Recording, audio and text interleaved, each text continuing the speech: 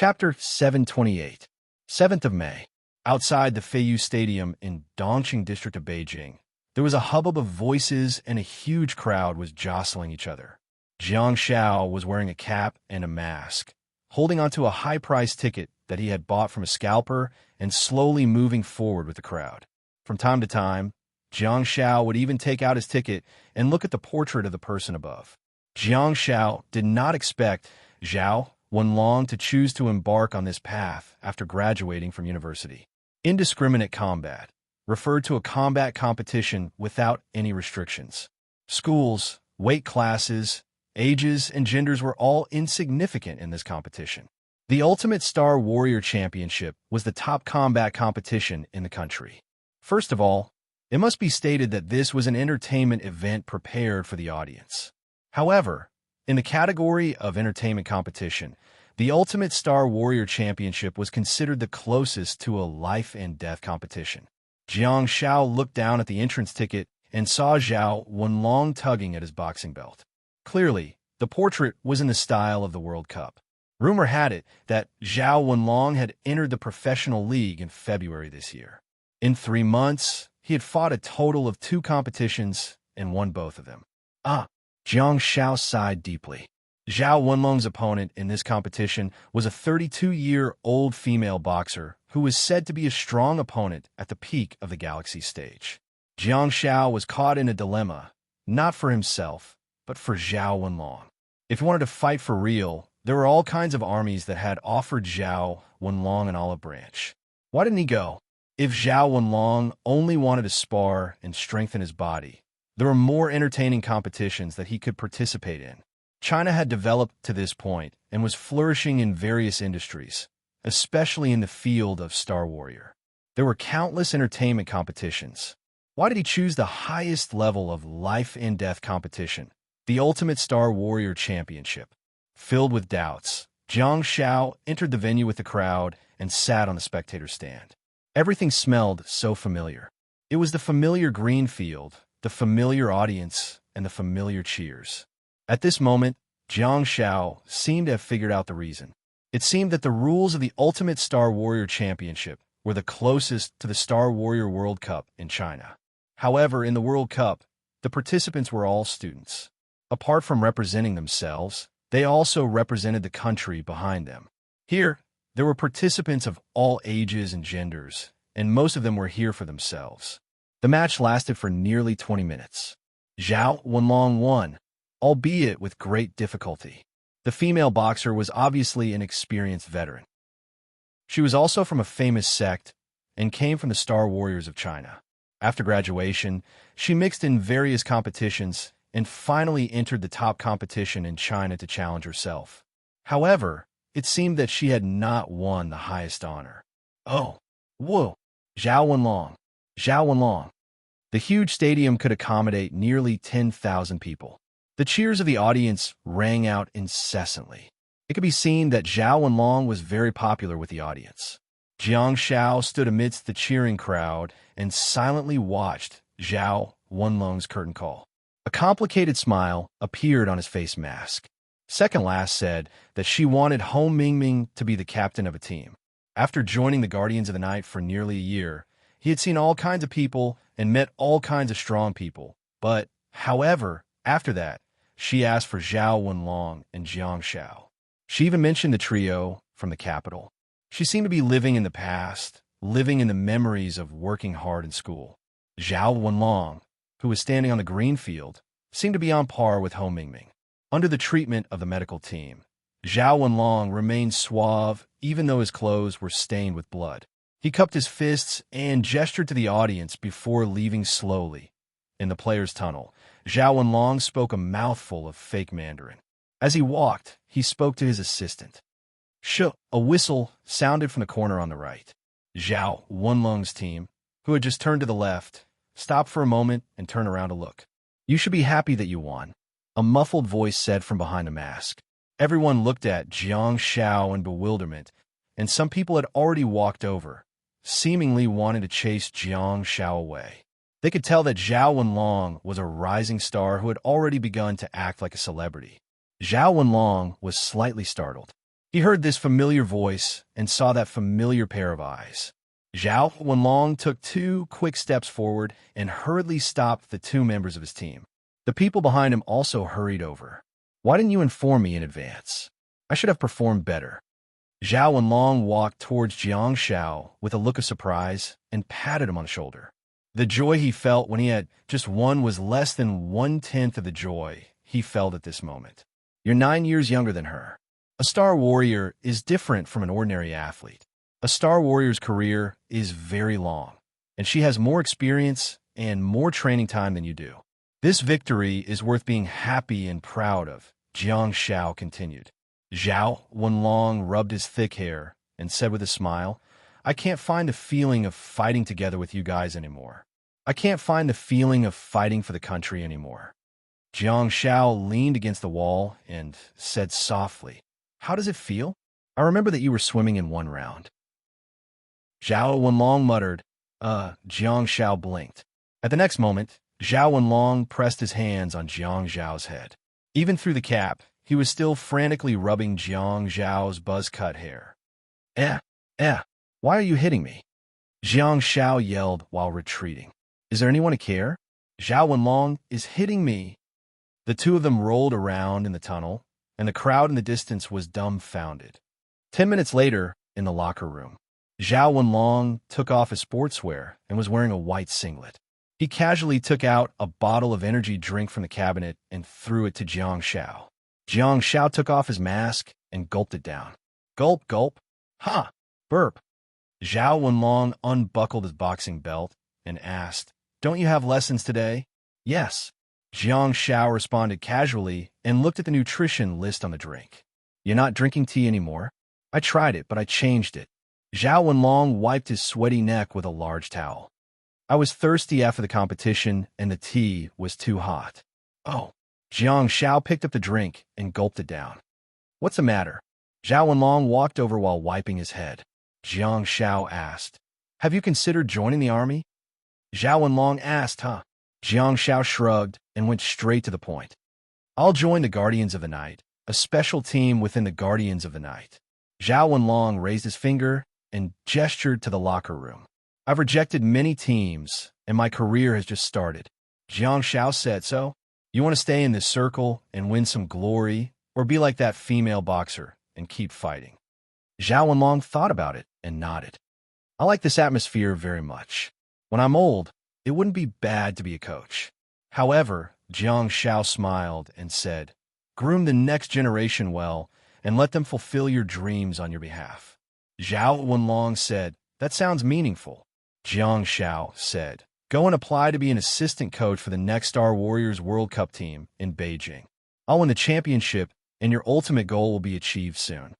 Zhao Wenlong laughed and waved his hands. I can't train you. Jiang Shao looked at Zhao Wenlong with a serious expression and said, You're just unlucky.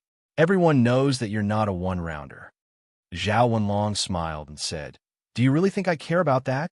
Jiang Shao nodded thoughtfully and said, You're just enjoying the process. If you're really obsessed with winning and losing, you won't be able to maintain an undefeated record in the future. Zhao Wenlong sighed softly and casually threw the big towel to the side.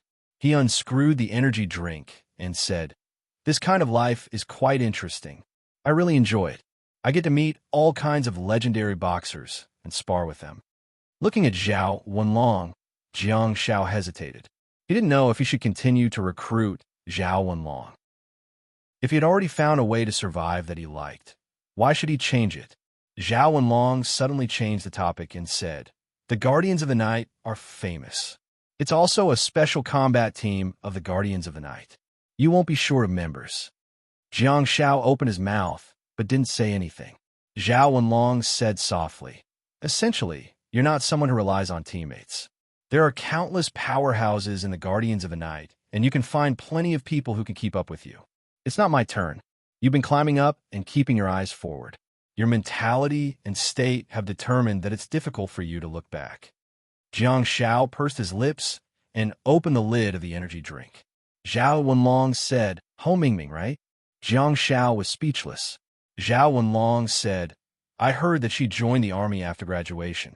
Zhao Wenlong then turned to look at Jiang Shao. No one knows which army she joined. It's been almost a year, and there's been no news of her. I didn't expect her to be with you. Jiang Shao nodded calmly and said, she was originally a member of the Mountain Crusher Army or the Wasteland Reclaimers. I intercepted her and got her to join the Guardians of the Night. Zhao Wenlong smiled and shook his head. How is she now? Is she still as competitive as before? Gurgle. Jiang Shao put down the energy drink and said, it took her 10 months to get the position of a team leader. She now has a small right to choose her own team members. Zhao Wenlong said, she chose me. Jiang Shao said, yeah. Zhao Wenlong said, someone who's not in the army. Jiang Shao grimaced helplessly. Zhao Wenlong turned to look at Jiang Shao. It seems that you've protected her very well. She must have someone backing her up since she dared to make such a request. Jiang Shao scratched his head and said awkwardly, I do have a good relationship with our boss. I was the one who intercepted Home Mingming. We're classmates, and I'm the one who recommended her. It's only right for me to take care of her. Jiang Shao hurriedly said, you can't be so one-sided. She proved herself with her abilities and outstanding results. Otherwise, I wouldn't have been able to save her no matter how much face I have. Zhao Wenlong nodded and fell silent. In the silence, Jiang Shao seemed to have sensed something else. Jiang Shao said, I have to make things clear. Don't feel pressured. I was assigned by my superior, and I have to carry out orders. Now that my mission is complete, you can decide for yourself. I'll stay in the capital for 3 days. If you have any thoughts, just call me.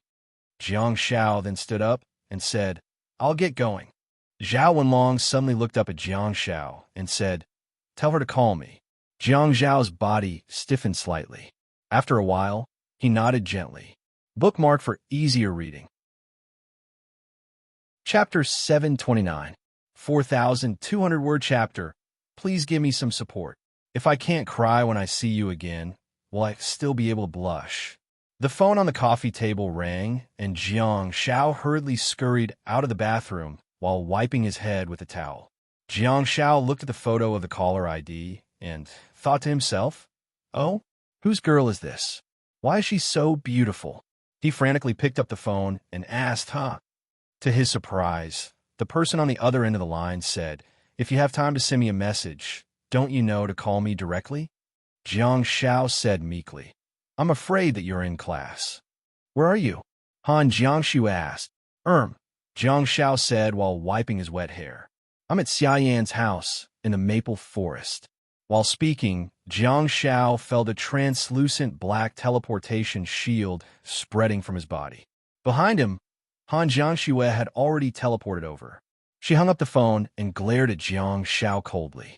The temperature in the room seemed to have dropped a little, and there was silence too. Jiang Shao scratched his head awkwardly and asked, have you eaten yet? Han Jiangshu was so angry that she almost laughed out loud. He's been away for almost a month, and the first thing he asks when they meet is, have you eaten? Are you really concerned about my health? Jiang Shao thought about it and tried to add fuel to the fire while Han Jiangshu was still upset. I have to leave the day after tomorrow. Han Jiangshu was speechless. As soon as she heard that Jiang Shao was going to leave again, Han Jiangshu's attitude became much better. At least, she was willing to talk to Jiang Shao. Han Jiangshu asked, what's the mission? Is it dangerous? Jiang Shao secretly rejoiced. Indeed, breakdown therapy. The bad news came one after another, and she couldn't react at all. Her anger eventually turned into worry and concern. Wow, Jiang Shao, you're such a dog. Jiang Shao said, it's not a big problem. When I come back, I reckon I'll be able to use my star pets freely. Han Jiangshu raised her eyebrows slightly and asked, has your black and white candle bear passed the test? Yes. Jiang Shao nodded and said, sort of. The experts are still researching it, and I reckon it'll be made public soon. In the future, I'll be able to bring it out and have fun. I'll make those who don't even have star pets die. While Jiang Shao was entertaining himself, he saw the look in Han Jiangshu's eyes and frantically said, by the way, there's something else I have to tell you. I've reported the matter of the mutated ball. Han Jiangshu tensed up and asked, who did you report it to? Jiang Shao waved his hand and sat on the sofa. He said, "Don't worry. I've already told second last. I've also reported it to the vice president of the National Star Association." Jiang Shao did not want to dwell on this topic for too long. He continued, "By the way, aren't you curious about what my mission is?" "I'm going to babysit." Han Jiangxue glanced at Jiang Shao and turned around to walk towards the kitchen. "Huh, it's true. Don't doubt me." Jiang Shao hurriedly got up and chased after her, only to discover that she seemed to be cooking. He frantically advised, "Just order takeout or go out to eat. Don't bother." Han Jiangxue washed her hands in the sink and said, "Xiaoyan secretly ordered roast duck and beer last night. There's still half a roast duck left in the fridge. I'll heat it up for you and cook a bowl of noodles. You can make do with it." "Han Jiangxue, you're really good." Jiang Shao crossed his arms and leaned against the door sill. He said in displeasure, "Why are you so nice to me?" Han Jiangxue found some noodles in the cupboard and said, "The roast duck will go bad if you don't eat it." Jiang Shao was speechless. Han Jiangxue then took out an onion from the fridge and began to cut it. Clearly, she was going to cook the noodles. "Who did you babysit for?" Jiang Shao got interested and said, "His Highness, the Crown Prince of Kangjian." "Huh?" Han Jiangxue glanced at Jiang Shao in bewilderment and asked, "The son of the person who just got promoted a few days ago?" Jiang Shao nodded, but he said in distress, "That kid's star map is actually a human-shaped ghost with disheveled hair. He insisted that I help him turn the Star Warrior into a Star Warrior. I'm so worried." Han Jiangxue asked, "The Galaxy Stage?" Jiang Shao said, "The Galaxy Stage. He's only in his early 20s. Han Jiangxue asked, "What Galaxy Stage? Did you show him the flower blade?" Jiang Shao scratched his head and said, "No, I did help a warrior in the Galaxy Stage reach the threshold of the Star Warrior. That kid is so envious and jealous." Han Jiangxue paused for a moment after cutting the green onions. Jiang Shao said, "Ho Mingming, you know her. She's the captain of my team in the World Cup.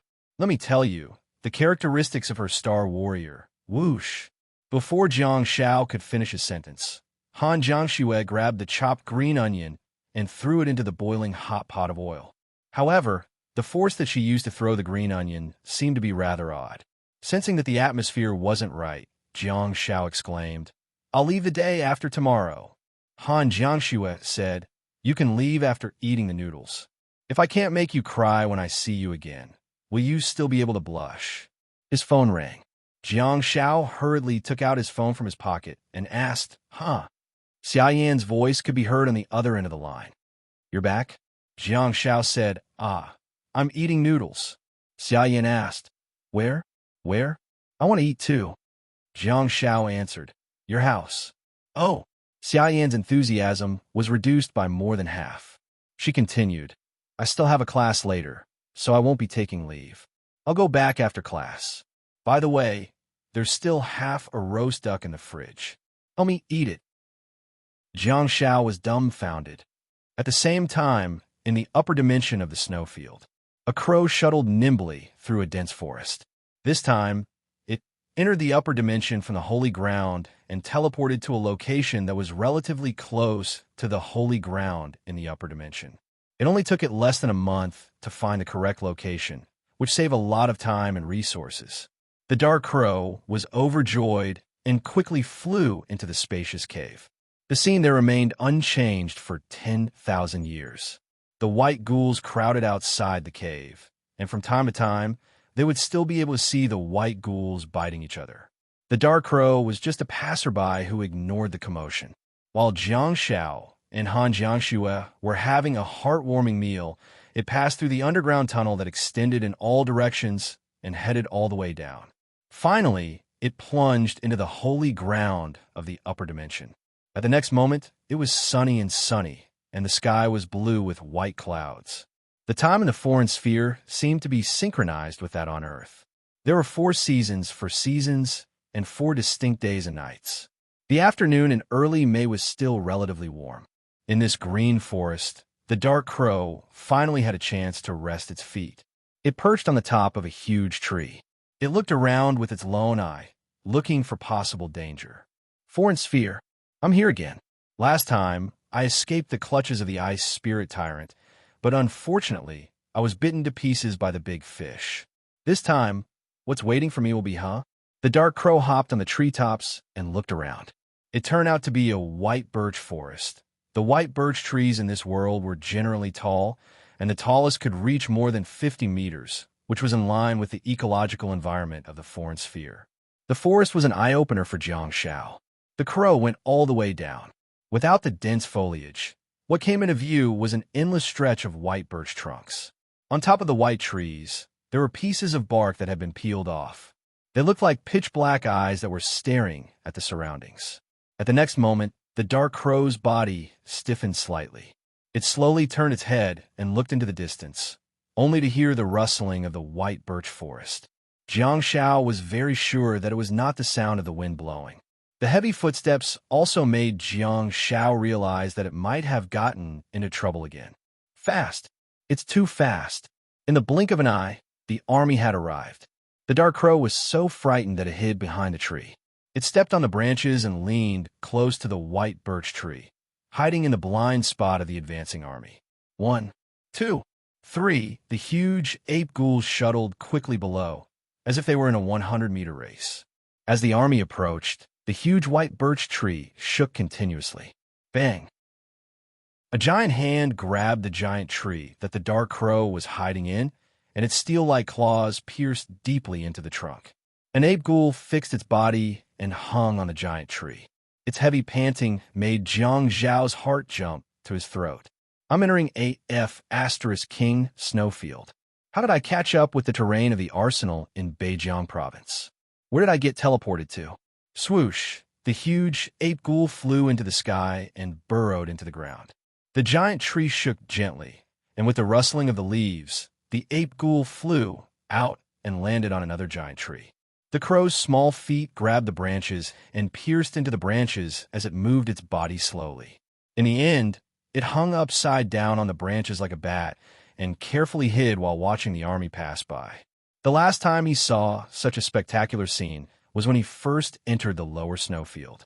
Back then, the army was made up of white ghouls. Compared to the rapid march this time, the number of ape ghouls was relatively smaller, and there were less than 100 of them. However, there was a huge difference in their aura. In the lower dimension, ordinary ape ghouls were about 2 meters tall, while the gold-quality ape ghoul kings were about 5 meters tall. Looking at the group of ordinary ape ghouls, Jiang Shao almost thought that it was a group of ape ghoul kings that had massive bodies. Bang! The huge white birch tree shook again, and a giant palm pierced into the trunk, choosing the tree as a foothold. Phew! The heavy panting seemed to indicate that the ape ghoul was a little tired. Their physical fitness was extremely good, and yet they were so tired. What kind of rapid march was this? Huh? The ape ghoul landed for a short while, but it discovered something incredible. It grabbed the tree trunk and leaned forward to observe the front, but seemed to have discovered something from the corner of its eyes. Then, the ape ghoul turned around.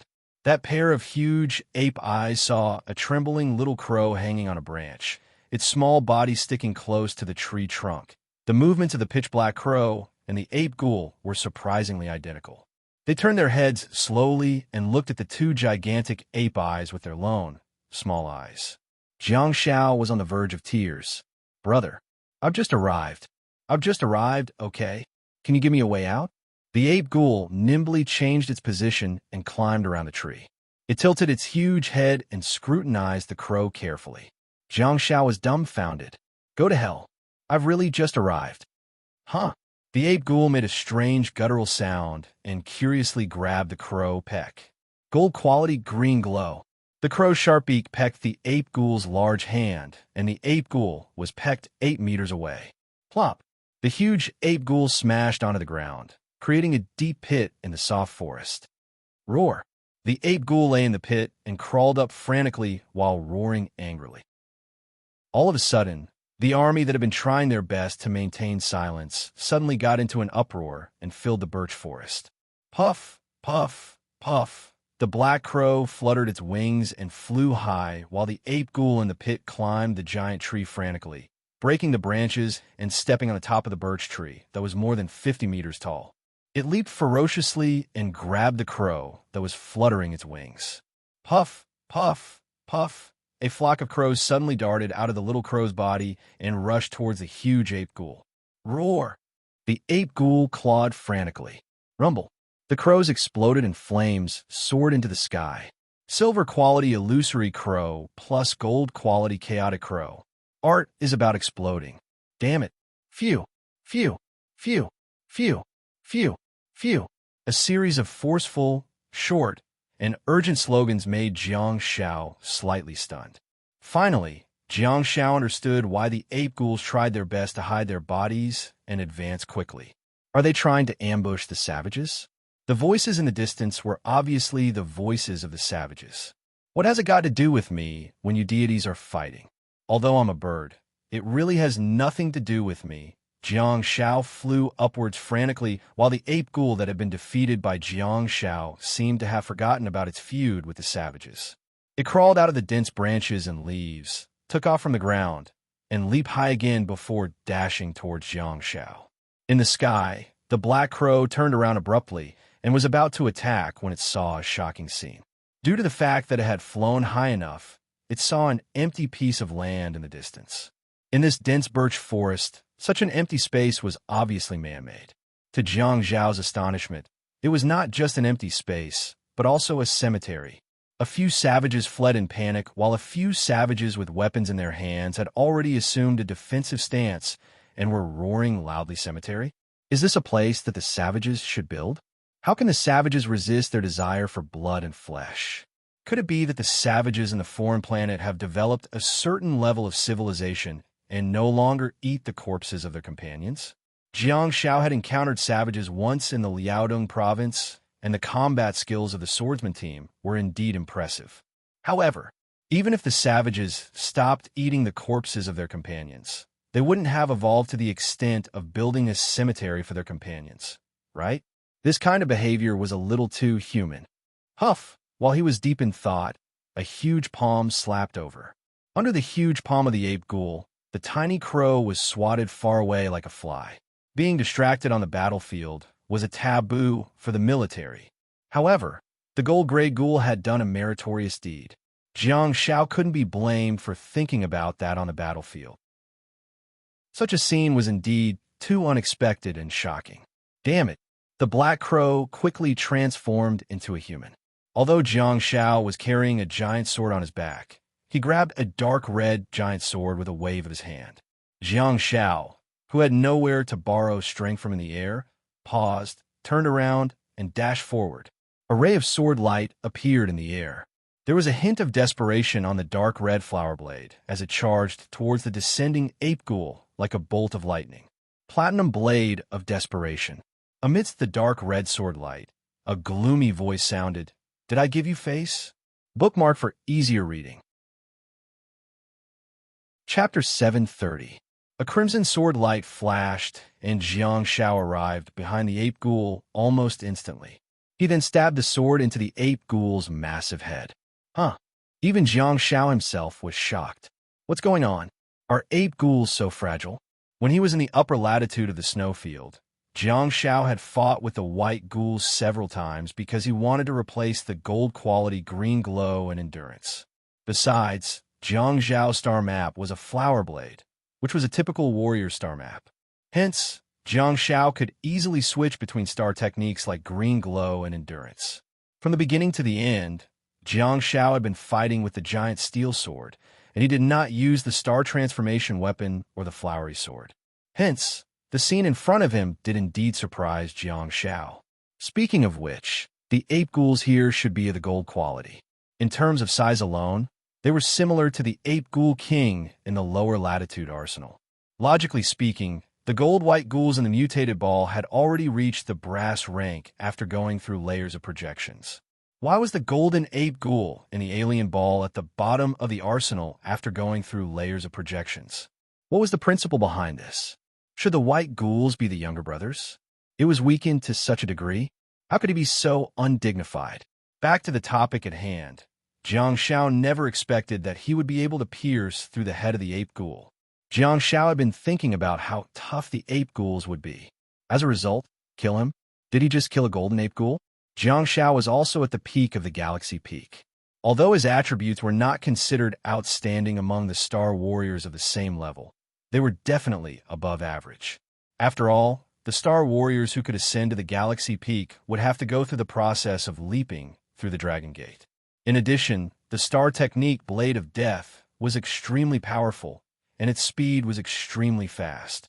More importantly, the Flower Blade star weapon was extremely sharp. Is this a chemical reaction between the star technique of Blade of Death and the Flower Blade star map? Could it really pierce through this ape ghoul with thick skin and flesh? Feeling a little excited, Jiang Shao stepped on the massive body of the ape ghoul and smashed it into the soft soil. Dirt and dust flew everywhere. Amidst the smoke and dust, Jiang Shao stepped on the mountain-like body of the ape ghoul and grabbed its head, after which he pulled out the star bead along with its flesh and blood. Without any hesitation, he absorbed it. Star transformation into martial arts was extremely taxing on star power. Jiang Shao was a fighter and not a medical awakened. Hence, he did not have the ability to use his star techniques to recover his star power. Absorbing the star power in the star beads was a very good way to replenish star power. As soon as he absorbed the star bead, Jiang Shao felt something happening behind him. He frantically leaped and darted out. Bang! A pair of giant fists smashed heavily on the corpse of the ape ghoul, even smashing out 2 huge grooves on the iron-like bones. Jiang Shao once again put together a crimson flower blade, but his first target was not the ape ghoul that was sneaking up on him, but the ape ghoul that was roaring at the sky in the distance. Whoosh!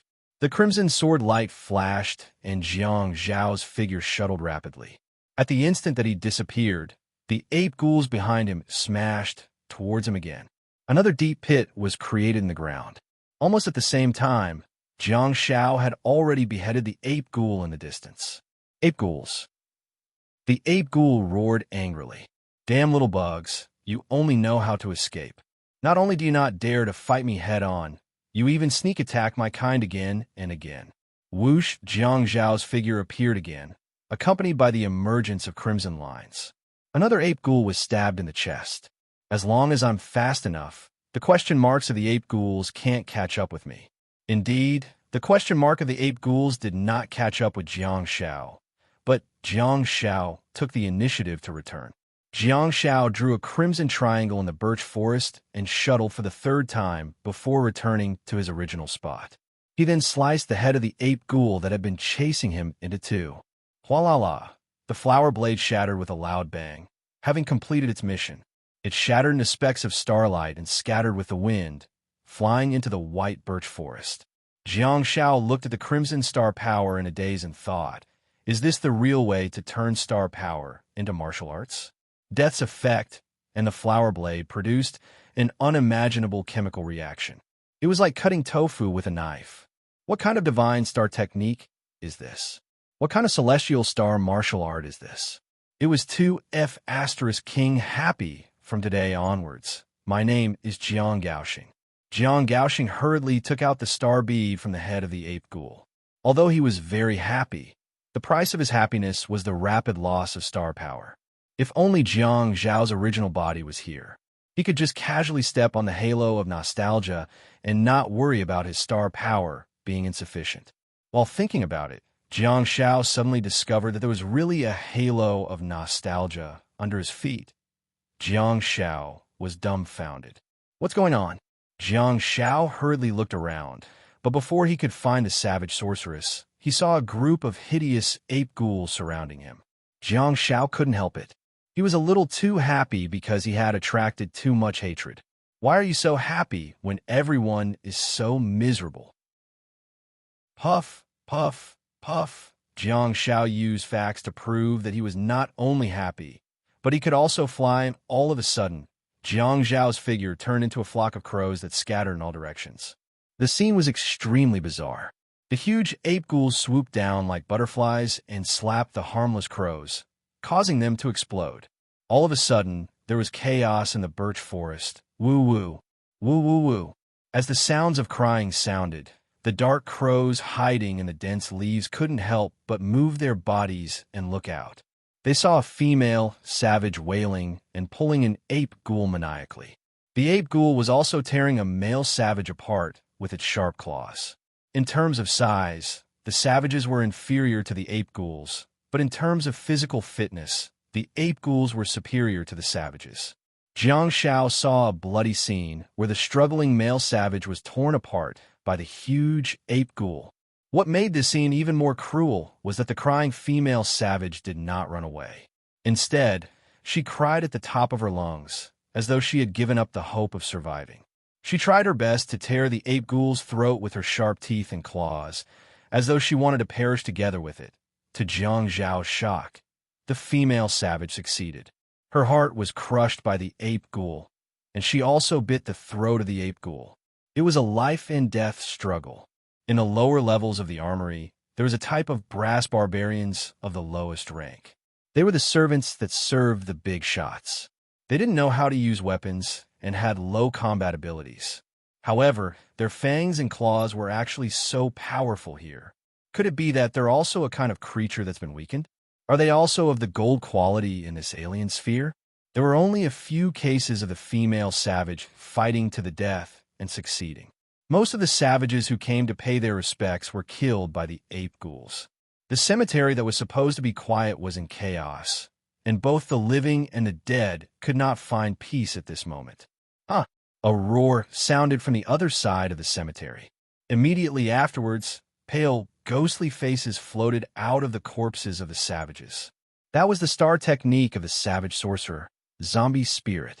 The pale, ghostly faces did not have a physical body, and the thick skin of the ape ghouls could not defend against them at all. Hence, they could only let the ghostly faces penetrate their bodies. Then, the ape ghouls stiffened one after another and stood rooted to the ground. Some of the ape ghouls even maintained their roaring postures, as if their bodies had been frozen. In the jungle behind the cemetery, a group of savage spearmen quickly emerged. They were huge and clearly more powerful than the savages worshipped in the cemetery.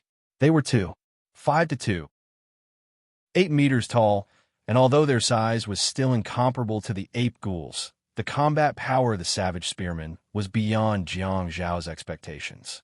The spears in their hands were wrapped in rich star power and had a unique purple glow. Their target was the eyes of the ape ghouls. So, is it the weakness of the ape ghouls? The black crow tilted its head slightly and watched as the spear pierced the huge eyes of the ape ghouls before piercing through their heads. In the cemetery, the pale, ghostly faces were still flying around, and a huge savage sorcerer walked out accompanied by shrill screams. He was wearing a long robe made of the skin of the ape ghouls, and a necklace made of white bones hung around his neck. As he walked, it made clanking sounds, and he was holding a scepter made of bones in his hand.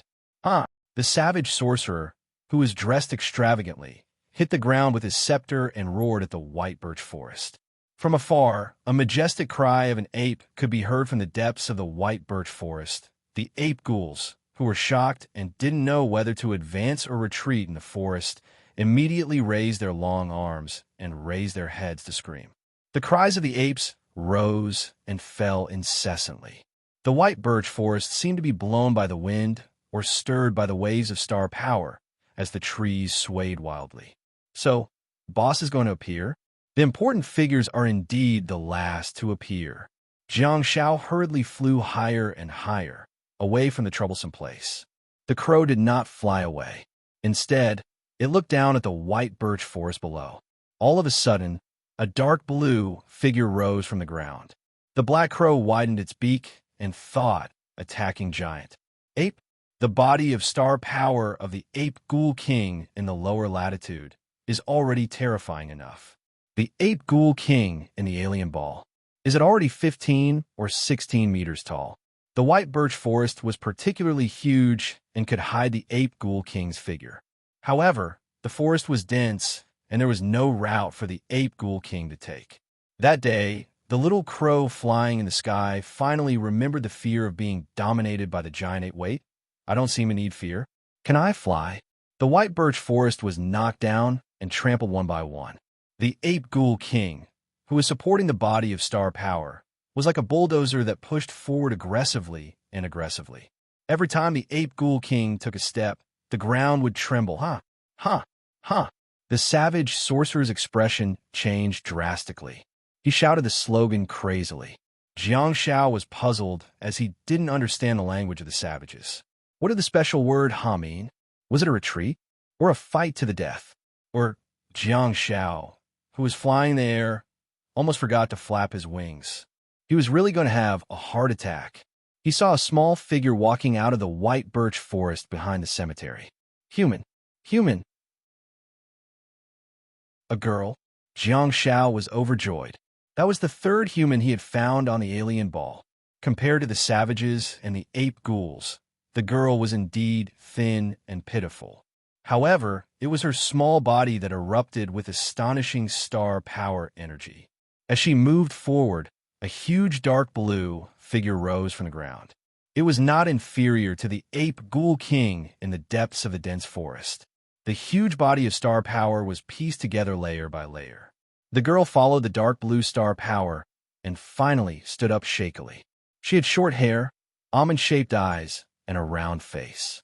Her face was painted with blood, and there were bone earrings hanging from her earlobes. She was wearing a short shirt and shorts made of ape ghoul skin and slowly raised the spear in her hand. In the heart of the body of star power, the girl raised the heavy spear in her hand.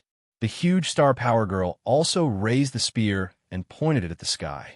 The huge and heavy star power spear was pointed at the pitch-black crow that was flapping its wings. She didn't take the ape ghoul king seriously at all. Ape ghoul king? Hee, it's not as important as the little creature in the air. The huge star power girl revealed her two small canine teeth and said, TSK, what kind of monster are you? Hurry up and reveal your true form. Jiang Shao was dumbfounded. Jiang Shao was immediately displeased. What do you mean, hurry up and reveal your true form? You're making me sound like a goblin that's tormenting people. I'm going to be shy if you continue. The girl yelled, There are no one-eyed crows in Beijiang. I'll give you one last chance. Whoosh! Jiang Shao suddenly transformed into a human who was dressed in a black Guardians of the Night uniform and a mysterious circle mask. He fell vertically from the sky and stood steadily on the tip of the huge spear.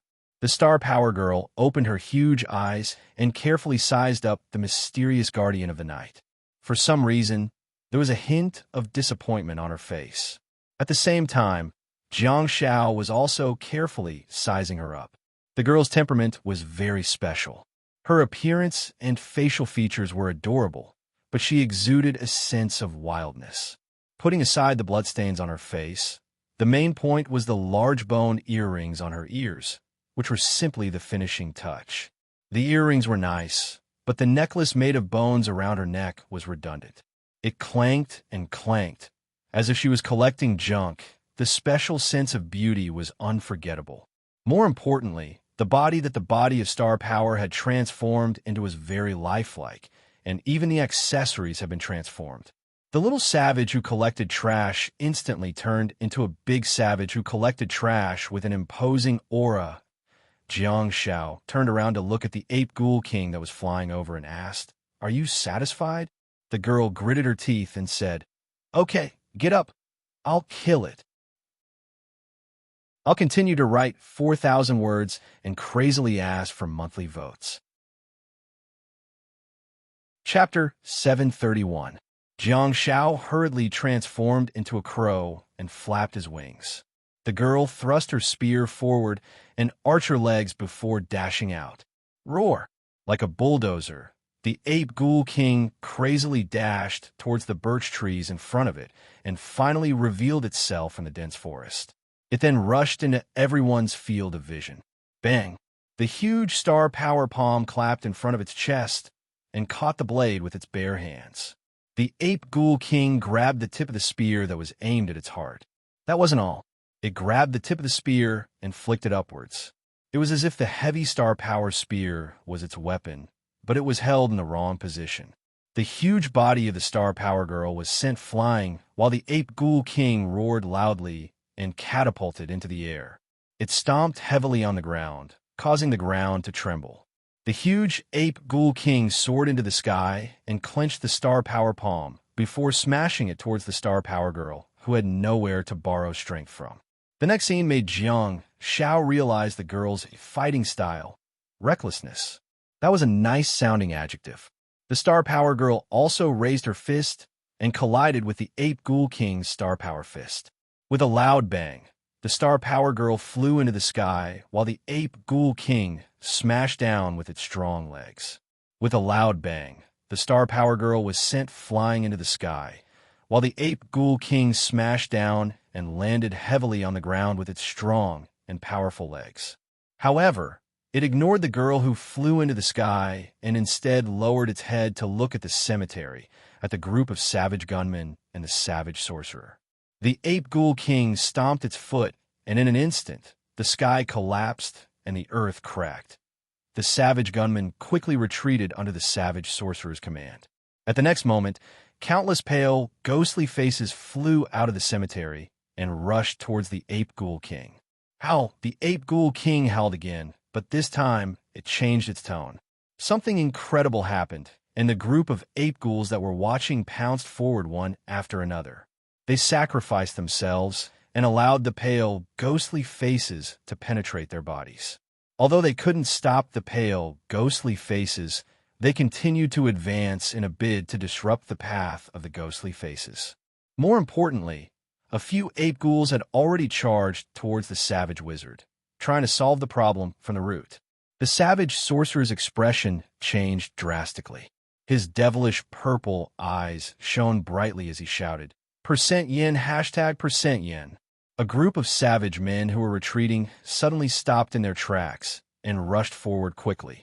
They actually chose the same routine as the Ape Ghoul King, swearing to protect their leader even if they had to die. The savage men blocked the charging ape ghouls, and just when the situation was getting better, the huge star power foot stomped down again. The huge foot that was made of star power was so realistic that even the fur of the Ape Ghoul King looked lifelike. The savage sorcerer continued to retreat and raised his palm abruptly. Countless pale, ghostly faces changed their direction in the air and dashed towards the Ape Ghoul King again. Ah! Screams came out of the savage spearman's mouth. Those were the savage men who were trampled by the Ape Ghoul King's foot and blasted away by the wave of star power. Those who couldn't scream had the most tragic fate. They were directly trampled by the Ape Ghoul King and turned into a pile of meat paste. The savage sorcerer's body was still retreating, and he had already retreated to the edge of the forest. His body was slightly staggering, and he held onto the giant tree with one hand. His expression was one of anger, but also of despair. The dense forest was the home ground of the ape ghouls. This group of ape-like creatures could fly in the sky and burrow into the ground on the open ground. In the forest, the ape ghouls moved faster, and their heavy bodies were more agile. Their hands and feet skillfully used the various branches and trunks along the way to increase their threat to a terrifying extent. Why-ya-ya-ya-ya! In the sky, the huge star power girl shouted angrily, but there was nothing she could do. In the sky, she had reached the apex, and her body finally began to fall. However, by the time she really landed, everything was too late. Just as the Star Power Girl was enraged and watched the barbarians being massacred, she saw red flashes of swords flashing in the sky. 1, 2, 3, 7, 8, 9. The Star Power Girl's almond-shaped eyes widened in shock. Under the sword light, there would definitely be deaths and injuries. While the savage spearmen were struggling and had yet to recover from the shock, the ferocious enemy in front of them had already been pierced in the head. All that was left was a blood-red sword light. When the leader of the savage sorcerer had no choice but to engage in close combat to resist the ape ghouls in the forest, the ape ghouls that were roaring excitedly in the dense forest fell from the trees and the sky. The crimson sword light continuously shuttled back and forth at an extremely fast speed, almost reaching the effect of chain lightning. With precise strikes, the crimson lines connected the enemies one after another. In the blink of an eye, the crimson lines had already covered the entire area. Such a scene could even be regarded as a star technique of the Rules Awakened. From the graveyard to the dense forest, strange crimson lines densely covered the entire area, forming a messy yet incomparably horrifying pattern. Bang!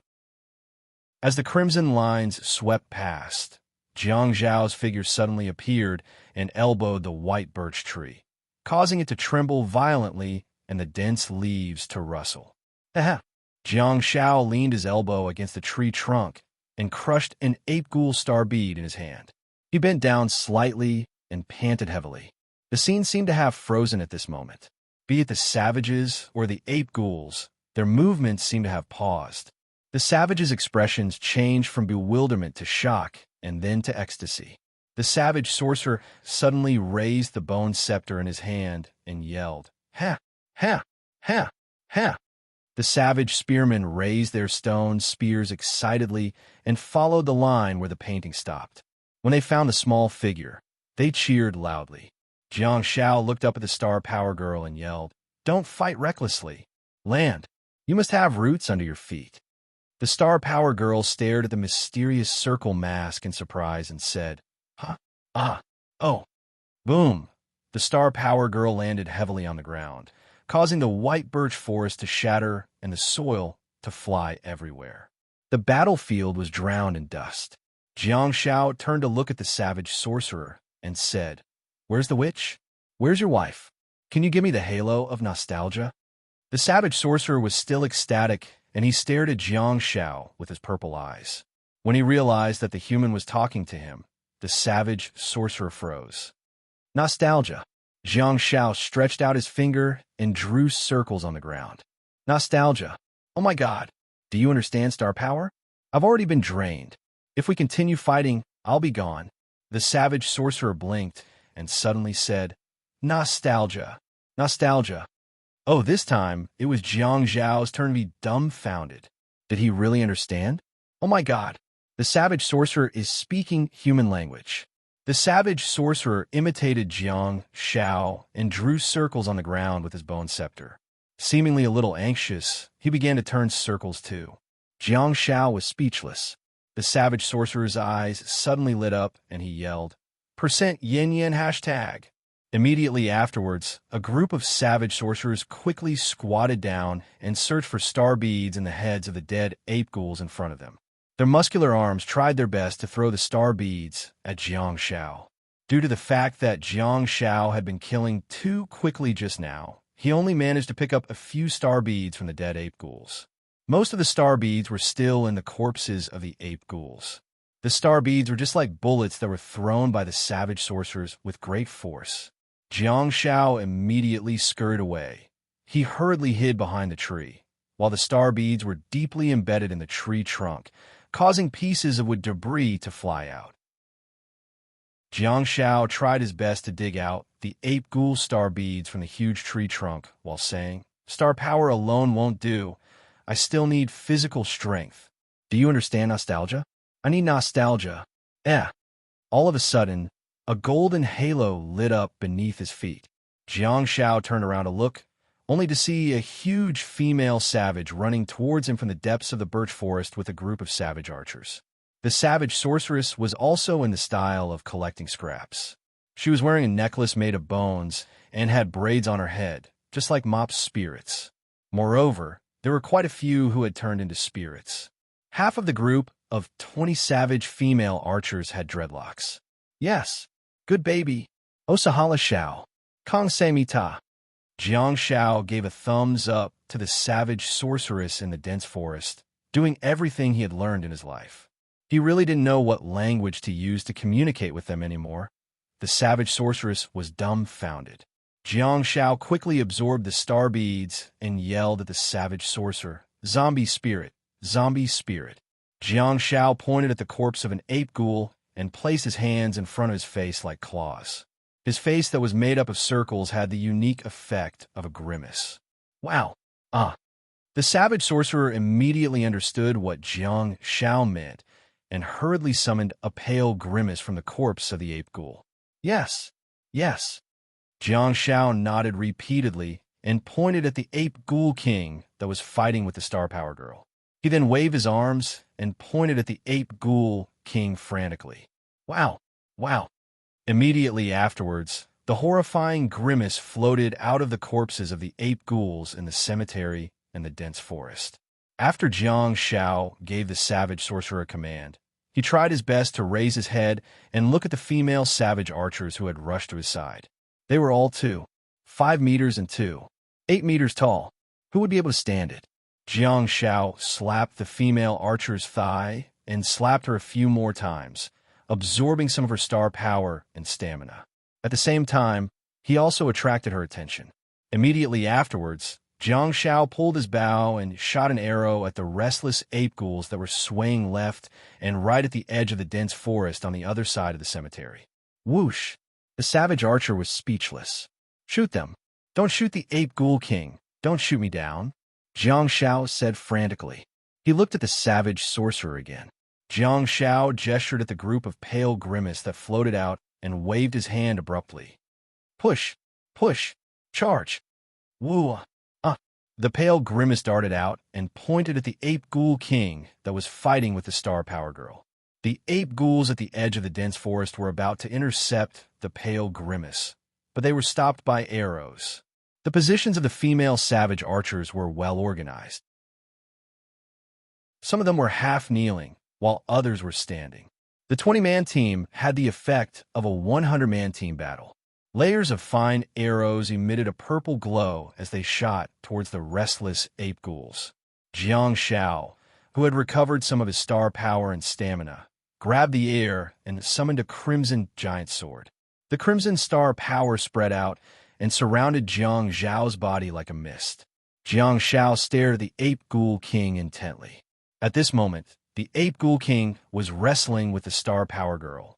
Both of them were extremely barbaric species, and the ground was torn under their feet, forming deep marks. The two of them were in a head-on position, and neither of them was willing to back down. Even though the girl had the body of star power, which helped her greatly reduce the gap in physical fitness, the ape ghoul king was undoubtedly stronger in terms of strength. Roar! Roar! The ape ghoul king had already begun to push the star power girl forward, determined to raise the place to the ground. Logically speaking, the powerful ape ghoul king shouldn't be engaging in such a childish fight. It had more ways to destroy the place and kill the savages more efficiently. However, the star power girl was really godly. She had obviously lowered the opponent's combat IQ to her level, and then effectively stalled the ape ghoul king. Whoosh, one after another, the pale grimace bypassed the huge body of the star power girl and rushed directly into the heart of the ape ghoul king. They penetrated through the layers of star power and penetrated its heart. The heart of the ape ghoul king was located in the body of the ape ghoul king. In an instant, the movements of the ape ghoul king stiffened, and the star power girl struggled to hold on.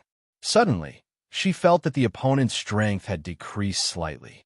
The star power girl was overjoyed. An opportunity. Just as she was about to move, a crimson ray of light flashed past. This crimson red represented the true meaning of a bloody calamity. Screech! The crimson flower blade directly tore apart the star power ape king's dense body of star power and continued forward, directly attacking the root of the problem. The flower blade pierced Jiang Zhao's body and pierced the heart of the ape ghoul king. In the blink of an eye, the flower blade not only pierced the heart of the ape ghoul king, but also pierced the heart of the ape ghoul king. Whoosh! The star power ape king's heart was pierced through, leaving a hole. The ape ghoul king dashed out of the body of star power, along with Jiang Shao. All that was left was the body of the ape ghoul king that was wrestling with the star power girl. In midair, Jiang Shao suddenly pulled out the giant sword that pierced the heart of the ape ghoul king and randomly chose a direction, allowing the flower blade to take him to escape. Huff! The ape ghoul king, whose heart had been pierced, actually made a last-ditch attack and clapped its giant palms in front of it, as if it wanted to smash the damned bug. However, Jiang Zhao's body had already flown away, and the ape ghoul king's giant palms missed. In the end, it still failed to catch the annoying bug. However, this insect didn't really fly away. Yes, Jiang Shao did fly away and avoid the fatal blow of the ape ghoul king. However, his body stopped again in the distant sky. The scene was so strange. To be exact, the flower blade in Jiang Zhao's hand suddenly stopped, and he held the long handle of the crimson flower blade tightly in one hand while his body swayed and turned half a circle in the air. Immediately afterwards, the flower blade quickly changed its direction and went straight for the enemy again. It seemed to have taken a long time, but in reality, there was no pause at all. Jiang Xiao, who was high in the sky, sprinted again and turned back. Uffed! This time, the target of the flower blade was no longer the heart of the ape ghoul king, but its huge head. What do you mean by fancy? Not only is it fancy, but it's also very happy. Jiang Xiao, who was dancing wildly in the air, landed in a birch forest far away with the body of the ape ghoul king and disappeared without a trace. The star power girl stared at the guy who was flying around in the air in a daze. In front of her, the body of the ape ghoul king that had already lost its soul shattered. At this point, the scene was over. For 1,400 words, please continue to ask for monthly votes. Top. Chapter 732. The obstacle in front of her suddenly disappeared, and the girl with star power leaned forward and staggered a few steps before regaining her balance. Did we win? The girl with star power raised her hand and leaped high with joy. Wow, we won. Oh, we won. The cheering girl with star power would cause the ground to shake 3 times each time she jumped up and down. The remaining 8 ghouls fled in all directions and quickly disappeared into the white birch forest. Upon sight of such a scene, the savages also cheered loudly. Boom, boom, boom. Jiang Xiao held the ape ghoul king star bead in his hand and felt the tremors of the ground beneath his feet. He then walked out of the white birch forest and saw the group of people cheering by the cemetery. It was really disco dancing at the grave. Jiang Xiao repeatedly called out to the girl with star power. Stop jumping, wow. Circle, circle, you're amazing.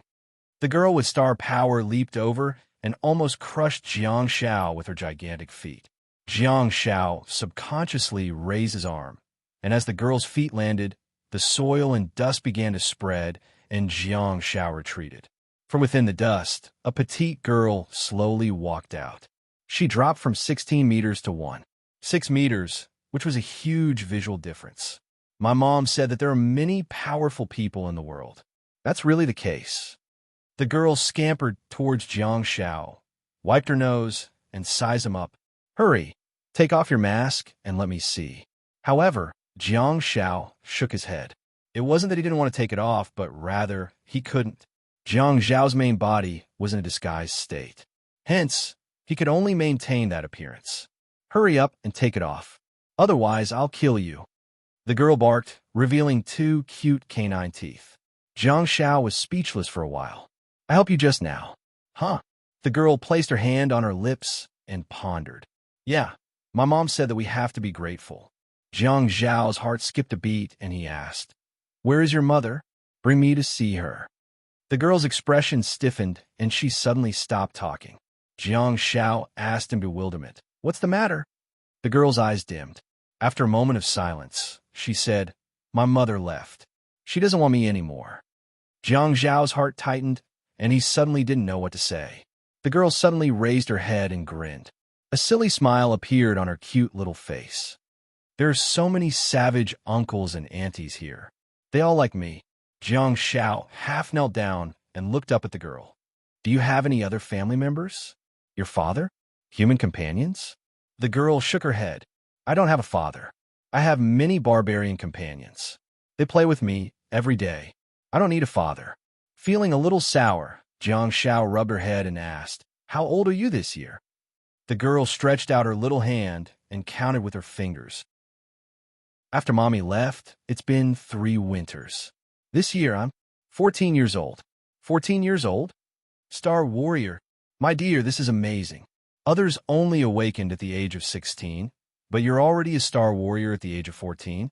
Besides, judging from the girl's state of fighting with the Ape Ghoul King just now, her star power realm should be very high. That's not right. She's only 14 years old. How did she enter the alien sphere? Could it be? Jiang Xiao asked tentatively. Were you born here? Were you born in the alien sphere? The girl nodded and said, yeah, my mom said that this place is called Beijiang. I was born in Beijiang. Jiang Shao sighed deeply and said, when did you awaken? When can you use star power and star techniques? The girl grinned and said, I awakened on the day my mom left. I'm already a star. Galaxy, right? The peak of the galaxy. I'm impressive, right? Awakened at the age of 11. A genius among geniuses. 3 years. The peak of the galaxy. Is this the cultivation speed of the alien sphere? Han Jiangxue awakened at the age of 16 and also took 3 years to advance to the early stage of the galaxy during the national competition during high school. Besides, Jiang Shao was also very sure that this adorable girl was not the type to cultivate crazily. Judging from her character, she should be playful and would not be cultivating star power most of the time. It was obvious that the environment of the alien sphere was pushing her forward. In 3 years, she was pushed to the peak of the galaxy. Impressive, impressive. You're really impressive. What's your name? Jiang Shao rubbed the girl's head gently and asked with a smile. You go first, the girl said. Jiang Shao said, my name is Jiang Kaixue. No, my name is Jiang Shao. Jiang Shao. The girl looked around and broke out a branch from the broken and collapsed birch trunk. She then wrote the name of the man on the ground, Jiang Shao. Looking at the man who was wriggling, Jiang Shao took the branch and wrote, Jiang Shao. It's not as good as mine. Look carefully. The girl wrote and drew on the ground. She wrote 3 big words, Hichongyang. The girl threw the branch away and puffed up her chest proudly. It's the Chongyang Festival. It's said to be a festival for humans. My mom said that I was born on this day. Okay. Jiang Shao nodded repeatedly and looked behind him to see a group of savages surrounding them. This is my uncle. The girl pointed at the savage sorcerer and pointed at the savage sorceress. This is my aunt. Then the girl pointed at the group of savage spears. This is my big brother. This is my second brother. This is my third brother. And this is me. Okay. Jiang Shao stopped her and asked curiously, can you tell which brothers are they? Huh? The girl was stunned and said, big brother. A savage spear walked out and looked down at the girl. Oh, right, this is my big brother. The girl had a confused look on her face as she giggled. Second brother? Ah, haha, this is my second brother. The girl pointed at the savage spear and scratched her head in embarrassment. She had pointed at the wrong person just now. Where's my third brother? None of the savage spears stepped out. Third brother? Where's my third brother? The girl was stunned and ran over hurriedly. Her small body searched among the group of savage spears, and her voice became more and more anxious. Where's my third brother? The savage sorceress walked over. With her intellect, she could completely understand what was happening. The savage sorceress walked into the group of savage spears and knelt down. She stretched out her arms and pulled the girl into her embrace. Third brother. Third brother. The girl's little head looked around, her eyes filled with panic. Her usually smiling face had collapsed, and her almond-shaped eyes gradually became misty. Woo, woo, woo. The savage sorcerer suddenly pushed one of the savage spears. Third brother is gone. Third brother. Cough, cough. The savage spear who was pushed out coughed. The girl hurriedly looked up from the savage sorceress and saw the savage spear. Instantly, a smile appeared on her cute face. You scared me to death. I thought you left like my mother and didn't want me anymore. Hearing the girl's words, Jiang Zhao's heart trembled. He finally understood what the girl meant when she said, my mother left and didn't want me anymore. Her mother did not abandon her. She did not leave. Instead, she was dead. This is my fourth brother. The girl wiped her tears and smiled. Her emotions came and went quickly as she continued to introduce her family to Jiang Shao. Jiang Shao hurriedly stepped forward and said, Okay, let's clean up the battlefield first. I'll introduce you when we get back. The third brother was clearly not the real third brother. He had been pushed out to replace him. If Yi Chongyang were to continue counting, she would count more people who had left her. The savage sorceress picked Yi Chongyang up. Although the girl was more than 6 meters tall, She was indeed just a child in front of the huge, savage sorceress. Due to the environment in which she grew up, this 14-year-old girl was terrifyingly powerful. However, due to the environment in which she grew up, she could not be compared to the 14-year-old children on Earth. It was not that she had a low IQ, but rather she had grown up in a savage tribe. Hence, her experience, knowledge, and so on could not be compared to the 14-year-old children on Earth. That was unfair to her. The girl lay on the shoulder of the savage sorceress and pointed at the savage archers who had followed her. She stubbornly introduced them to Jiang Shao. "This is my eldest sister, and this is my second sister. Okay. Jiang Shao nodded repeatedly and realized that the savage sorceress and the female archers did not stay in the cemetery or the battlefield. Instead, they left directly. The savage sorceress was cleaning up the battlefield with the spearmen. It seemed that they had a clear division of labor. Judging from the savage sorceress's actions just now, Jiang Shao clearly realized that their IQ had reached a certain level. From this perspective, Jiang Shao could no longer treat them as a type of star beast, even though their pupils were demonic and purple, and they looked the same as the savages in the lower dimensions. The savage sorceress brought Jiang Shao to their destination, which also confirmed Jiang Zhao's thoughts. They might have been guided by an expert, or they might have evolved to a certain level. They were not completely in the hunting era. There were already traces of the farming era here. That was because after passing through the dense birch forest, Jiang Shao saw a piece of fertile land. On Earth, the black land was synonymous with the northern plains, and it seemed to be the same here. Jiang Shao didn't recognize what crop it was, but as the team approached a river, Jiang Shao saw the strange crops that were neatly arranged on both sides of the river. They looked like a type of low fruit tree that had already borne light purple thorny fruits. Some savages guarded the place and worked in the orchard. Due to their huge bodies and the low fruit trees, they could only bend over or kneel down to break the branches off the fruit trees. As they moved forward, Jiang Shao was even more shocked by the way the savages lived. This river seemed to be the mother river of the savages. A group of savages were holding a woven fishing net and a wooden harpoon in their hands while fishing in the river. Jiang Shao was stunned by the scene in front of him. He had never been to the upper dimension of the arsenal, but at least in the arsenal of the lower dimension, he had never seen any fish in the river. Looking at their skillful techniques, it was obvious that this was not the first time the savages had fished like this. Jiang Shao took a deep breath.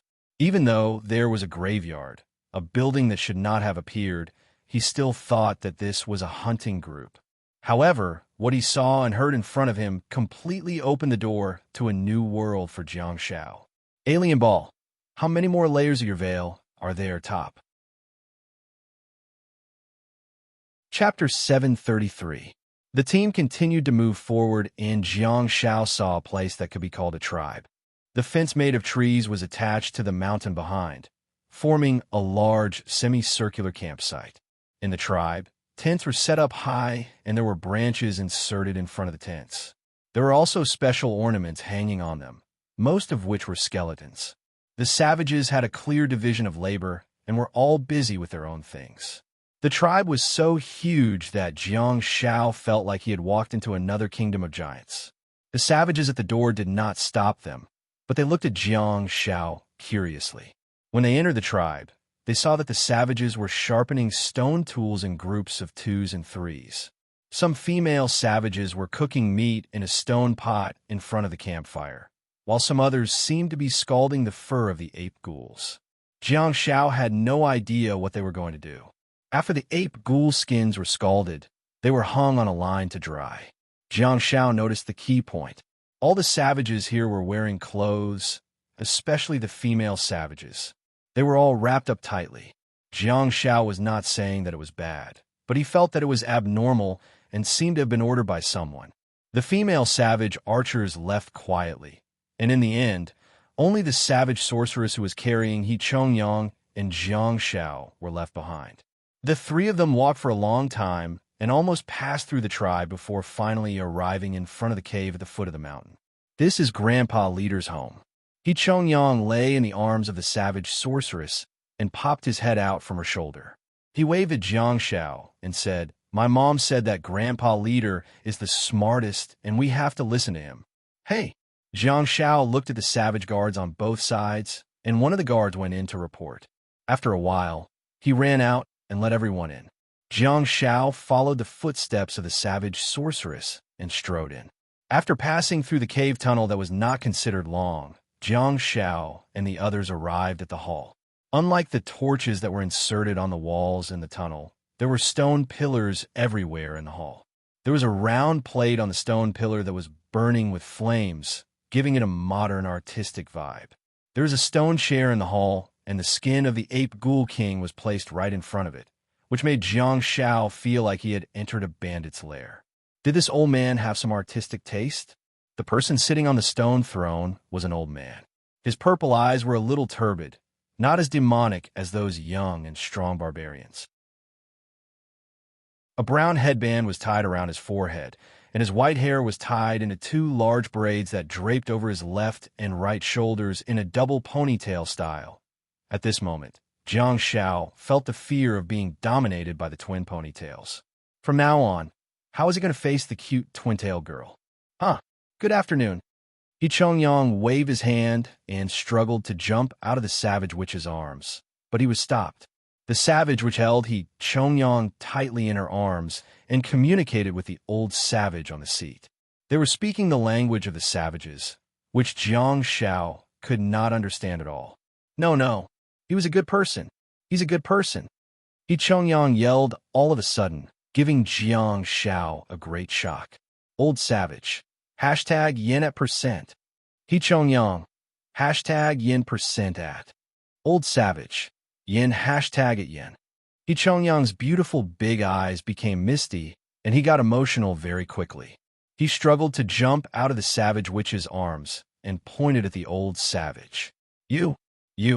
The savage witch hurriedly squatted down and whispered something to He Chongyang. He Chongyang stomped his feet forcefully. You're all bad people. All of you. As he spoke, He Chongyang turned around and ran away. There seemed to be a hint of sobs in his voice. Little Chongyang. Jiang Shao turned around and was about to follow him. Hello, human. The double ponytail on the huge stone throne spoke.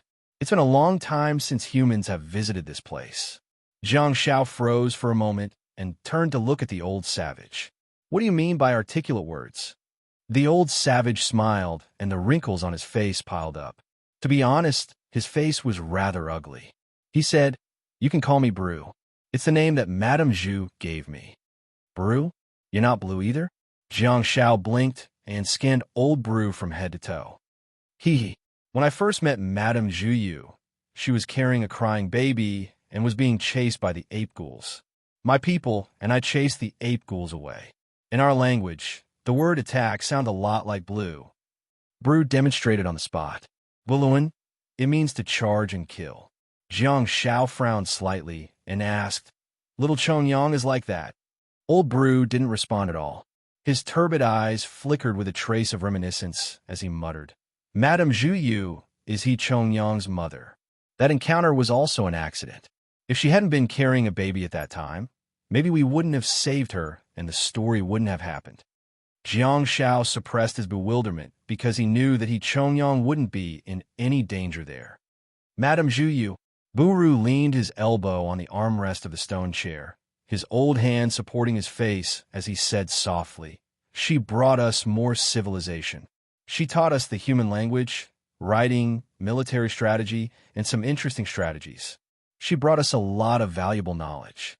Bru leaned forward slightly and placed his elbows on his knees. He lowered his head and looked at Jiang Shao with his large, turbid eyes. "Madame Zhu asked us to remember one thing. Humans are different from animals in wisdom, and humans are different from each other in wisdom." Jiang Shao raised his eyebrows slightly, and the arc of his circular mask seemed a little strange. Bru looked at Jiang Shao quietly and said, "She taught us to delay gratification." Jiang Shao was slightly stunned. "What do you mean?" Jiang Shao looked at Bru in a daze.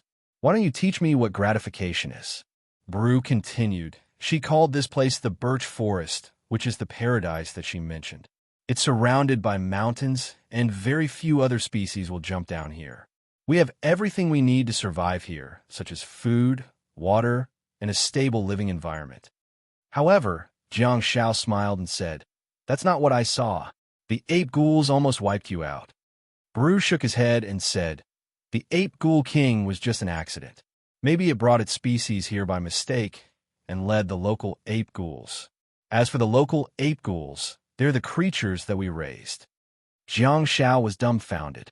Bru said, "We don't have the ability to rear ape ghouls for the time being, so we can only let them live. Madame Zhuyu told us that the ape ghouls are our stable source of food. Even if we're enemies, we can't eliminate them all at once in this relatively enclosed environment. Once the ape ghouls in the birch forest die out and farming can no longer meet our needs for survival, there will be internal strife. I lead a tribe of thousands of people, and I know our daily consumption." Jiang Shao was astonished and nodded silently.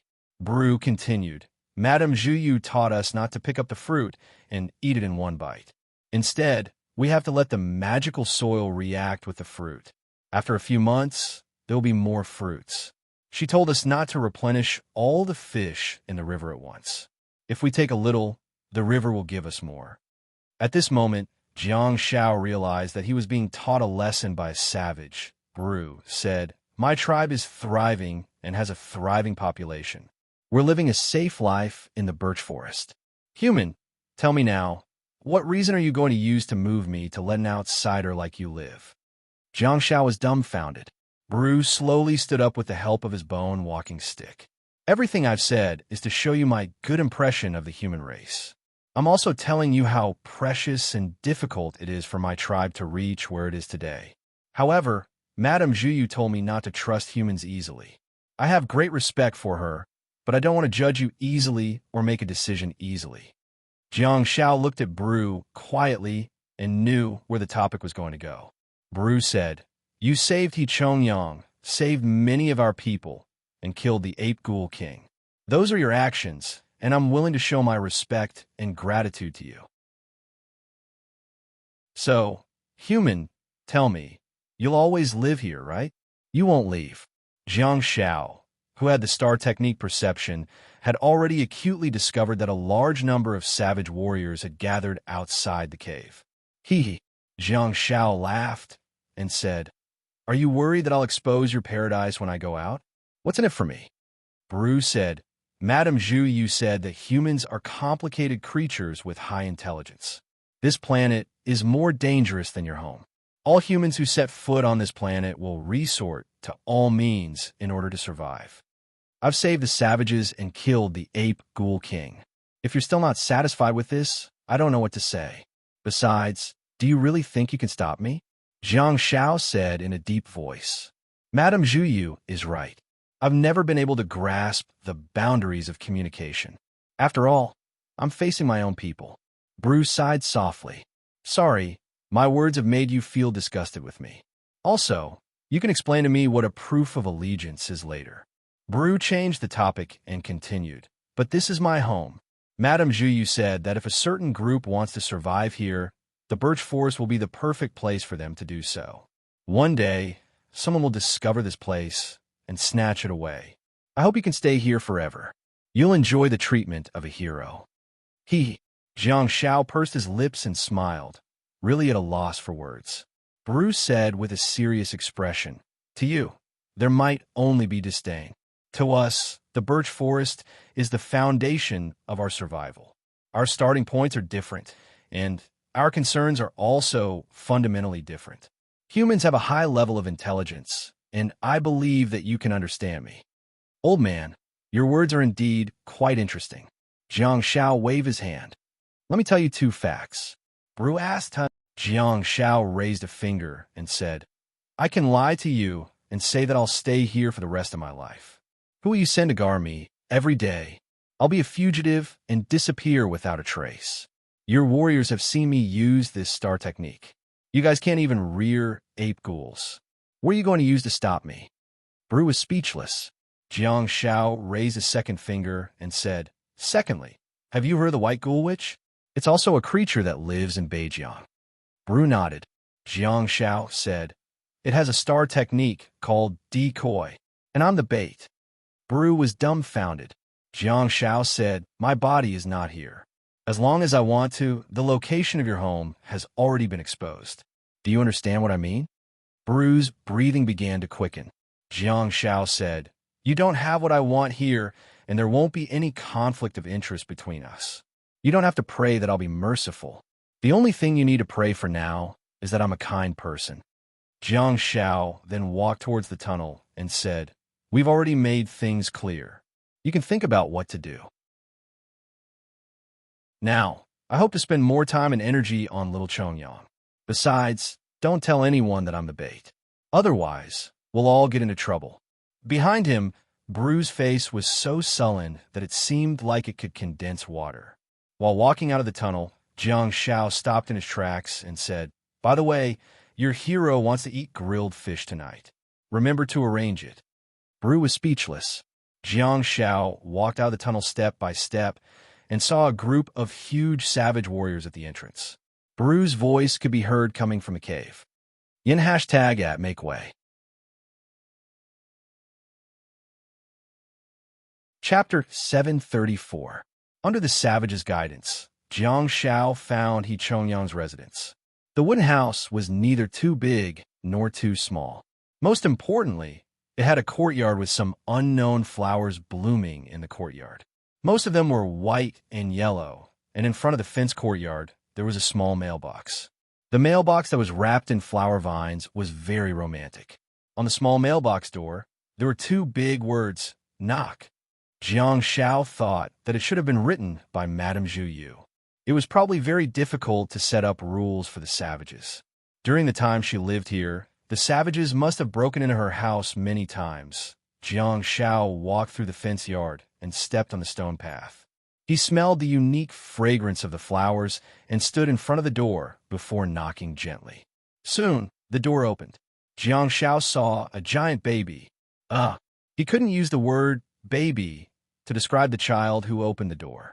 The savage's body proportion and appearance were obviously that of a child.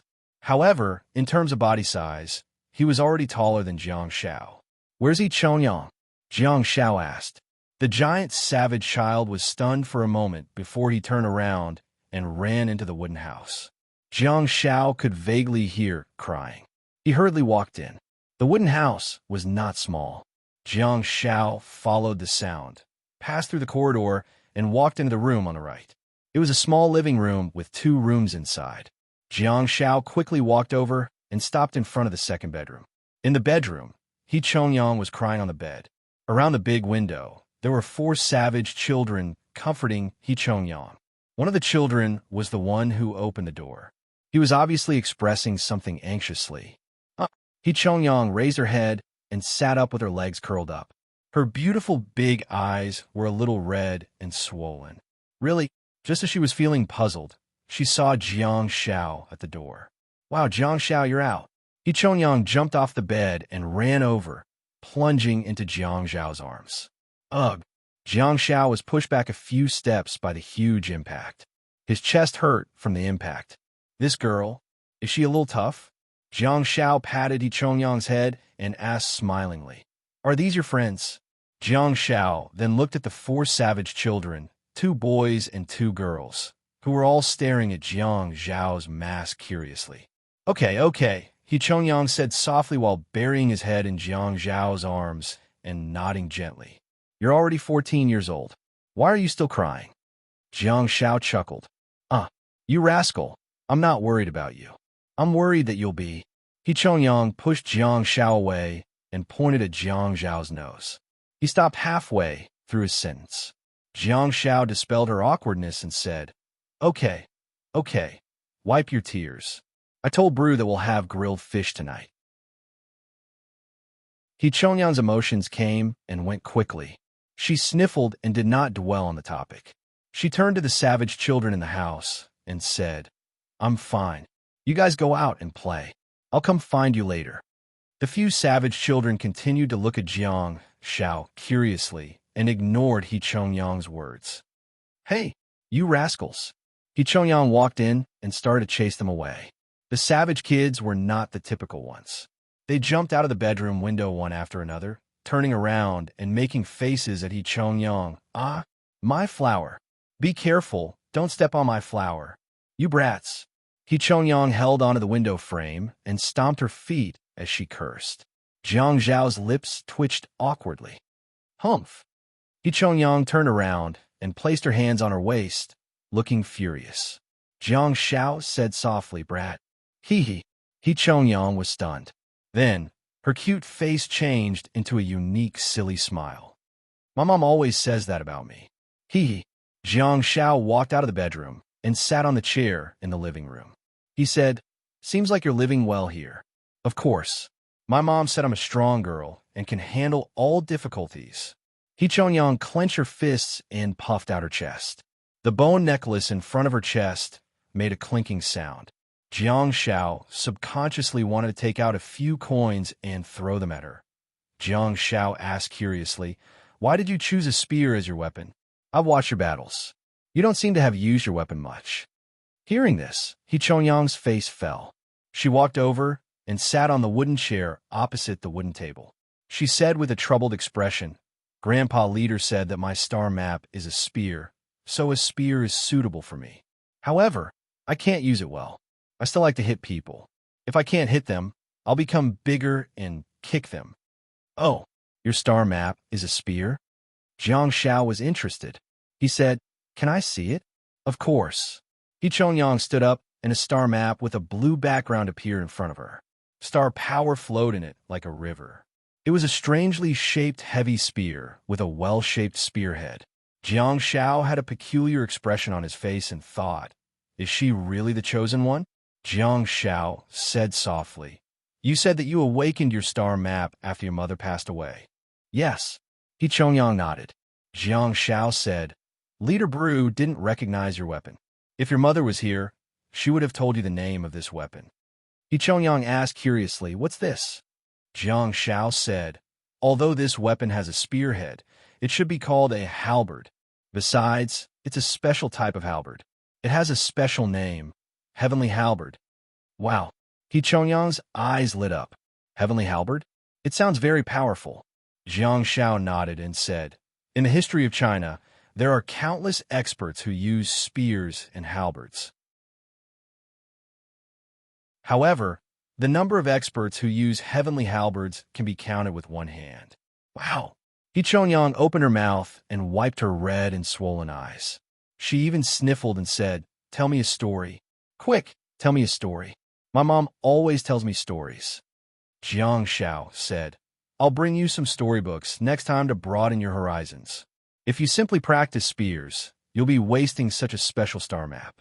Spears and halberds, especially heavenly halberds, should be very different. He Chongyang's focus was clearly beyond Jiang Zhao's expectations. She hurriedly said, next time? Are you leaving? Jiang Xiao asked, huh? He Chongyang had just wiped away her tears and was now choking up again. Are you going to leave me like Mom and third brother? Jiang Xiao was speechless. Like third brother? This girl actually knows everything? Is she cooperating with the savages? Or is she just lying to herself? Jiang Xiao said, don't leave, don't go. After Mom leaves, I'm the only one here. He Chongyang walked up quickly and grabbed Jiang Zhao's hand. Stay, I'll take you to eat thorny fruits, okay? Jiang Xiao was speechless. He Chongyang's eyes turned misty, and she pulled Jiang Xiao up with all her might. She then muttered, let's go. I'll take you to eat thorny fruits. It's good, it's delicious. Okay. Jiang Xiao was dragged out of the wooden hut by her. In a hurry, he saw that she had stepped on a few flowers in the courtyard. The two of them passed through the savages' tribe and headed west along the clear river. More than 10 minutes later, they saw a short, purple fruit tree. There are thorns, He Chongyang said as she darted into the fruit forest. Although it was short, it was only relative to the savages who were working. The fruit trees were also about 5 meters tall. Fortunately, Jiang Xiao had the star technique perception, which allowed him to find her in the fruit forest. She was very anxious, really anxious. She seemed to be trying hard to search for something. Chongyang, Jiang Xiao yelled, and dashed into the fruit forest too.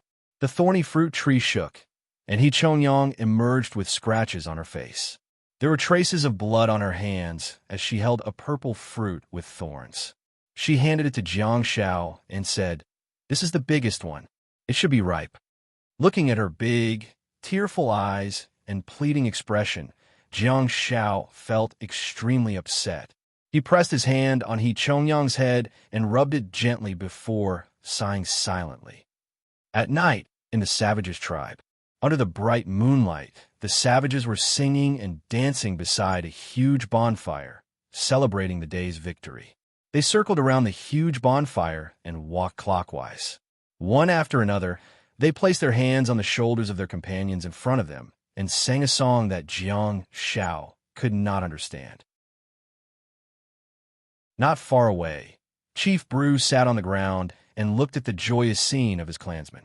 He felt emotional and finally fixed his gaze on the quiet He Chongyang. She was supposed to be the happiest and the fiercest child at such a bonfire banquet. However, today, she hugged her knees and sat beside Jiang Shao while looking at the people around her carefully. If it were any other time, Jiang Shao might have been shocked by the taste of the grilled fish in his hand. The flesh of the long-bearded, eyeless fish was succulent, and the seasoning on it gave him a strange texture. However, today the golden, greasy grilled fish tasted like wax to Jiang Shao. The special thorny fruit wine was sour and sweet, but did not make Jiang Shao feel any better. He did not seem to belong to the cheerful bonfire banquet and seemed out of place. Jiang Shao said softly, "You know that I don't have the ability to protect you and take you away. I might not even be able to protect myself on this planet. Besides, you're very safe here. There are many people who care about you and protect you. You can grow up healthily." He Chongyang pursed her lips, hugged her legs, and buried her face deeply. Jiang Shao said softly, "I promise you, I'll come back to see you again." He Chongyang's voice sounded. "Where are you going?" Jiang Shao remained silent for a while and said, "Wherever I go." He Chongyang asked in confusion, "Why are you leaving? Why don't you stay?" Jiang Shao pursed his lips and said, "I want to explore this world.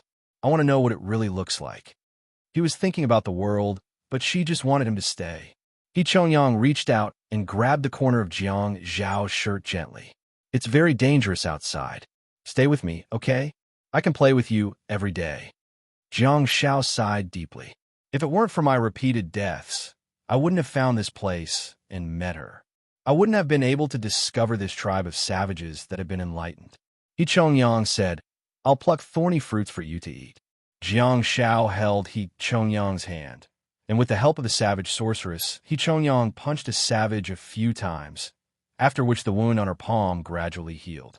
Jiang Shao said, "Next time, I'll bring you some star beads. You have too few star techniques. You only have 6. You could become very strong." Due to the unique living environment, the teenage girl who was at the peak of the galaxy stage only had 6 star techniques. 3 came from the ape ghouls, while the other 3 came from her savage companions who died in battle. He Chongyang's voice became softer and softer. "I don't want to become stronger. I just want you to stay with me and be like Mom. You can tell me stories. Tell me many stories," Jiang Shao said. "Little Chongyang." He Chongyang suddenly stood up and wiped her eyes with her arm. She then put on her signature silly smile and said, "All right, Jiang Shao." Jiang Shao looked up at her and asked, "Huh?" He Chongyang said, "My mom said that you can't bring trouble to others. You have to be obedient and sensible. I'll wait for you to look for me next time. You must come." Jiang Zhao's movements seemed to have frozen. At such a moment, it might be better for her to cry and throw a tantrum. Jiang Zhao's heart trembled at the sight of her grinning and tearing up at the same time. "Come, let's pinky swear. You have to keep your promise." He Chongyang extended her hand and raised her pinky. Jiang Shao slowly raised his hand and extended his pinky. The last time someone made such an agreement with him, it was a stubborn Chinese captain. No, you have to press your thumbs together for it to count. That's right. He Chongyang pulled Jiang Shao up. "Let's go. I'll take you to dance." Jiang Shao was dragged to his feet and ran into the group of savages that were circling around. He Chongyang grabbed onto Jiang Zhao's body and jumped onto his back. She straddled his neck and managed to close the height gap between them and the savages. She yelled, "Listen to my command! Listen to my command!" Phew, oh, oh, oh. The savages shouted excitedly. Little Chongyang was finally back. Chongyang raised her hands and sang loudly. On the hill where the horses are running, there's a smooth cloud. Jiang Shao was slightly stunned. What made him even more astonished was that the savages who were circling around the bonfire with their hands on their shoulders had all joined in the Chinese song. Shining brightly, it seemed like Zhu Yu had left a lot for them. Phew! Ha! Chongyang's eyes were red and swollen as she clapped her hands excitedly. The moon is crescent. Late at night, the song ended and the crowd dispersed. In the wooden house, a crow stood by the window and looked at the girl who was sleeping soundly on the bed. After a long while, it spread its wings and flew into the night sky. On the bed, Chongyang silently opened his eyes and jumped off the bed barefooted. He grabbed the window with both hands and raised his head to look at the crow flying toward the bright moon. He couldn't hold back his tears any longer, and they gushed out. 3 years after her mother left, another person barged into her world and left just like that. She wiped her tears and ran out, stepping on the ground with her bare feet. She ran out of the tribe, across the open plains, ran along the river, ran into the birch forest, and ran into the cemetery. Under the bright moonlight, a small figure stood alone in front of a grave. Chongyang kept wiping her tears and sobbing uncontrollably. He's gone. He doesn't want me anymore. You don't want me anymore. Third brother doesn't want me anymore. Sob, sob, sob. He won't come back. He definitely won't come back. You're all liars. You said you would stay with me forever. Puff, puff, puff. Chongyang widened her eyes and turned around. In her blurry vision, she saw a black crow flapping its wings and flying towards her. It turned into a human. Chongyang let out a cry of love. She was carried in the arms of that person, and they walked out of the cemetery. Chongyang grabbed Jiang Zhao's clothes. "You're not leaving?" Jiang Zhao said, "Yes. I'll leave when you can hold back your tears." Chongyang rubbed her face against Jiang Zhao's chest and didn't say anything else. Jiang Zhao sighed and walked towards the savage tribe.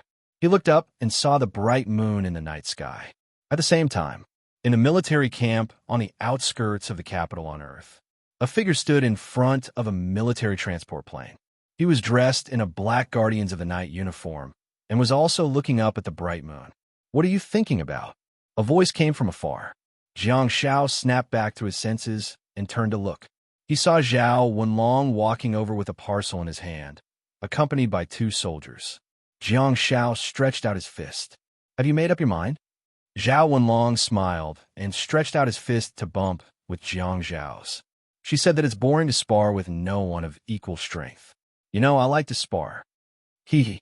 Jiang Zhao tilted his head and gestured in the direction of the military plane. "Let's go up." Zhao Wenlong raised his head curiously and looked at the moon. "Are you pretending to be an artistic youth and admiring the moon?" "I'm not that artistic." Jiang Zhao smiled and put his arm around Zhao Wenlong's shoulder.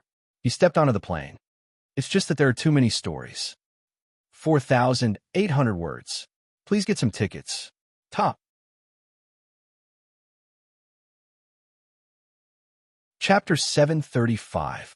The military transport plane slowly landed on the outskirts of Minoa City, and Jiang Zhao and Zhao Wenlong walked out. Surprisingly, Ho Mingming was the one who came to pick them up. Looking at the scene of Ho Mingming meeting with Zhao Wenlong, Jiang Zhao's interest was piqued. At this moment, he only wished that he had brought a bucket of popcorn.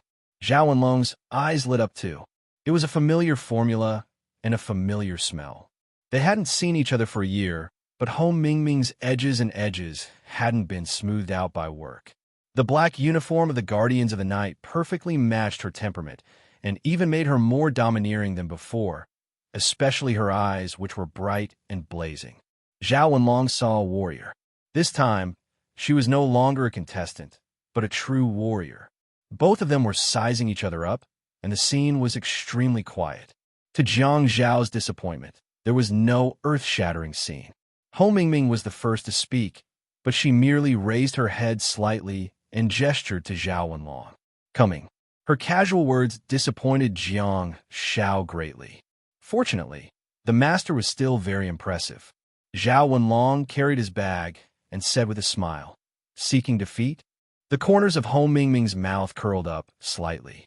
Although the two of them had only fought head-on a few times, they had been fighting for 4 years. His way of speaking seemed to have awakened her state of mind back then. Ho Mingming said, "Xiaopi said that I might not have lost the battle between us, but I've never really beaten you. I'm skeptical about that."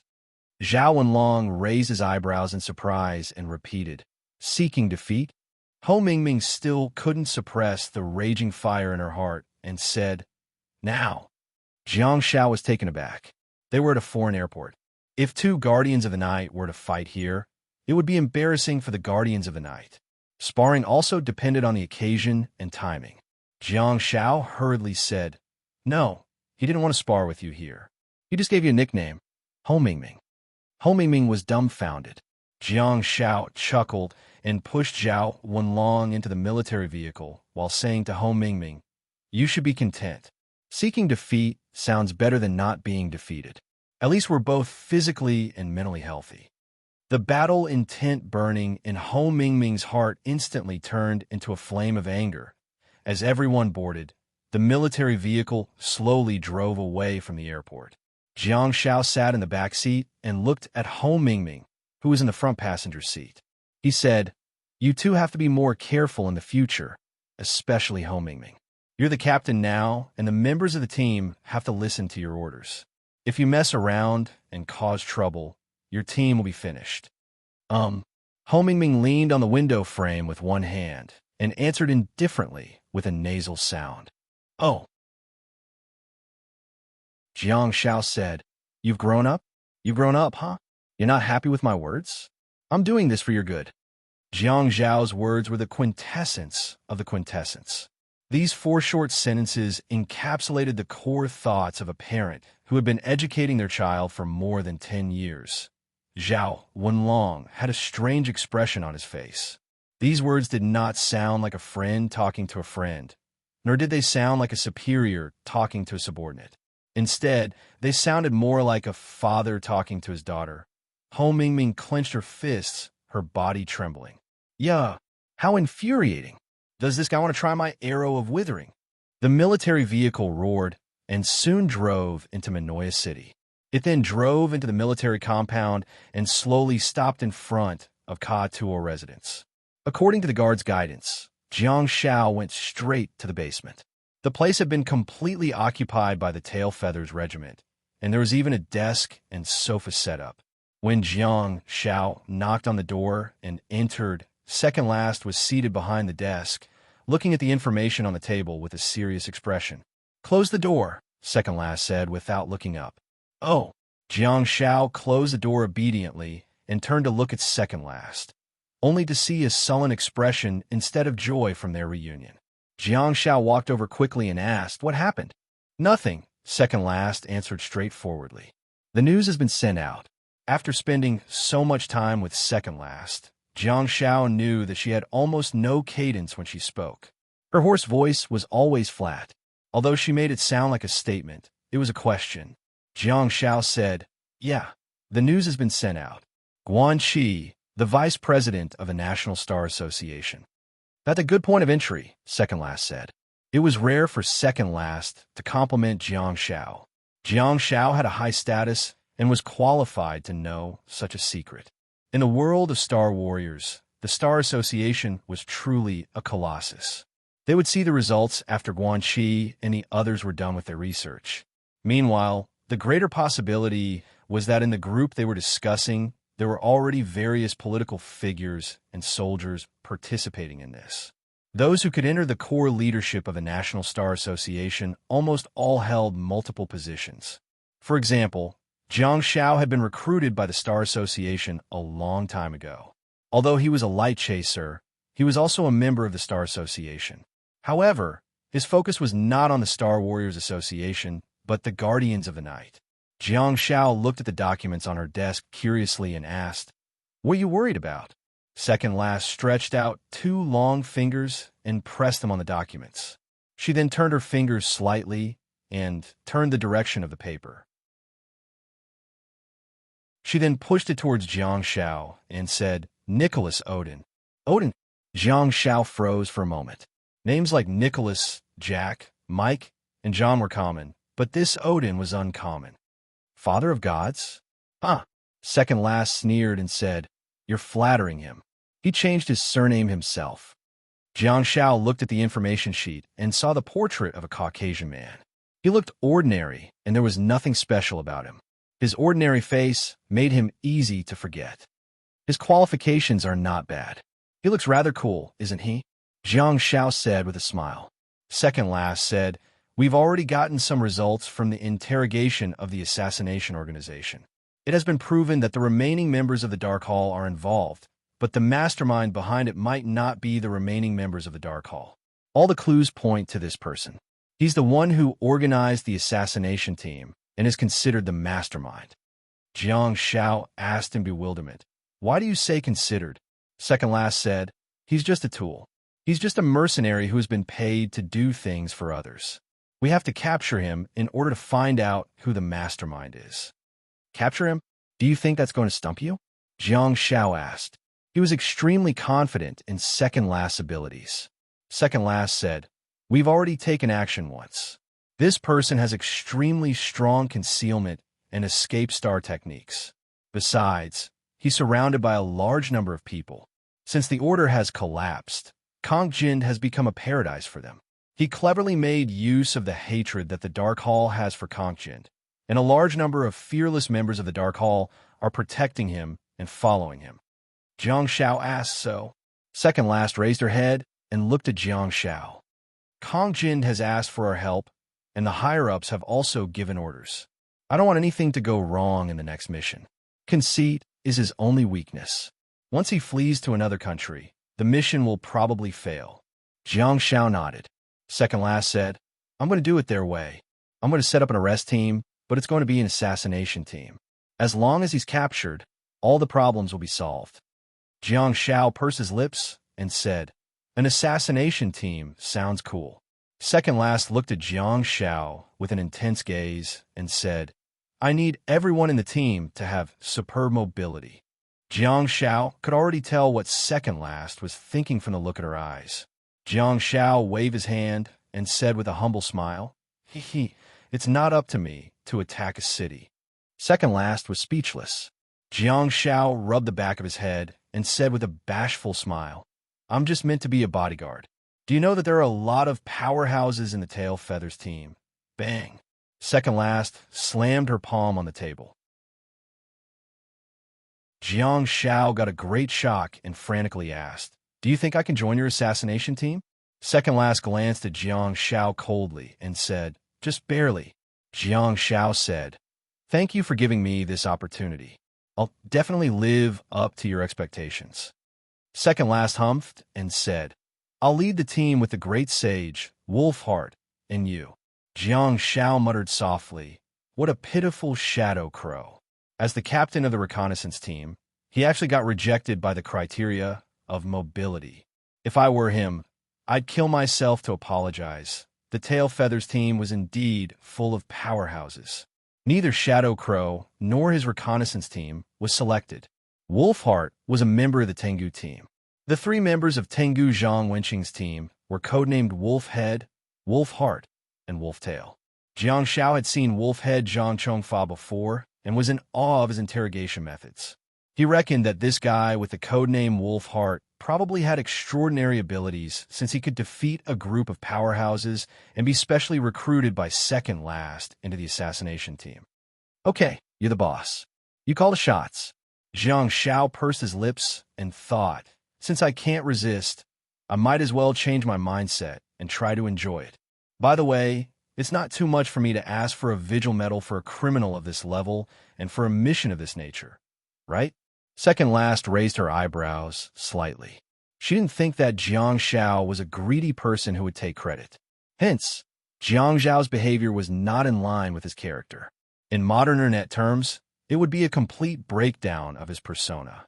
However, Everything has its consequences. Your retribution is me. At this moment, a black and white candlebearer that needs to consume skill points to grow past by quietly. Second last said, if you want it, I'll fight for it for you. What's yours can't be taken away by others. Jiang Shao said, thank you. After Jiang Shao returned, second last found the last piece of the puzzle for the assassination team. She seemed to be much more relaxed and began a chat. Has there been any progress in the work on the alien ball recently? Jiang Shao nodded and said, I found a tribe of savages who have already developed intelligence. There were humans who educated them and instilled them with knowledge and established rules. Second last's eyes widened slightly. Huh? You finally have a tone? Jiang Shao pulled a stool and sat opposite the desk. He said, I discovered that I'm not a medical star warrior, but a bard. Second last asked, what do you mean? Jiang Shao said, the story is very interesting, but I don't know where to start. By the way, get me a heavenly halberd before carrying out this mission. Second last frowned slightly and said, you want to change your main weapon? Jiang Shao said, it's always good to have more skills. Second last shook her head and said, if your giant sword is an ordinary sword of normal specifications, I'll support your decision. However, the giant sword is already a heavy two-handed weapon that overlaps with the so-called halberd. Jiang Shao scratched his head and said, be good and get me one. I'm not familiar with this place, and I don't need your help at home. On the other hand, I'm also telling you in advance that I might be carrying a halberd on mission. Second last said, reason. Jiang Shao grinned and said, the human who developed the savages is already dead, but he left behind a child who has already entered the peak of the galaxy warrior. Her star map is a heavenly halberd. I'll learn some skills and teach her, but she's only good at raging bull charge now. She's really silly. Second last said, your time is precious. You shouldn't waste it on this. Jiang Shao shook his head and said, humans should just do what they think is right in life. Life itself was meaningless. What was truly meaningful was the choices and actions that one had made in life. At the same time, far away on the alien ball, He Chongyang rolled up his trousers and stood in the river with a harpoon in his hand. He stared at the clear river with his big eyes and his small mouth slightly open. He looked nervous as he searched for the strange fish with no eyes and long whiskers. Little Chongyang, it's time to go home for lunch, Jiang Shao said from the shore. Huh? He Chongyang subconsciously responded while the fish beneath his feet fled in all directions. He Chongyang stomped his feet angrily and said, I'm about to successfully stab my lunch. Jiang Shao said, you've been saying that for the entire morning. Logically speaking, the agility of the fish was really maxed out. He Chongyang was a star warrior in the galaxy stage, and his physique was above the standard. He Chongyang ran ashore with a harpoon and mumbled, you dare to say it again? If you keep talking, I'll stab you. Jiang Shao grinned and said, you stab me when you can't stab your fish. You're really promising. A harpoon really flew towards him. Apex.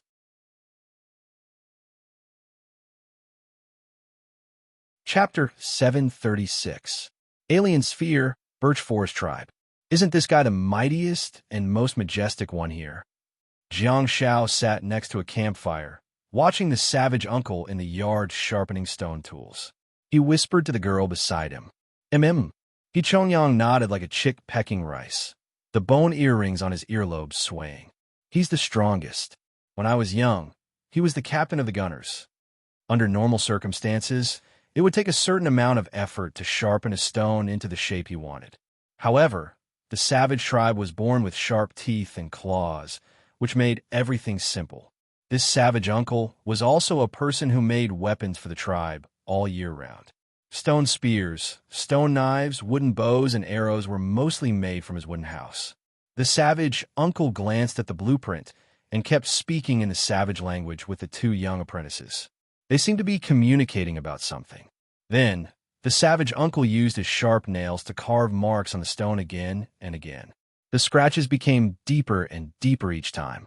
Soon, a tender cow 5 cubes was out of the oven. Jiang Shao looked at the weapon curiously. Is this a hammer?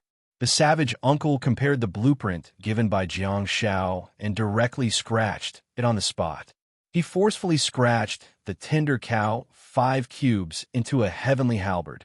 Miraculous.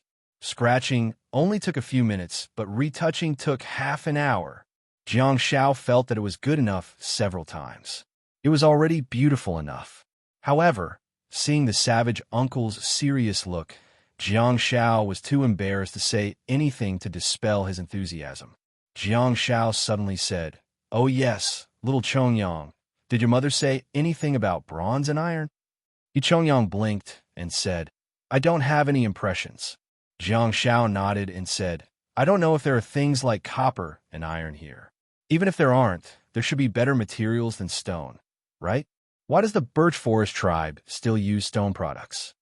Chongyang looked at Jiang Shao curiously and said, "Is the material important?" This time it was Jiang Zhao's turn to be stunned. "Of course it's important. It should be said that it's very important." Chongyang rubbed his little head and revealed his trademark silly smile. "I don't know." Jiang Shao glanced at Uncle Savage thoughtfully and said, "When we go out to look for minerals, we'll come back and prove Uncle Savage's reputation." Chongyang asked, "What do you mean?" Jiang Shao said, "Make him a real blacksmith." At the side, the savage uncle suddenly said, "Our situation here is rather special. Our only enemy is the ape ghouls. To them, iron products are as fragile as stone products. The ape ghouls can break them easily. What's important is the person using the weapon and whether the star power covering the weapon is sufficient. That's the fundamental reason why the weapon won't break." Fright, the savage uncle spoke. The longer he lived in the birch forest tribe, the more Jiang Shao felt that there were hidden dragons and crouching tigers here. Perhaps one of the savages could speak the human language. It was amazing. Uncle Savage said, "Wood resources can be regenerated, and there are many stone resources too. Moreover, it will be more convenient for us to build. So that would be easier for you to cut out the pictures? To put it bluntly, you're just lazy." Jiang Shao had reservations about what Uncle Savage said. He still felt that the better the material, the more impressive it was. Putting aside the weapons, just the defensive effects of armor would be different from those of iron. However, Uncle Savage's words reminded Jiang Shao that Madame Zhuyu had already helped them find a way to make iron. That should be the case, right? Otherwise, Uncle Savage wouldn't have such knowledge and wouldn't be able to understand what Jiang Shao was saying. If that's the case, we should develop vigorously and strive to enter the Iron Age. Jiang Shao asked curiously, "Uncle, do you have a name?" Uncle Savage's hair was disheveled, and he stared intently at the heavenly halberd while using his sharp nails to draw carvings on it. "Madame Zhuyu calls me stubborn craftsman." Jiang Shao said, "Oh, what sauce? Is it so cute? Is it worthy of your disheveled hair and rugged face?" Stubborn craftsman casually swung the heavenly halberd and said with satisfaction, "This weapon is very peculiar. There are 2 crescent-shaped stone blades on both sides. Let me see." Jiang Shao hurriedly grabbed it and stabbed it forward. Where's skill proficiency? Internal star map. Get up and get to work." At the same time, Jiang Shao, who was in the Ka-Tual residence on Earth, was staring at the prince in front of him helplessly. Yes, Bayu Ka-Tual was already a real prince at this moment. "Coach, hurry, how should I summon it? Teach me the secret." Bayu's body lit up with a long-haired ghost star map, and he looked at Jiang Shao eagerly. Jiang Shao couldn't help but grin and think, "How would I know what your lousy star map is for?" However, he was certain that the ghost star map was a warrior star map and not a rule star map. Bayu star techniques were all warrior star techniques, and, according to his introduction, he was more adept at absorbing and using star techniques that were related to spears. All of a sudden, a message appeared in the internal star map. Activate basic skill. Heavenly halberd proficiency. Jiang Shao scratched his head and thought, do I have to be so detailed? The heavenly halberd should be a type of halberd, right? Why isn't it halberd proficiency? Why does it have to be heavenly halberd proficiency? Doesn't it just have an extra crescent-shaped blade compared to ordinary halberds? Is there such a huge difference between the usage of the double-eared halberd And the single-ear halberd? In a strange ball, Jiang Shao held onto the two. For meter, long, heavenly halberd and stood in front of him. He looked at He Chongyang and said, "Now, let me teach you the technique of using the heavenly halberd." He Chongyang sat on the ground and tilted his head while looking at Jiang Shao curiously. "Really? Do you know how to use it?" Jiang Shao glared at He Chongyang. "I really want to add the skill points to you. Who wants to learn this weapon? Isn't the Xia family's giant blade good enough? Isn't the Jiang family's flower blade good enough? Why do you have to learn something that only short-lived ghosts and honor guards use?" On Earth, Jiang Shao directly threw 9 skill points into the internal star map. All of a sudden, the heavenly halberd proficiency in the third panel of basic skills rose from brass quality level 1 to silver quality level 0. Damn it. Jiang Shao felt that his head was filled with a large number of skills. This heavenly halberd is a little fierce. As he thought about it, Jiang Shao continued to invest 100 skill points into the internal star map. "It's okay. I have money. Heavenly halberd proficiency, gold quality level 0. Damn it. Jiang Shao was taken aback. What kind of techniques are these? Are they that powerful? All right, gold quality is more or less enough. If I want to upgrade another level, I'll need another 1,000 skill points. There's no need for that. The current level is more than enough to teach He Chongyang." He Chongyang looked at Jiang Shao curiously and asked, "Do you really know how to use it?" Jiang Shao humped coldly. "Do I know how to use it? Don't ask me if I know how to use it. Just tell me what you want to learn, and that's it." Jiang Shao looked down at He Chongyang, who was sitting cross-legged on the ground, and said, "All right, disciple, hurry up and kowtow to me." He Chongyang was taken aback and asked in a panic, "Jiang Shao, are you going to die?" Jiang Shao was dumbfounded. He Chongyang stood up in shock and hurriedly grabbed the corner of Jiang Shao's clothes. Don't die." Jiang Shao asked awkwardly, "What do you mean by dying?" He Chongyang said, "My mom said that kowtowing is for the dead." Jiang Shao looked at He Chongyang and said, "You can also kowtow if you want to learn from a master." "Sai, forget it. I was just saying. Here." Jiang Shao handed the heavenly halberd to He Chongyang. "Let's go. I'll take you to the river." He Chongyang said, "Why don't we learn here? Why do we have to go to the river? I get angry whenever I see a river." Jiang Shao was speechless. He Chongyang said, "If you teach me here, the people of the Birch Forest tribe can also learn this skill from you." At the side, the savage, stubborn craftsman looked at Jiang Shao curiously, seemingly eager to give it a try. He used to be a member of the Savage Spearmen. When he got older, he formed a small team to provide weapons for the tribe's combat team. Jiang Shao thought about it and said, "This heavenly halberd has something in common with a spear." Thinking of this, Jiang Shao said, "It doesn't matter if it's 1 or 2. I'll go talk to Chief Brew." As he said this, Jiang Shao walked away and turned to the stubborn craftsman. "Dig out another heavenly halberd, a smaller one suitable for little Chongyang." The stubborn craftsman nodded and said, "If you want to teach spear skills, remember to tell me." Jiang Shao waved his hand. "No problem." Little Chongyang carried the heavy heavenly halberd and followed Jiang Shao happily. There was also an advantage to the little girl hugging the heaven's halberd. Because she was hugging it tightly when she ran, the bone necklace in front of her chest made a jingling sound, making Jiang Shao feel that the world was a lot quieter. Jiang Shao soon arrived at the grotto at the foot of the mountain. After the guard at the door reported, Jiang Shao and He Chongyang walked in.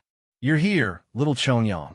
Bruce sat on the stone chair with a gentle smile on his wrinkled face and looked at He Chongyang. "Oomph."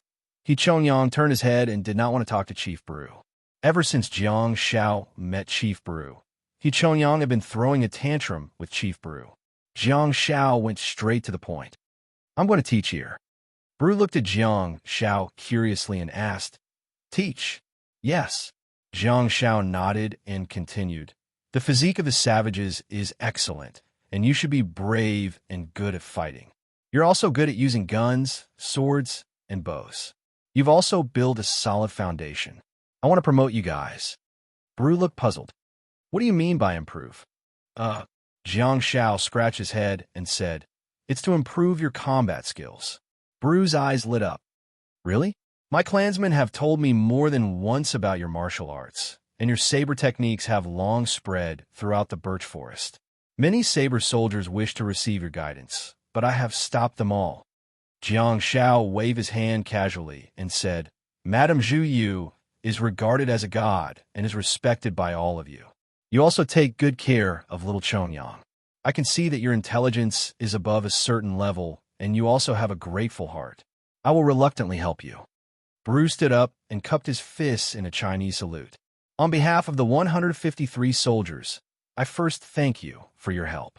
You have already gained our gratitude and respect, and the degree is still deepening. Thank you, Jiang Shao said. Not only the sword, but also the spearmen and archers.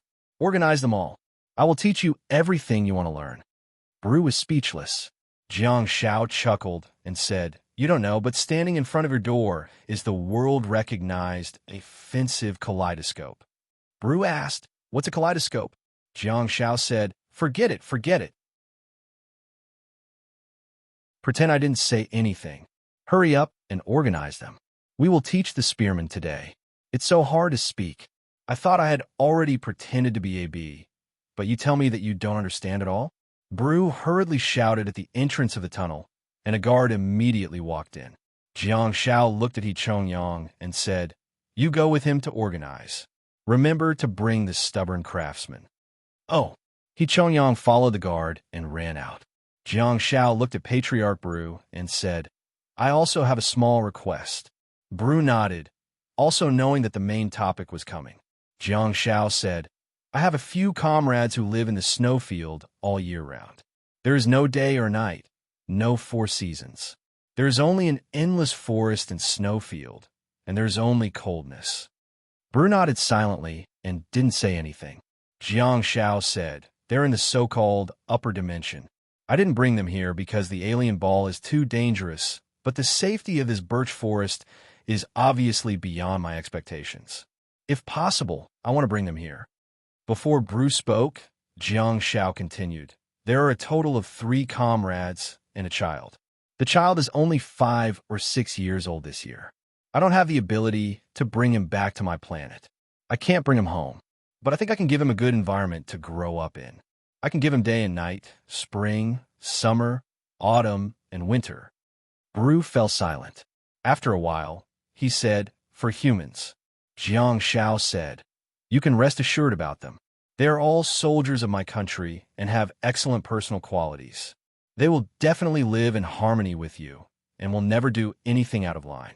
I saw how you treated little Chongyang, so I thought, why not? Bru said in a deep voice, So you're teaching our tribe martial arts for the sake of negotiating terms. Jiang Shao smiled and said, I don't think so. I just want to have a good relationship with you guys. Bru's expression was sullen, and he suddenly remembered that Jiang Shao still had a hold on the birch forest. If Jiang Shao really wanted to do something, he could just threaten them. Jiang Shao said they're pretty strong. In terms of rank, they have already reached the level of the witches and wizards. I believe that they will become the guardians of this place. After all, this place is relatively closed, isn't it? There will always be people who enter this place by mistake, and there will always be creatures that enter this place. If it weren't for me, I don't know how many casualties your tribe would have suffered under the Ape Ghoul King's team of more than 100 ape ghouls. I will soon leave to explore this world, and they will always stay here. This will also be their home. Believe me, especially that family of 3. Nothing can move them more than a stable living environment. If something really happens in the birch forest, that couple will become your powerful helpers. With Bru's wisdom, he had already figured out what the final outcome would be. He didn't want to and couldn't go to the last step. The birch forest was his route. Bru said, I'm very willing to accept them. Jiang Shao nodded gratefully. Thank you for taking me in. When I come here again, I'll bring some useful knowledge. Those warriors are also highly skilled in martial arts. Your soldiers can also receive their training. I believe that the birch forest will become more and more prosperous. Bru nodded and smiled. Thank you for your blessing. Jiang Shao smiled and said, Believe me, if that day really comes and you receive my blessing, you won't thank me. Bru was speechless. For 1,400 words, please get some tickets top.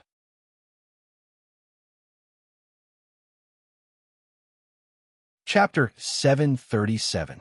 10 days later, outside the birch forest tribe, by the river, there was a series of calls. Hey, hey! He Chongyang stood at the front. Although she was small, she was the leader of the team. She was training with more than 100 spearmen. This was real training. At least on the surface, it looked like they were all practicing martial arts. When Jiang Xiao taught others before, he would only teach 1 or 2 apprentices at most. However, this was the first time he was teaching a team of more than 100 people. As he could not take care of everyone, Jiang Xiao could not teach them step by step. Therefore, the bait Jiang Xiao and the original Jiang Xiao worked together to search for the halberd martial arts performance routine on the internet.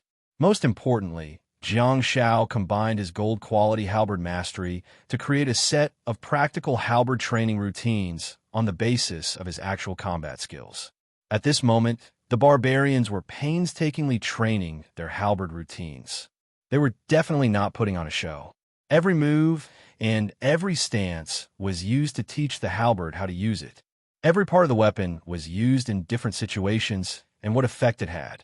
Creatures like the spearmen might not have high attainments in spear techniques, but their basic skills were unquestionable.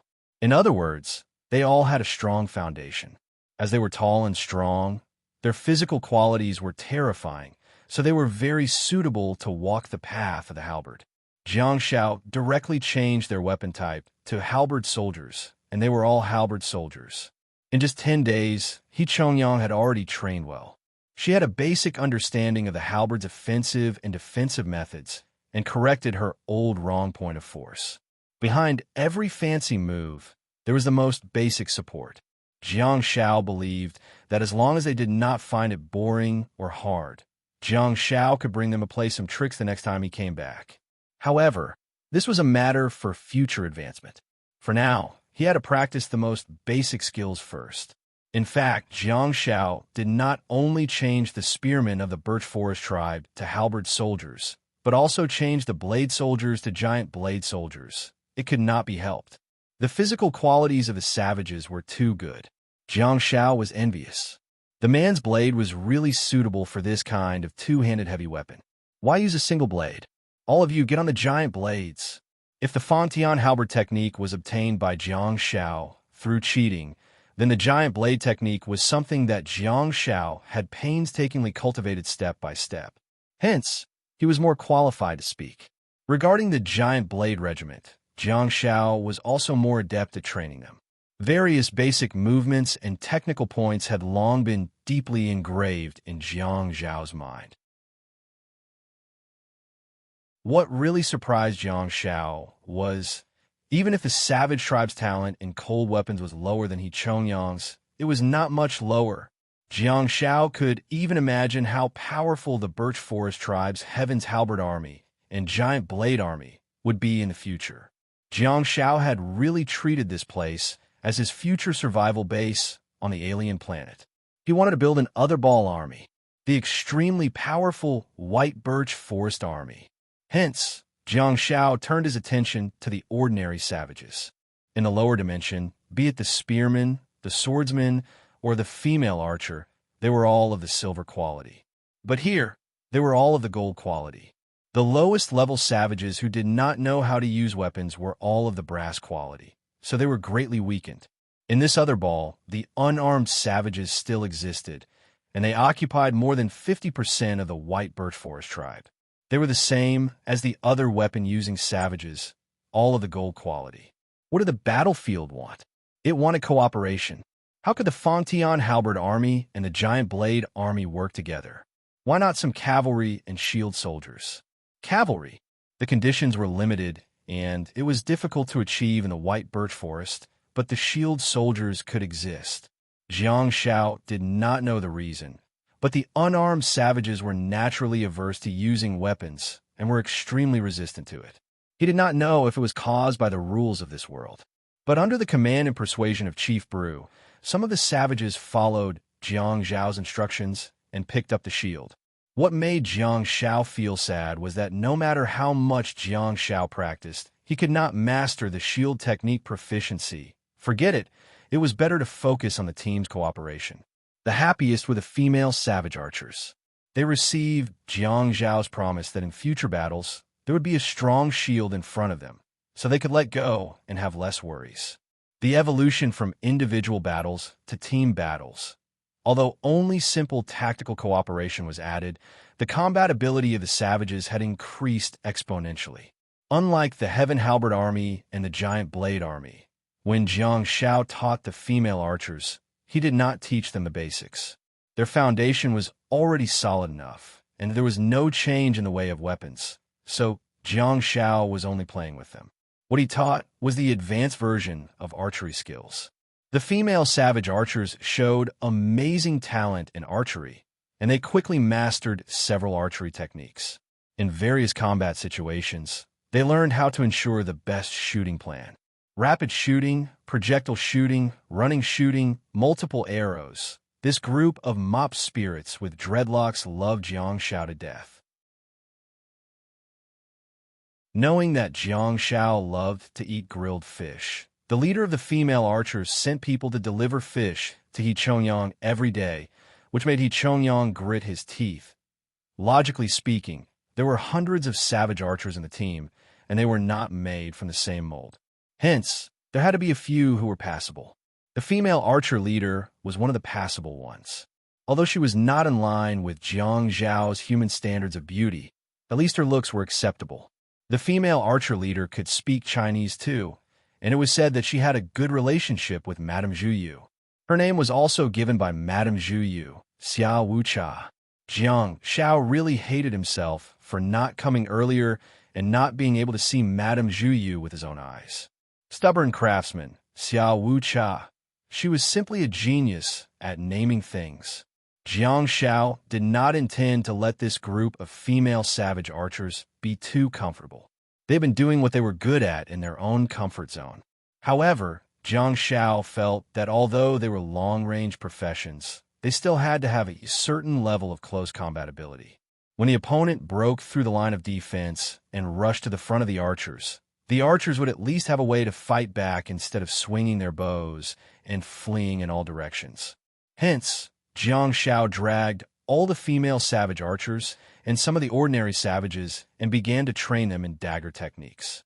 The female archers learned to use daggers as an additional ability to protect themselves, but the other group of ordinary savages learned to use daggers as Jiang Xiao was prepared to train them into professional assassins.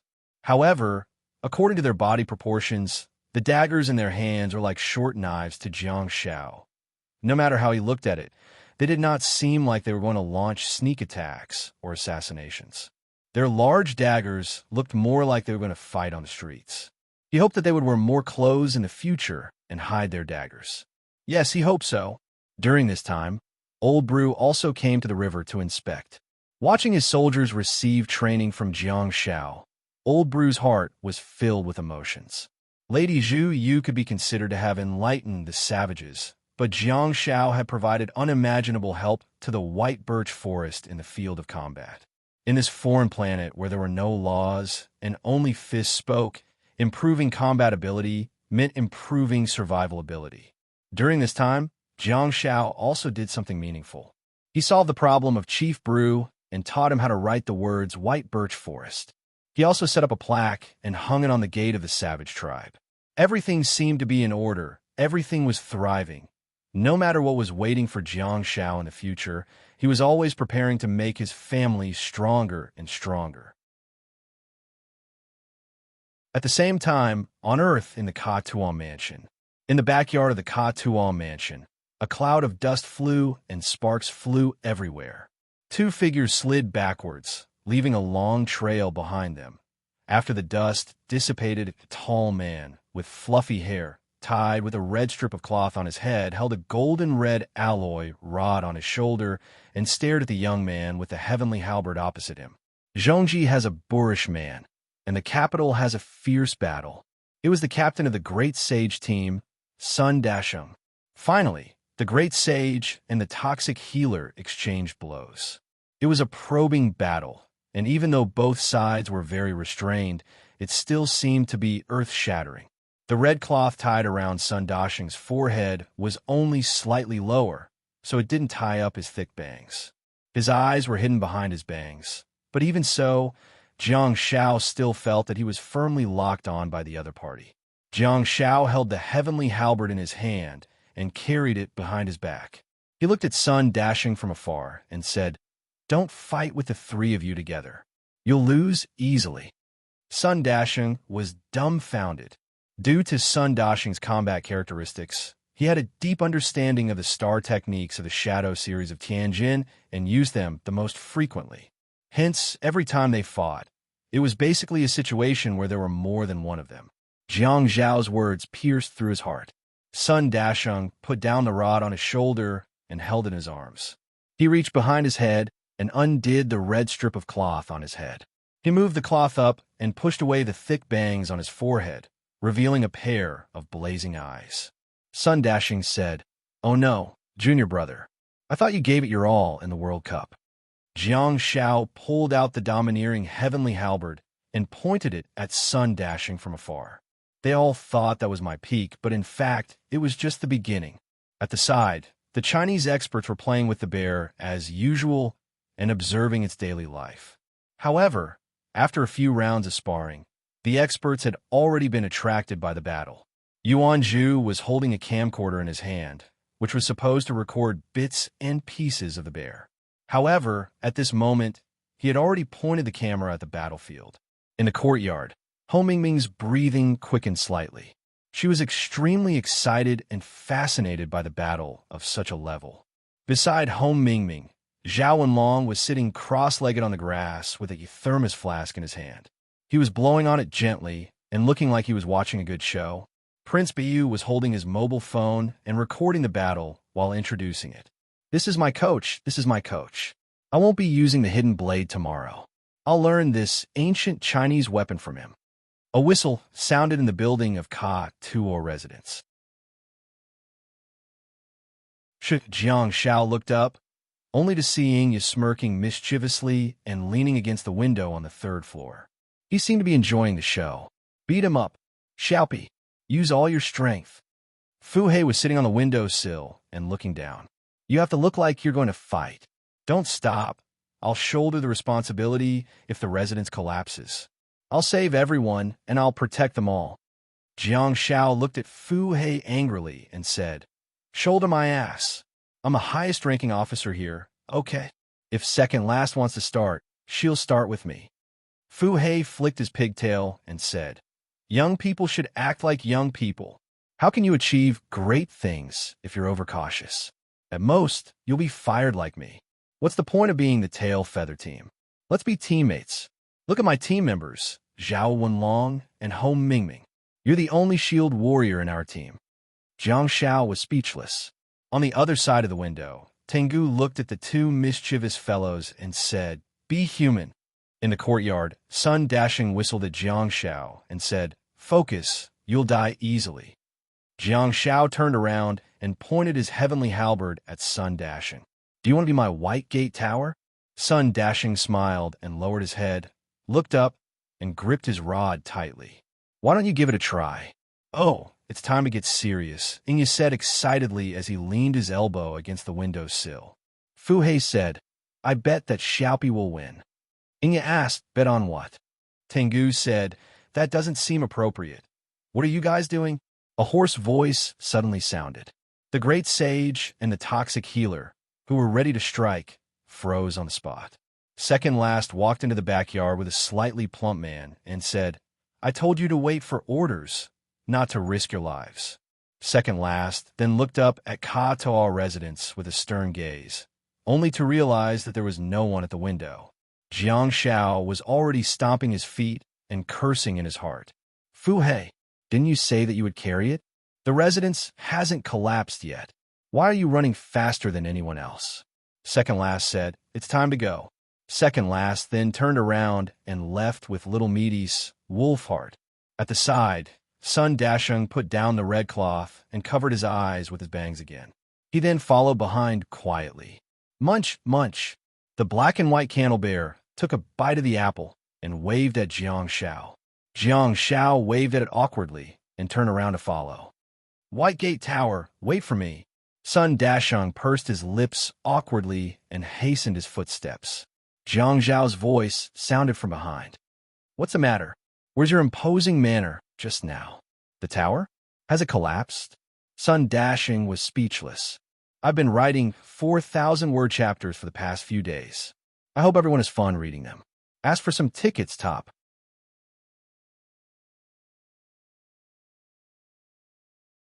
Chapter 738. Wolfheart was a code name. He was one of the members of Zhang Wenqing's team and was 28 or 29 years old. It was worth mentioning that he was a civilian. Any Star Warrior would feel that the wolf heart was meaty. It wasn't because Wolfheart was plump, but because his face was meaty. The profession of Star Warriors was closely related to physical fitness. Second last was leading a top-notch team, and the members of her team were naturally the cream of the crop. How could there be lazy Star Warriors? Perhaps everyone's body structure was different. Some people's flesh was really growing on their faces. That also made Wolfheart look simple and honest. Although he had the word wolf in his code name, he always looked harmless. Wolfheart had many star pets. To be exact, he had many wolf-type star pets. He was the Star Warrior who was the closest to the profession of star pet trainer in second last team. The North was rich and the Jiangnan was rich. Wolfheart came from the Northland Autonomous Region. He was a Star Warrior who grew up at the foot of Mount He and came from a large family. He had 4 different forms of Mount He wolves, 2 of each type, and they all came from the Mount He dimensional space. The Mount He dimensional space was named because it was located at the foot of Mount He. However, it was very different from the Starry Sky in Daming Province. The geographical environment under the Starry Sky in Daming Province was the same, but it was divided according to the level of danger of the creatures. The Mount He dimensional space in the Northland Autonomous Region was also the same, but it was divided according to the time. Daybreak, dusk, night. The 4 different forms of Wolfheart came from the 4 different forms of the Mount He dimensional space. At that moment, the military vehicle carrying the assassination squad was driving through the wilderness. Outside the military vehicle, the Daybreak Wolf was running through the wilderness at an extremely fast speed. Jiang Zhao leaned against the window and looked at the day wolves running on both sides of the road in front of him. He couldn't help but click his tongue in wonder. That snow-white giant wolf didn't have a single strand of hair on its body. Its body was at least 3 meters long, and its appearance was very similar to the wolves on Earth. Its 4 limbs were strong and powerful, and it was much more powerful than the images in the books. Jiang Zhao sat in the back seat and couldn't help but turn around to look at Wolfheart. You have 2 of each form of Mount He wolf. Yes. Wolfheart nodded and looked especially honest when he smiled. Jiang Zhao asked, Wolves alone take up 8 of your star slots. Wolfheart nodded and said, I like them, and they like me too. Jiang Zhao said, since you have a precious star map of an astral pet warrior, why don't you try other astral pets and increase your offensive and defensive means? To Jiang Zhao, he should at least have a star pet that could fly. How about one that could swim? Astral pets that could scout, attack, and defend. Anyways, it would be perfect to have a few functional astral pets. Wolfheart said, there's a reason why my code name is Wolfheart. Jiang Zhao asked curiously, what? As a light chaser of the tail feather team, he was not familiar with some of the members of the subordinate team. Jiang Zhao was indeed too busy, and his focus was not on Conkind. He was indeed incompetent as a commander. As a light chaser of the tail feather team, he wasn't familiar with some of the members of his team. Jiang Zhao was indeed a little too busy, and his focus was not on Conkiginda. Wolfheart said, my star map is the heart of a wolf. Jiang Zhao blinked like a kindergartner. Wow, Wolfheart said, even if I have the qualifications to be a star pet trainer, I'm afraid I'm only compatible with the Mount He wolf clan. Jiang Zhao asked, have you tried other wolf-like creatures? Wolfheart's face was full of confidence and pride. They're enough. Jiang Zhao nodded in agreement. The 4 forms of Mount He wolf have different star techniques and advantages. They're indeed enough. Jiang Zhao then paused, for he sharply sensed that someone was approaching. Whoosh, Two huge white wolves leaped up and scurried into the convertible military vehicle. Wolfheart reached out and touched one of the wolf heads gently. The day wolf turned into star power and fused into his body. Wolfheart was about to take back the second star pet when Jiang Shao said, "Don't take it back. Let me take a look."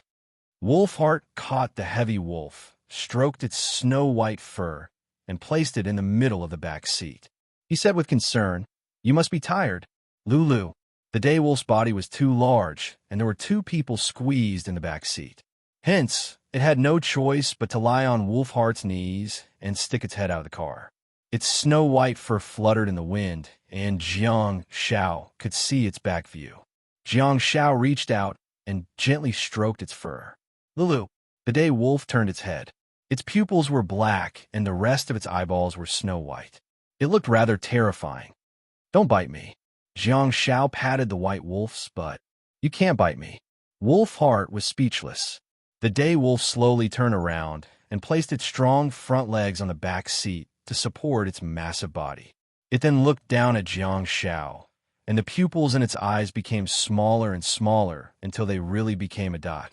Its entire eyeball was about to turn white. It bared its teeth slightly and revealed its sharp teeth, after which an extremely dangerous aura approached Jiang Zhao's face. "Bye." Second last, who was in the passenger seat, turned her head around and reached out to stroke the day wolf's fur. Lulu, the day wolf, became much more restrained and turned its body to sit on the back seat. It then leaned its massive body forward. Jiang Shao froze for a moment and looked at Wolfheart. "Is your star pet very close to second last?" Wolfheart stroked the day wolf's fur and said, "When Sir summoned me to join the team, there was a very interesting story." Jiang Shao was immediately interested. "What is it?" Wolfheart laughed and said, "I still remember the scene of 8 wolves besieging a lynx." Jiang Shao froze for a moment before asking excitedly, "Did you record it?" "9," second last said, while hugging the day wolf's head and stroking it. Jiang Shao asked what? Second last said, 9 wolves besieged me. How could he have had the time to record it? Wolfheart scratched his short hair awkwardly and said, 8. I think. The daybreak wolf, and I should be considered one, right? Second last said, "Huh. Take it back." Wolfheart patted the day wolf's back, and the majestic day wolf immediately turned into spots of starlight that fused into his body. Second last said, "Remember our goal. When we reach the city later, keep a low profile and make sure that Jiang Zhao's sound of silence will make the first move. Don't let him escape again." As they spoke, a shabby sedan drove towards them. The military vehicle stopped slowly, and the 4 of them got out of the car. 2 young men who were dressed in ordinary clothes alighted from the shabby car opposite them. The young man said, 16357. Second last nodded slightly and said, 931. The young man hurriedly gestured for everyone to get into the car. Holding onto the heavenly halberd, Jiang Shao suddenly said, "Second last, something has happened." Second last asked, "What's the matter?" Jiang Shao looked at the shabby car in front of him and asked, "Where do I put my weapon?" Second last said, "Throw it back into the military vehicle." Jiang Shao grimaced in pain and looked around before placing the heavenly halberd behind a boulder. The other young man also got into the military vehicle and drove away quickly. The 4 of them immediately got into the car, and the next scene was rather awkward. The 3 burly men squeezed themselves in the back seat, while second last sat in the front passenger seat. However, even though she was alone, she was still cramped and could not stretch her legs. Hence, she had no choice but to curl up. Second last did not intend to make herself feel aggrieved. She adjusted the front passenger seat and slid backwards. Jiang Shao was speechless. It was because Jiang Shao was sitting right behind her seat and she felt really uncomfortable. The young man said in broken Mandarin, "He's driving a car." Second last sneered and said, "He's very conceited." Jiang Shao also completely recognized the uniqueness of the mission target, which was completely different from the female leader kind. The female leader was a person who did great things and was very responsible for her life and career. And this leader is actually driving a car? Indeed, she's a mercenary. She's indeed a tool. My life is so colorful, huh? When second last said that their destination this time was an urban area, Jiang Xiao was already very bewildered. Jiang Xiao even thought that the other party had controlled the entire city, but it seemed that wasn't the case. Now that he heard what the other party was doing, Jiang Xiao's evaluation of the mission target plummeted. Maybe Westerners really love this. The young man who was driving said, they think they're hiding well, but we've been keeping an eye on them for some time. They're now in the old city, under a pile of ruins. Ever since the Dark Hall opened the dimensional space in the old city, the residents there have all evacuated. It's now a pile of ruins. You don't have to worry about hurting the innocent.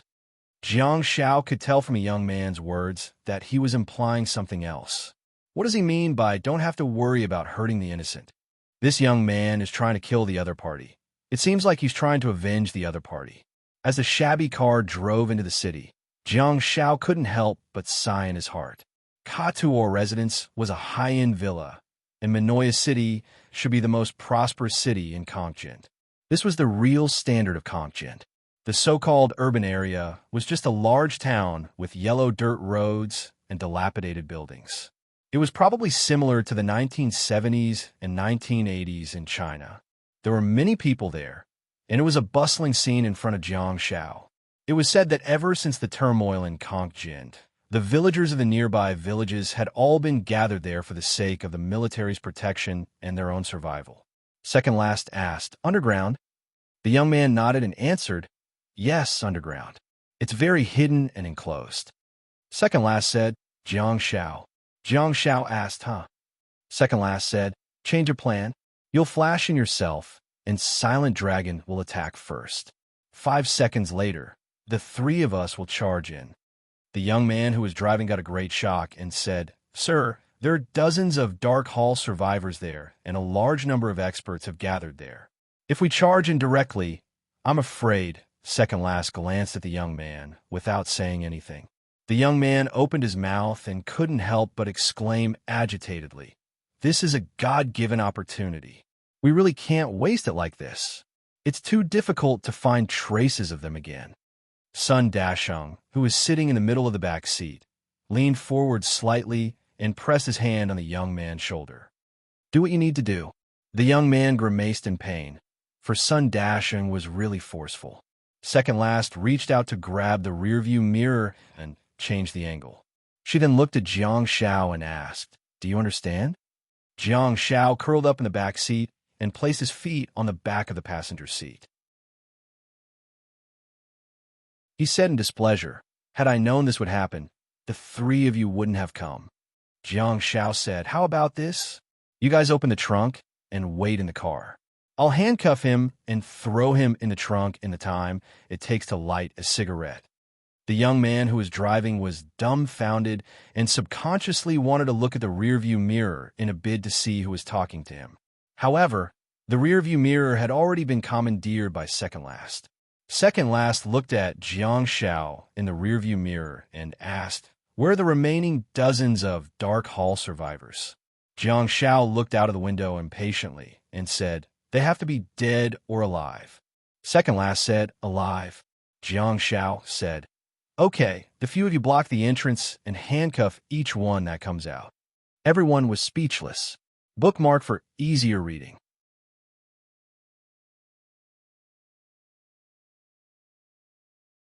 Chapter 739. In the ruins of the old city. The group of four got out of the car early and walked all the way through the ruins. The four of them were the best of the best. Coupled with the fact that they had deliberately hidden themselves, it was indeed difficult for them to be discovered. There was also a dark red daybreak wolf walking beside Wolfheart. The color of its fur should correspond to the color of the sun that had just emerged from the horizon. The huge daybreak wolf bit Wolfheart's sleeve gently and tilted its head in the direction of their 1 o'clock. Second last discovered the guard on the second floor of the ruins almost at the same time. She bent her finger and gently tapped the back of Jiang Zhao's head before tilting her head slightly. She was exactly the same as the daybreak wolf's guidance. Jiang Zhao covered his head and looked at second last in displeasure. Second last glared at Jiang Zhao and gestured for him to hurry up and take action. Jiang Shao pursed his lips and thought, all right, why are you so fierce? A ray of cold light appeared first, followed by a spear. Ahem, it's all over. Silence, let's go. Jiang Shao, who had deliberately adjusted the golden silence, prohibited all the star warriors from using their star techniques in the silence domain. He also tried his best to prevent the sound from spreading out. Golden silence was still all right, but if it was platinum silence or diamond silence, there would be additional damage to the targets in the area, and it would cause a painful blow to the enemy. In such a situation, the natural reaction of the enemy's body would make them make some slight sounds such as coughing. Jiang Zhao's figure flickered and entered the silence domain. He stood behind the guard and strangled his neck. Second Last said that she wanted him alive, so he decided to give him to her. Jiang Shao locked his arms around the guard's neck, and in less than 10 seconds, the guard stopped struggling. Jiang Shao tried his best to strangle him for a few more seconds, and after ensuring that there was nothing wrong, he finally let go of the guard. The guard's body seemed to have turned into a puddle of mud as he slumped onto the ground. Logically speaking, Second Last was rather serious and responsible when it came to missions. If there were only 2 of them, Jiang Shao could directly show them the space-time rift that he could use to teleport. He could also disguise himself as a guard and sneak into the underground. There were many ways to complete the mission. However, just like the young man who was driving just now said, it was a rare opportunity. In the young man's opinion, the team was rather reckless, but in fact, Second Last was already very responsible. The 3 of them stuck close to the ruins and quickly walked along the dilapidated street, approaching an abandoned factory step by step. The factory was large and had an underground warehouse, but now it had become a gathering place for Nicholas Odin. Sniff! Sniff! The daybreak wolf's nose twitched slightly. He looked forward and tiptoed on the street, following the special aura to guide the guards at various locations. Along the way, they dealt with a few close combat sentries. Only now did the great sage realize that Jiang Zhao's true stage wasn't the World Cup, but the arena of life and death.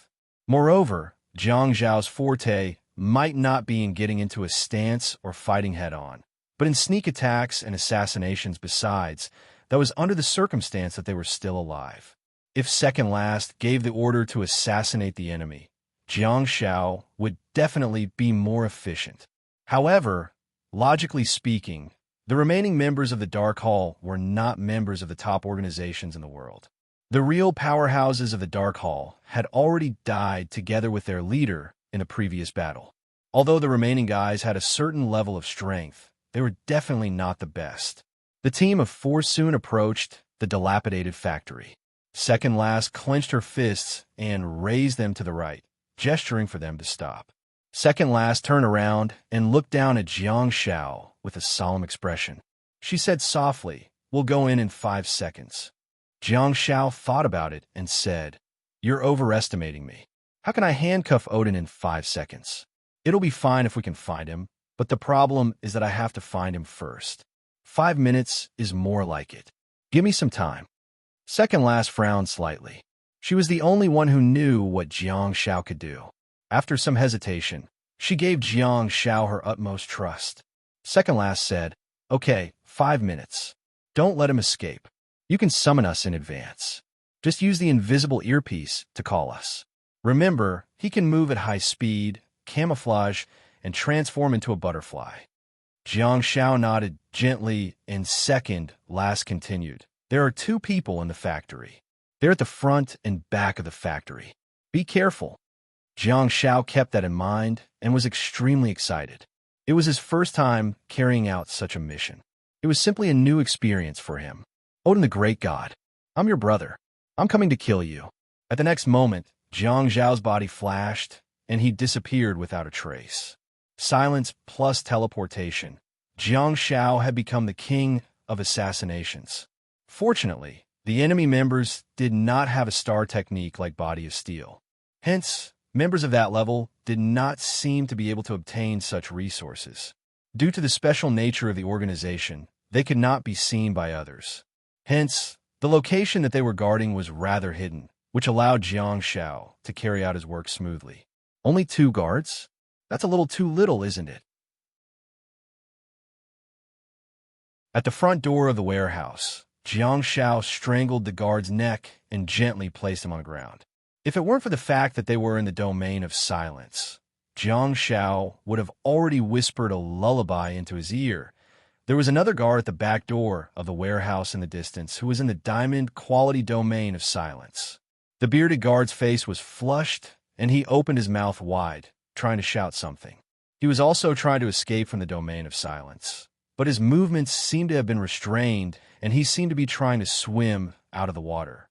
His movements were rather slow. In the dilapidated factory, Jiang Shao looked around and tiptoed forward. He found the entrance to the basement and threw another diamond spell of silence at the guard. The guard felt dizzy and couldn't stand it anymore. He bent over and spat out a mouthful of blood. Jiang Shao lowered his head and looked at the stone steps that he was walking down. After thinking about it, he raised his hand and threw another diamond spell of silence at the guard.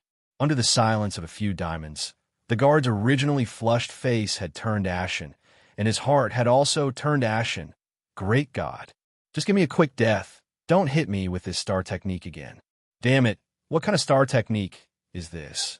Jiang Shao made up his mind, and his body suddenly flashed. The guard vomited blood as he finally crawled out of the domain of silence. However, Jiang Shao, who had suddenly appeared at the edge of the domain of silence, punched the back of his head and knocked him out. Jiang Shao kicked the guard and flipped him over. Immediately afterwards, his body transformed and became exactly the same as the guard. A middle-aged man with a big beard and wrinkles on his face appeared in this world. Jiang Shao turned around and strode down the stone steps. He walked down the steps, and the closer he got to the heavy iron door, Jiang Shao could hear the buzzing and vibrating sounds. Oh my God, this is amazing. Are these people dancing in the disco? Jiang Shao was slightly stunned. He walked to the door and knocked on it. Open the door. Check the water meter. Kacha. The small window on the door opened and a man looked out. When he saw the bearded man, he said something impatiently and opened the door while muttering. The man asked, Yin% hashtag at? How could Jiang Shao understand that? He elbowed the man away and walked inside. When he saw the scene inside, Jiang Shao was stunned. Didn't they say that there were only 30-odd people from the Dark Hall? There are at least 100 of them here. These people were all handsome men and beautiful women. Where did they find all of them? Move and hit. Move and hit. Jiang Shao was thinking about it and felt a little dizzy. The sound waves were too strong, and he would hit the ground even if he didn't sway. It was simply a group of demons dancing. They seemed to be having too much fun, as if they wouldn't live to see tomorrow. In the dim environment, the light balls were spinning. Jiang Shao had no idea where they got the equipment from. The colorful lights shone on Jiang Shao. In the large underground storage room, Jiang Shao quickly found a man who was sitting on the sofa and hugging two beauties. The area was slightly empty, and there were a few people who seemed to be bodyguards standing there, separating the noisy dance floor from the rest area. The man was lying comfortably on the sofa with a beautiful woman in one hand and a bottle of beer in his mouth. His posture was rather strange. He was lying on his back with a bottle of beer in his mouth. He didn't even need to use his hands to support himself as he drank the beer in one gulp. Looking at Nicholas Odin's drunken expression, Jiang Shao couldn't help but stroke his big beard. This kid can really drink? Jiang Shao looked around in the crowd and randomly found a beautiful woman who was twisting her body and dancing to her heart's content. After carefully observing for a while, Jiang Shao plunged into the crowd and walked through the crowded crowd. While the lights were dark, Jiang Zhao's body turned illusory. This place was too chaotic and gloomy. Demons danced about in a frenzy, so no one paid any attention to these things. When the lights flickered again, a beautiful woman had already made her way through the crowd and walked towards the rest area. A bodyguard stepped forward and gestured with his hand to stop her. This bodyguard clearly recognized this beautiful woman. After all, he had already passed all the people who were having fun here, so the guard didn't react too violently. Beautiful woman Jiang shouted into the room, "Hey, hey!" Nicholas tilted his head and flung the beer bottle away. He then looked over in a daze. Beautiful woman, Jiang blew him a kiss. Nicholas laughed out loud and nodded at beautiful woman Jiang. Beautiful woman Jiang stepped forward and pounced into Nicholas' arms. Oh, Nicholas hurriedly let go of the two beauties. Beautiful woman Jiang took the opportunity to open her arms and push the two beauties on her left and right away. With a slight force, the two women were pushed away. Beautiful woman Jiang resisted the pungent smell of alcohol and struggled out of Nicholas' arms. She then sat beside him and leaned against his shoulder. She then reached for her waist and took out the star power handcuffs. She moved her lips close to Nicholas's ear and said in pure English, "I'll show you a big baby." As she spoke, she held the star power handcuffs in her right hand and put them around Nicholas's waist. From the other side, she handcuffed Nicholas's right wrist. Nicholas froze for a moment and stared at the beautiful woman in front of him with his intoxicated eyes. Beautiful woman Jiang yanked him with her right hand and grabbed his left wrist with her left hand. She then pushed him back. Gotcha. As soon as the handcuffs were cuffed, a faint blue light flashed, and the star power handcuffs took effect. At close range, beautiful woman Jiang suddenly turned into Jiang Xiao. All of a sudden, the two beauties who were pushed away were stunned, and the bodyguards were dumbfounded too. Jiang Xiao placed his elbow on Nicholas' shoulder and tried his best to bear with the sound waves. He tilted his head and asked, "I heard that you run fast, know how to disguise yourself, and can even transform into a butterfly and fly away?" Nicholas was dumbfounded. Apex.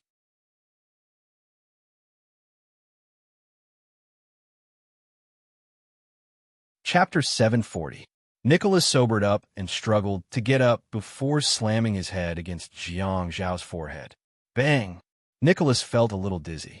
He had already drunk a lot to begin with, and now he felt even more dizzy. Jiang Xiao grabbed the chain on Nicholas's handcuff with one hand. Although he couldn't use all his star techniques at such a close distance, endurance was a passive star technique that was added to the physical fitness of a star warrior. This was a diamond quality, great endurance. "How dare you hit my head?" Jiang Xiao was displeased and slammed his head back. Bang! Nicholas's forehead collided with Jiang Zhao's forehead, producing a painful sound. Under the huge impact, Nicholas's body leaned back and he fainted on the sofa. Jiang Xiao grinned and thought, "Little guy, you want to fight with me? I'm a toxic healer, but I'm stubborn." Leader. Enemy attack. Enemy attack. Two bodyguards immediately pounced over and yelled. One of them even seemed to be petrified, but after getting close to the star power handcuffs, the rock bodyguard also turned back into his physical body. The chaos here attracted the attention of a small number of people. However, in this chaotic and noisy scene, the majority of the people on the dance floor did not feel anything and continued to play crazily. One of the bodyguards pressed Jiang Xiao down and began fighting him in close combat, while the other hurriedly ran out with Nicholas. They had just taken a few steps when the star power handcuffs were far away from them. Hence, the star power of the bodyguard and Jiang Xiao who were fighting on the sofa returned.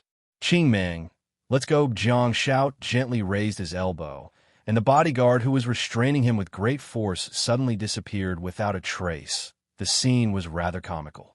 Initially, the two of them were entangling each other like octopuses and looking for opportunities to hit each other's vital parts. Besides, the bodyguard was stronger than Jiang Xiao, so it was really difficult for Jiang Xiao to escape in a short period of time. At the moment when their star power returned, bang, the bodyguard flew straight up and slammed into the ceiling, embedding himself in the cement roof. At this moment, the people who were happily playing on the dance floor heard the loud bang and turned to look. Not far away, the DJ who was swaying to the rhythm also took off his headset and stopped the music. Bang! Diamond silence, soul imprint. Jiang Xiao stood on the sofa and stretched his hand out, aiming at Nicholas and his bodyguards who were fleeing in panic. Since the crowd was densely packed, it was inevitable that the diamond silencer would hit someone else. Jiang Xiao was elated about this. Come on. Everyone has a share. All of you like to sing and dance, right?"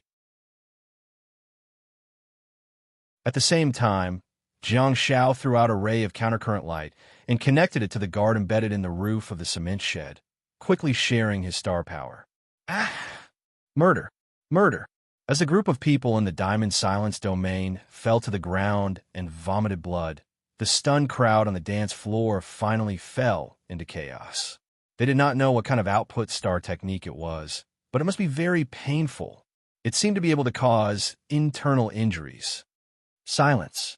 Jiang Shao shouted loudly. However, it was useless. Everyone was running away, and no one paid any attention to him. Jiang Zhao's eyes narrowed. Some of the surviving members of the Dark Hall had started to attack. Without a doubt, they would explode as soon as they came into contact with Jiang Shao. However, it was too chaotic and noisy. Jiang Shao had no idea which of them were the surviving members of the Dark Hall and which of them were the ones they found to sing and dance with. Damn it. I don't care who you are. Kill them all. It turned out that Jiang Shao was rather humane. If there were only 30 or so surviving members of the Dark Hall, Jiang Shao would have activated Diamond Silence and smashed them. However, there were civilians here, so whoosh. At the next moment, a pillar of light with a diameter of 8 meters landed at the exit, and the huge pillar of blessing completely blinded everyone's eyes. The rich light of blessing poured down and flowed with star power that was as dense as water. A large number of light spots of blessing passed through the pillar of light and splashed outwards. Anyone who came into contact with the slightest bit of it would stiffen up. The crowd at the exit suddenly let out a strange guttural sound. Ah, that scene. TSK, TSK. No matter how beautiful the scene was, the thick beam of blessing light continued. Within the 8-meter-wide beam of light, a group of figures trembled and fell to the ground. Not far behind the pillar of light, those who were not affected were dumbfounded. What kind of star technique is that? Why is it so holy? Is that a medical star technique? What had happened to them? Is it comfortable or painful? They couldn't be blamed for not recognizing blessing and silence. Jiang Zhao's star power was simply too high in quality, and the effects of his star techniques were worlds apart for what everyone knew. Blessing was supposed to be a small pillar of light. Yet, it was now an 8-meter-wide pillar of light that was overflowing with holy light and even splashing stars. Who would be able to recognize that it was blessing? Silence was supposed to prohibit people from using star techniques. But now, the first effect of Jiang Zhao silence was to make people vomit blood. It also had the effect of confining the body. Who would think that it was silence? The crowd was no longer crowded, and they hurriedly retreated. To their surprise, another platinum blessing was cast behind them. Ah! Boo-hoo, cough, burp, hiss. Now, the people who were confused finally knew what it felt like to be hit by the pillar of light. It was only platinum blessing. Jiang Shao had the ability to cast diamond blessing. However, diamond blessing was more ferocious, and Jiang Shao couldn't control it. He was afraid that he would faint from the blessing. The surviving members of the Dark Hall that were hidden among the young men and women were no longer able to hide themselves. One by one, it jumped away. Their bodies were as nimble as loaches as they tried their best to dodge the pillars of light and the sprinkling of blessing stars. All sorts of star techniques immediately attacked Jiang Shao. Sensing that something was amiss, Jiang Shao flashed away. He dodged a series of bombardments and waved his hands continuously, after which he cast a few more shots of diamond silence. Jiang Shao had been paying attention to his mission target. He vaguely saw Nicholas and his bodyguard who were being smashed. They were moving extremely slowly and were struggling to crawl out of the domain of silence. Jiang Shao threw out another countercurrent light and connected it to Nicholas. The criminal leader was in a miserable state. He was controlled by Jiang Shao from beginning to end and didn't even use a single star technique. In the end, he even became a power bank. Jiang Shao thought about it and decided to treat Nicholas better.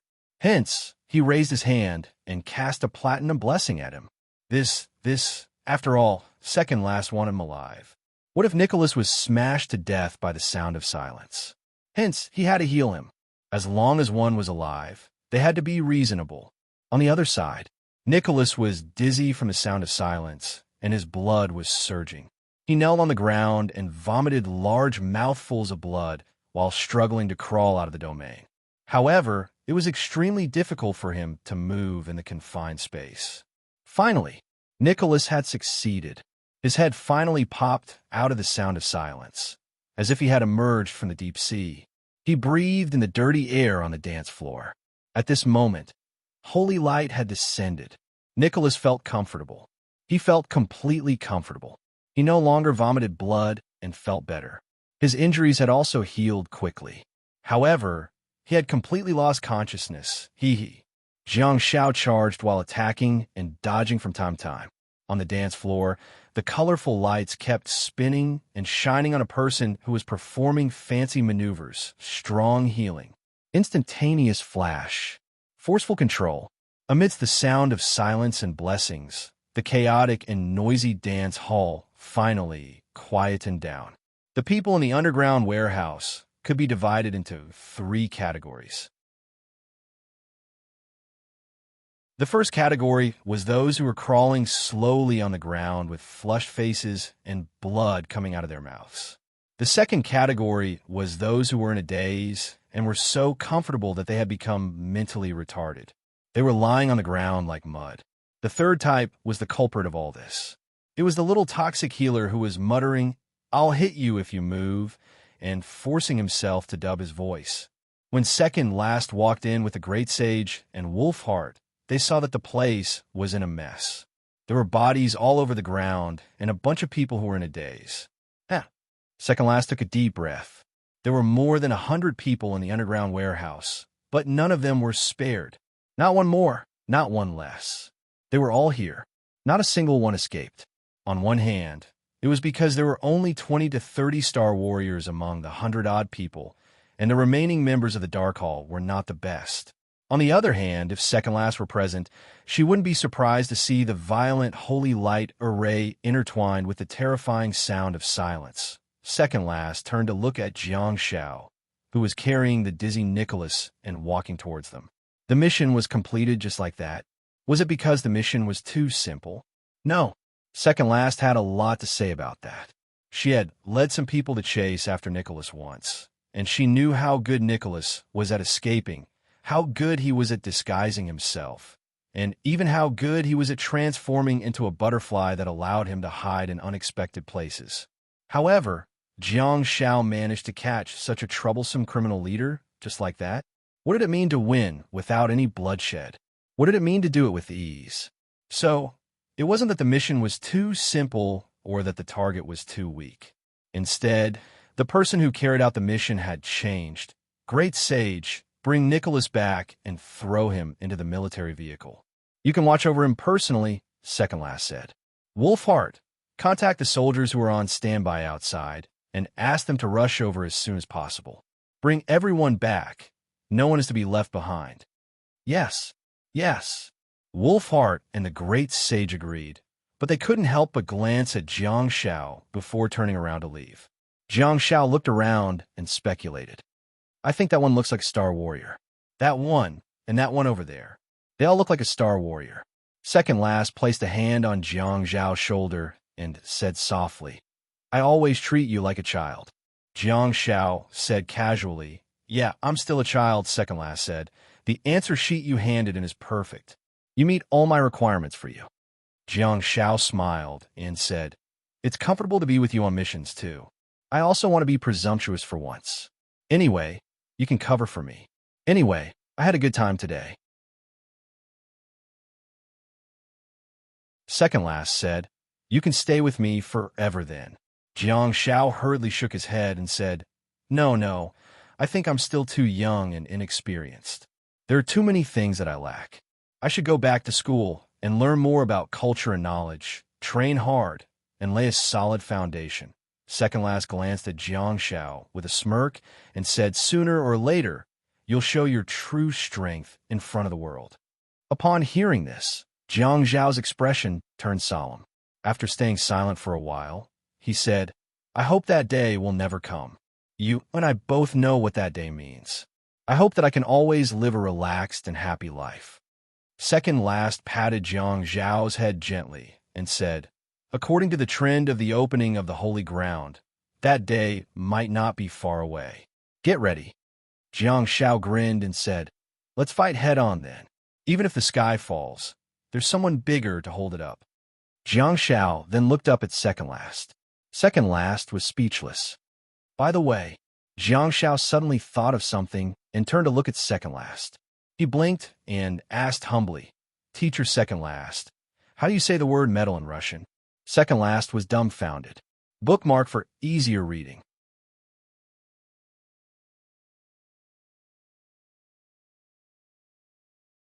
Chapter 741. 3 days later, Jiang Zhao left. After successfully completing the mission to capture Nicholas, Jiang Zhao's journey in Conquagin came to an end. As for the reason, it was because the mastermind had been found out. Even so, they did not have the ability to arrest him immediately. Firstly, that person or force was not in Asia. Although there was only one mastermind, after a thorough investigation, the identity of the other party was revealed, which was enough to mean a lot.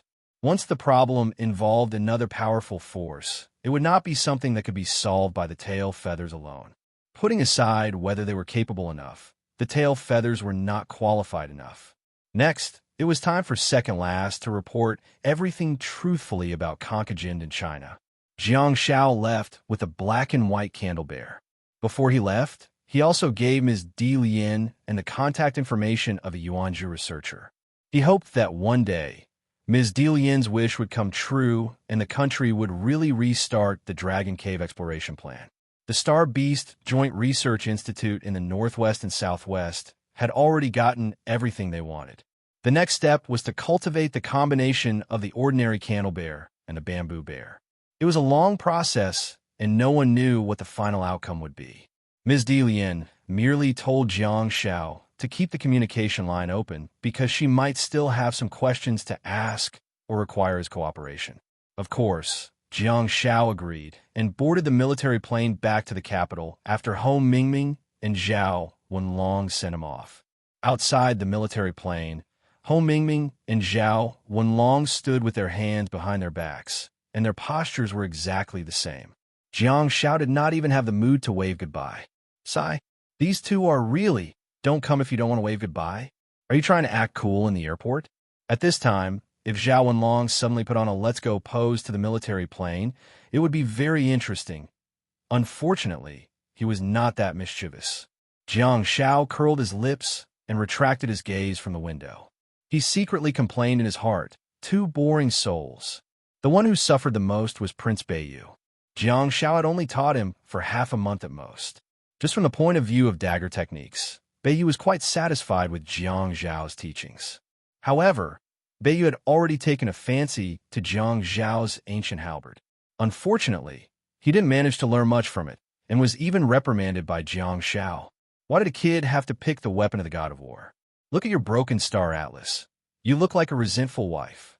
You could play with daggers, scissors, and white silk, or poison, gossip, and so on. You could barely connect with the star atlas. But why did you use the sky piercer? Have you ever seen a resentful woman stab her husband with a halberd? We have to be reasonable. On the military aircraft, Jiang Zhao looked at the internal star map in boredom, feeling rather satisfied with his performance at this stage. He had figured out the path to the upper dimension of the snowfield, picked up a little savage from the alien sphere, and nurtured the Bai Birch team. He had also successfully completed his mission with the Guardians of the Night. Most importantly, with Madame Di Lian's permission, Jiang Zhao could finally show his black and white candle bear to the public. Jiang Zhao acutely discovered that the words golden red candle flame cub, mutated, black and white, silver quality level 0, on the fourth plate of his internal star map had disappeared. In other words, the little guy had finally grown up. The black and white candle bear cub, platinum quality level 1, at the bottom of the first dependent form did not change. Did the bamboo bear still not enter the growth stage? However, its body size was already very big.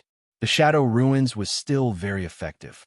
Before coming to Conquagin for the Star Beast Research Institute to observe and study the black and white candle bear, The bear had been staying in the shadow ruins and growing rapidly. In the past 2 months, the bear's body size did not change much. Jiang Shao pondered for a while. After all, this was a transport plane full of star warriors. Jiang Shao planned to immediately throw the bear into the shadow ruins and continue to nourish its body with the rich star power environment. Come to think of it, Xia Yin and Han Jiangxue had also lost nearly 2 months of cultivation time in the shadow ruins. Jiang Shao sighed and wondered how they were doing now. It had been more than half a month since they last met. Fortunately, it was only the end of May, and Jiang Shao could make it to Shanghai Tianqing's wedding in late June. In the middle of the night, the transport plane passed by 2 cities and finally arrived at its final destination. Along the way, Jiang Shao was already at a loss for words. He even thought that he was on a passenger plane. A military transport plane with a freaking stop? Not only did it stop, it even had to wait for a few hours. Is this a passenger plane in the skin of a military plane? Jiang Shao lowered the brim of his hat and hugged the mighty and domineering heavenly halberd. He curled up in the corner and fell into deep isolation. Regardless of whether Beiyu's star map was that of a disgruntled wife, Jiang Shao was definitely one at this moment. Even though Jiang Shao kept a low profile, the soldiers on and off the military plane also discovered his identity. However, no one asked him for an autograph. Jiang Shao walked out of the military plane and took a deep breath. The temperature in the capital at the end of May was still acceptable, but it might be because it was late at night. Hence, it was neither hot nor cold. Jiang Shao refused to be picked up by the military vehicle and disappeared without a trace through a space-time rift. I don't care if I'm allowed to use star techniques on Earth.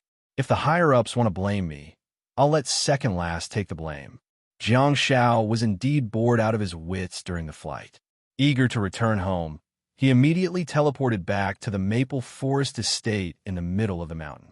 The capital was not an ordinary big city, especially since the distance between the military camp in the western suburbs and the maple forest estate in the southern suburbs was rather long.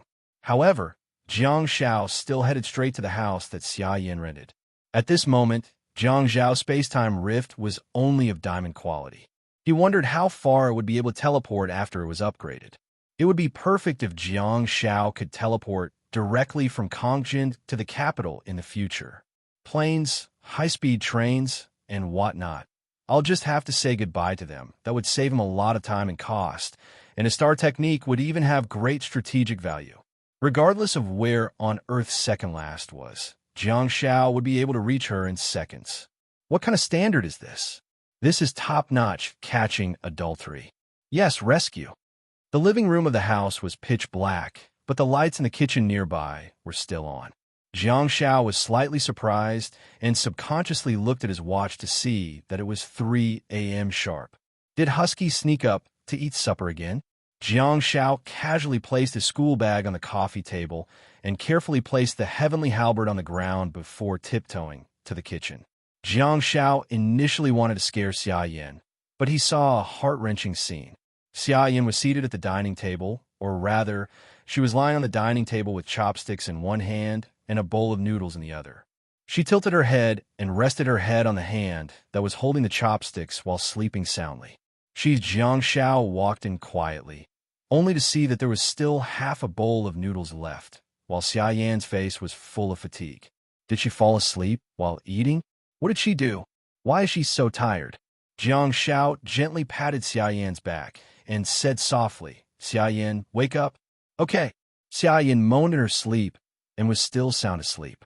However, she seemed to have subconsciously smelled the fragrance in the bowl again. Then she actually moved her chopsticks. Jiang Shao was dumbfounded. Xia Yan, who was sound asleep, actually started eating noodles again. As she ate, Xia Yan actually woke up. She opened her sleepy eyes, smacked her lips, and looked around in confusion. Jiang Shao moved the bowl of noodles to the side and forcefully snatched it from Xia Yan's hand. Although she was half awake, she was still very protective of her food. "Xiaopi, you're back." Xia Yan looked at Jiang Shao in a daze and smiled. She stood up in a daze and wrapped her arms around Jiang Zhao's neck. Jiang Zhao said, "Shall I heat up the noodles for you?" "No need." Xia Yin rested her head on Jiang Zhao's shoulder and rubbed it from left to right. The soup in her mouth and the noodles on her face were all smeared on Jiang Zhao's clothes. Jiang Zhao hesitated and said, "Why don't you wake up and wash up before going to sleep?" However, Xia Yan's even breathing could be heard, and there was no response. "Impressive, Yin. You can even sleep standing up. You can fall asleep while eating noodles and wake up while you're asleep. You can talk when you wake up and fall asleep while talking.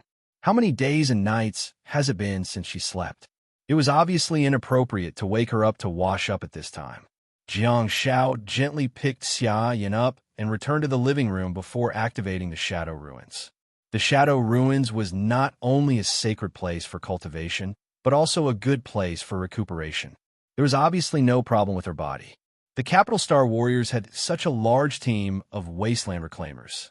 It would not be a problem to find a medical Star Warrior to help her heal her body and restore her vitality. She was so exhausted that it should be due to mental exhaustion. Jiang Zhao leaped into the Shadow Ruins, walked to the single bed, and put Xia Yin on it. After thinking about it, Jiang Zhao summoned the baby bear and the black and white candle flame. He even deliberately said to the black and white candle flame, "Don't be naughty. Don't disturb this girl's sleep." Oh! The black and white candle bounced out of Jiang Zhao's star chart. Just as it was about to have fun, it was scolded. Suddenly, the black and white candle was unhappy, pursing its lips and lowering its head face. Ring, ring, the two rattling bells floated down and reunited with their old friends. They were overjoyed and kept circling around the black and white candle flame. "Squeak, go over there and play. Just don't disturb her." Jiang Zhao squatted down and pinched the cheeks of the black and white candle flame smilingly. Oh!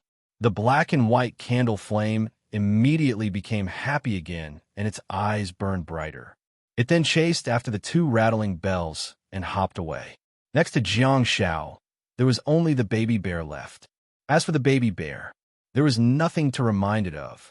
Jiang Zhao was still interacting with the black and white candle flame, while the baby bear had already fallen asleep on the ground. Jiang Zhao placed his hands on his hips and looked at the furry and round baby bear helplessly. He could only shake his head and sigh. Jiang Zhao turned his head and looked at Xia Yin, who was sleeping soundly on the bed. He still couldn't trust the other medical Star Warriors, so he raised his right hand and cast a silver blessing at Xia Yin. Xia Yin murmured softly in her sleep before turning over and continuing to sleep. Jiang Zhao jumped out of the Shadow Ruins and put the heavenly halberd in before closing the space door. It was quiet in the Shadow Ruins, and the faint sound of bells could be vaguely heard. A minute later, the door of the Shadow Ruins opened again, and Jiang Zhao jumped in with the sleeping Han Jiangxue in his arms. He wanted to check on Han Jiangxue's condition just now, and, as expected, Jiang Zhao saw the equally exhausted Han Jiangxue in her bedroom.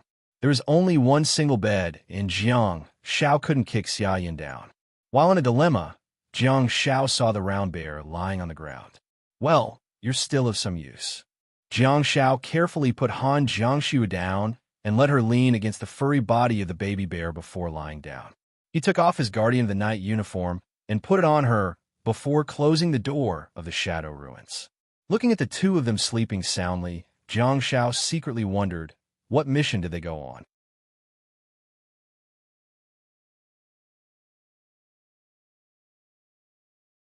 Chapter 742. In a daze, Xia Yin woke up from her sleep. She opened her sleepy eyes, only to see a dim starry sky. At this moment, Xia Yin couldn't help but think to herself, "Who am I? Where did I come from? Where am I going? Oh yes, my name is Xia Yin. I came from the kitchen at home. I'm going to wait a minute. I came from the kitchen? Where's my big bowl of noodles? Truth, that bowl of noodles is a little expensive." Xia Yin propped herself up with one hand and rubbed her forehead with the other. Although she was in a daze, she felt extremely comfortable and energetic. Xia Yin shook her head from side to side, causing the crisp sounds of bones cracking. She then strode off the bed, only to see that Han Jiangxue was lying on a humming bear while wearing a black military uniform and sleeping soundly at the foot of the bed. Wow, my Jiangxue is so beautiful. Xia Yin secretly marveled in her heart. The only thing that spoiled the mood was that there was still half a noodle hanging on the Black Guardians of the Night uniform. I wonder which idiot managed to eat the noodle all the way up to his shoulder. Xia Yin muttered and realized that Xiaopi had returned to bring them to the Calamity Ruins to recuperate. Xia Yin frowned. There seemed to be some blurry memories in her head. It seemed that she really dreamt that Xiaopi had returned, and she even dreamt of eating noodles. Anyway, it was just a dream, and the timeline was rather messy. Hence, she didn't take it seriously. The problem was, could it be that the dream was real? While thinking about it, she heard the sound of rapid breathing approaching from afar. Xia Yin turned her head to look, only to see Jiang Xiao, who was drenched in sweat and running towards her. Judging from his posture, he seemed to be running laps. Jiang Xiao's body seemed to have been fished out of the water. How long did he run for? Hearing the rapid breathing, Xia Yin strode forward and blocked Jiang Xiao's path. "You're awake." Jiang Xiao ran over and couldn't help but bend down, place his hands on his knees, and pant heavily. "You're so desperate." Xia Yin reached out to rub the buzz-cut boy in front of her, but it was covered in sweat. Xia Yin hesitated and looked at Jiang Xiao in disdain before finally giving up. Jiang Xiao tried to catch his breath and said, What did you guys do yesterday? When I came back, you guys slept like pigs." Xia Yin frowned and said, "You're the pig." Jiang Xiao grinned and said, "Have you forgotten how you ate and slept at the same time?" Xia Yin blinked and asked, "Huh?"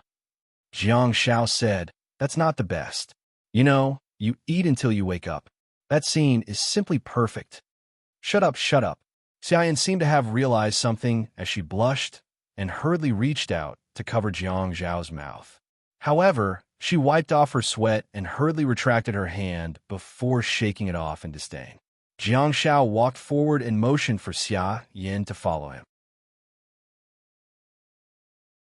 After that, Jiang Yin and said while Xia Yin. While taking a stroll and adjusting his breathing, Jiang Xiao asked, "Tell me, what did you guys do?" While walking, Jiang Xiao adjusted his breathing and asked, "Tell me, what did you guys do?"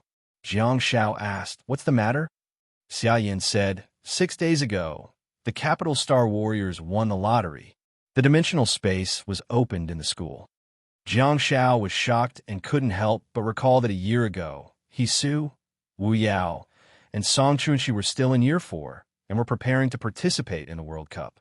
Everyone was happily eating hot pot when they encountered the dimensional space of Judge Yin. Jiang Xiao frantically asked, "Judge Yin?" Xia Yin nodded and said, "There's Judge Yin, Black Rock Mountain, and 2 yolks. I'm really drunk." Jiang Xiao was filled with hatred. At the thought of how exhausted Han Jiangxue looked, Jiang Xiao couldn't help but blame himself. He should have stayed by her side. Out of concern, Jiang Xiao asked, "Are you guys all right?" Xia Yin said, "We didn't go to Judge Yin. The other instructors of the Wasteland Reclaimers and the Victor's Legion have gone in. As the Wasteland Reclaimers, we went to the Black Rock Mountain in the prison." Jiang Xiao heaved a sigh of relief and said, "That's good. That's good." Xia Yin pursed her lips and said, "Good my foot. Guess where the holy ground of the Black Rock Mountain is? It's at least 800 kilometers away." Jiang Xiao looked at Xia Yin with a dumbfounded expression and asked, 800 kilometers? Jiang Xiao had been to many dimensional spaces, and there were some that were further away than the holy ground. However, most of the holy ground was only 300 to 500 kilometers away from the gate of the dimensional space. How unfortunate are Xia Yin and the rest. Xia Yin said with a pained expression, "Otherwise, how could we have stayed there for 6 days? We're almost going to throw up. Thanks to our abilities, we managed to get through the daunting experience in the Black Rock Mountain. If I were to stay in Judge Yin for 6 days, you wouldn't be able to see me again." Xia Yin then looked at Jiang Xiao pitifully and reached out to pinch the corner of his drenched shirt. "Xiaopi, are you afraid? If I say it's gone, it's gone. It's been hard on you." Jiang Zhao's words were sincere. Finding the holy ground was not a simple matter of finding the way and rushing, especially for the dimensional space of the Black Rock Mountain.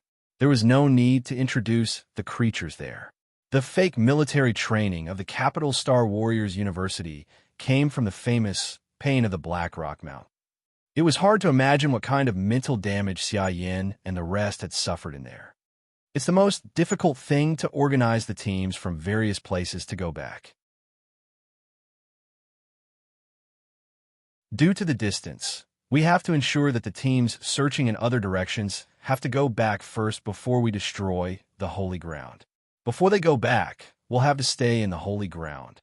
It's a nightmare, Xia Yin said with a lingering fear.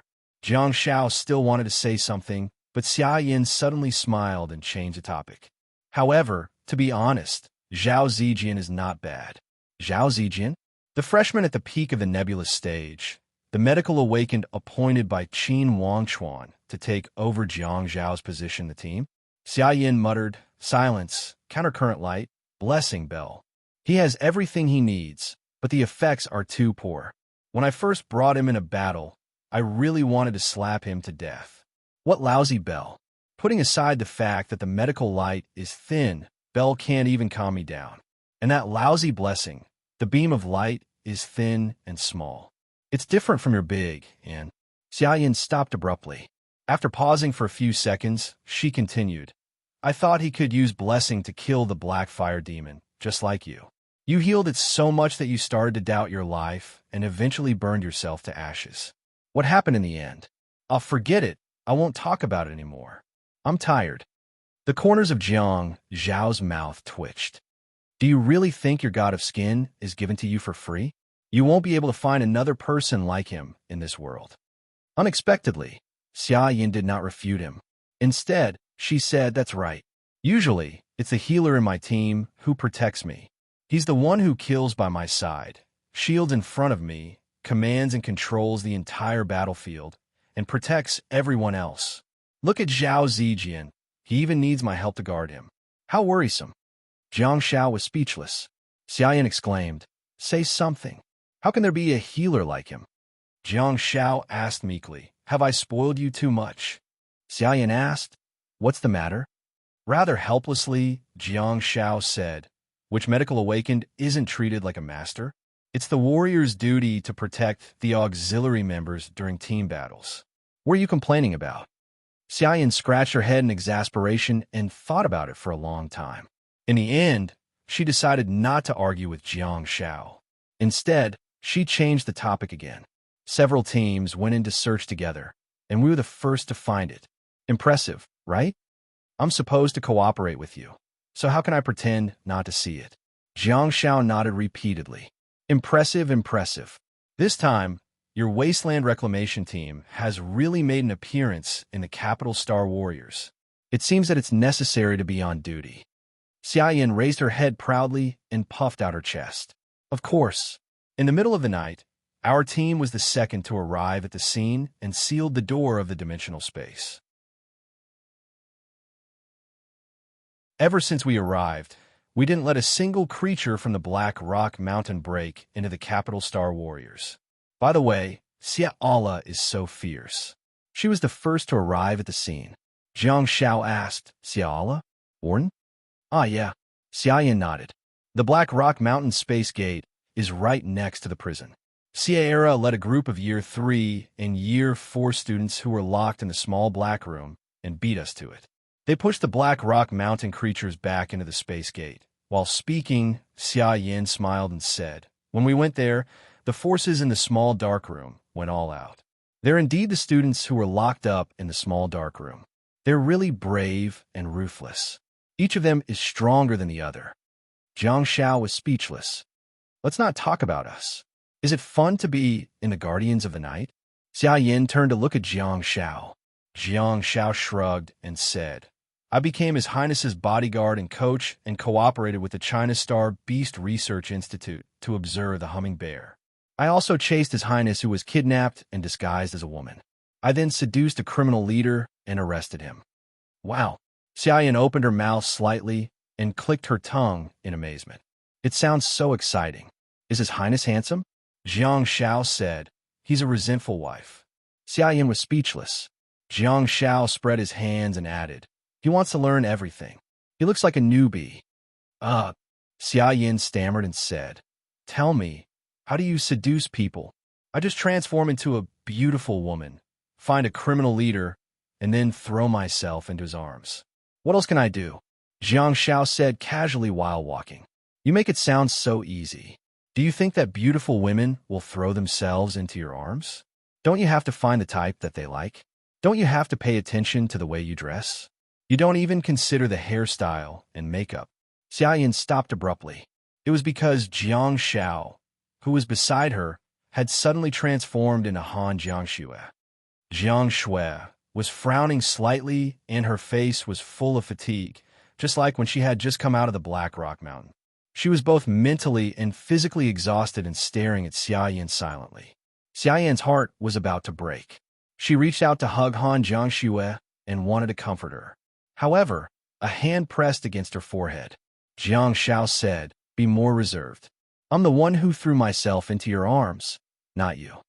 Xia Yin took 2 steps back and pointed at the tip of Jiang Shui's nose. You. Jiang Shui immediately transformed back into Jiang Shao and said, anyway, I found a scantily clad foreign girl and threw herself into the arms of the criminal leader. I then handcuffed him. On the other hand, Xia Yin looked like she had been toyed with. Although she had seen Jiang Yin countless times, she had never seen Jiang Shui before. In particular, Jiang Shui's heart-wrenching behavior just now was just right to be stubborn and obstinate. Oh my God, Xia Yin suddenly stomped her feet and exclaimed, you're a drama queen? You're a scourge. Jiang Shao chuckled and said, shall I show you Chang Yi's version of little Jiang Shui? Xia Yin immediately widened her eyes and asked, huh? Jiang Shao asked, I'm a drama queen? Am I a scourge? Xia Yin was all smiles and frantically waved her hands.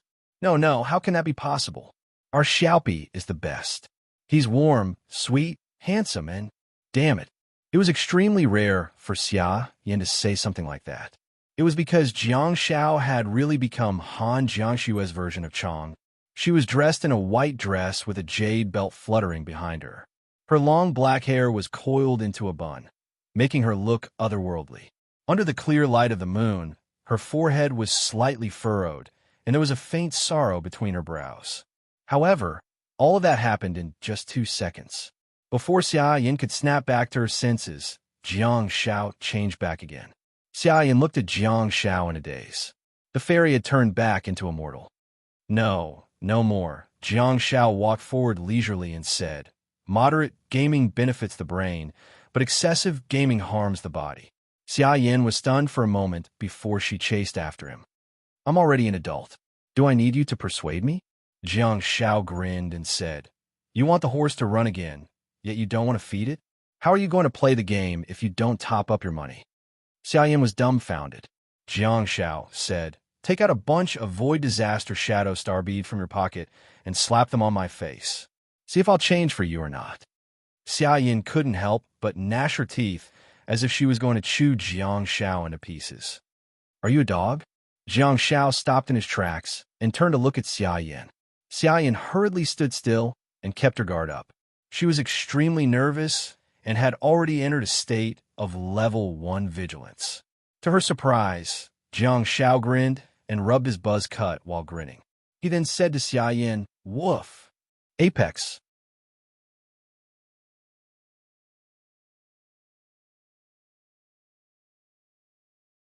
Chapter 743. Drama Queen, Scourge, Drama Queen, Scourge. Xia Yin muttered softly and followed Jiang Shao back. Han Jiangxue had also woken up. At this moment, she was holding onto the uniform of the Guardians of the Night that she was wearing and staring at the wide mask hanging on it. Dong! With a soft sound, Xia Yin kicked away the thing in front of her. However, due to the fact that Jiang Shao had brought her here from home, she was wearing slippers. Hence, she kicked the tip of the half-moon-shaped side blade of the heavenly halberd. Ah! Xia Yin exclaimed, jumping up with 1 foot in pain.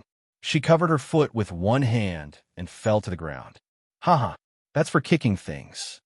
Jiang Shao couldn't help but laugh out loud. What's that? A weapon? Xiaoyan was really muddled from anger. Otherwise, she wouldn't have kicked it.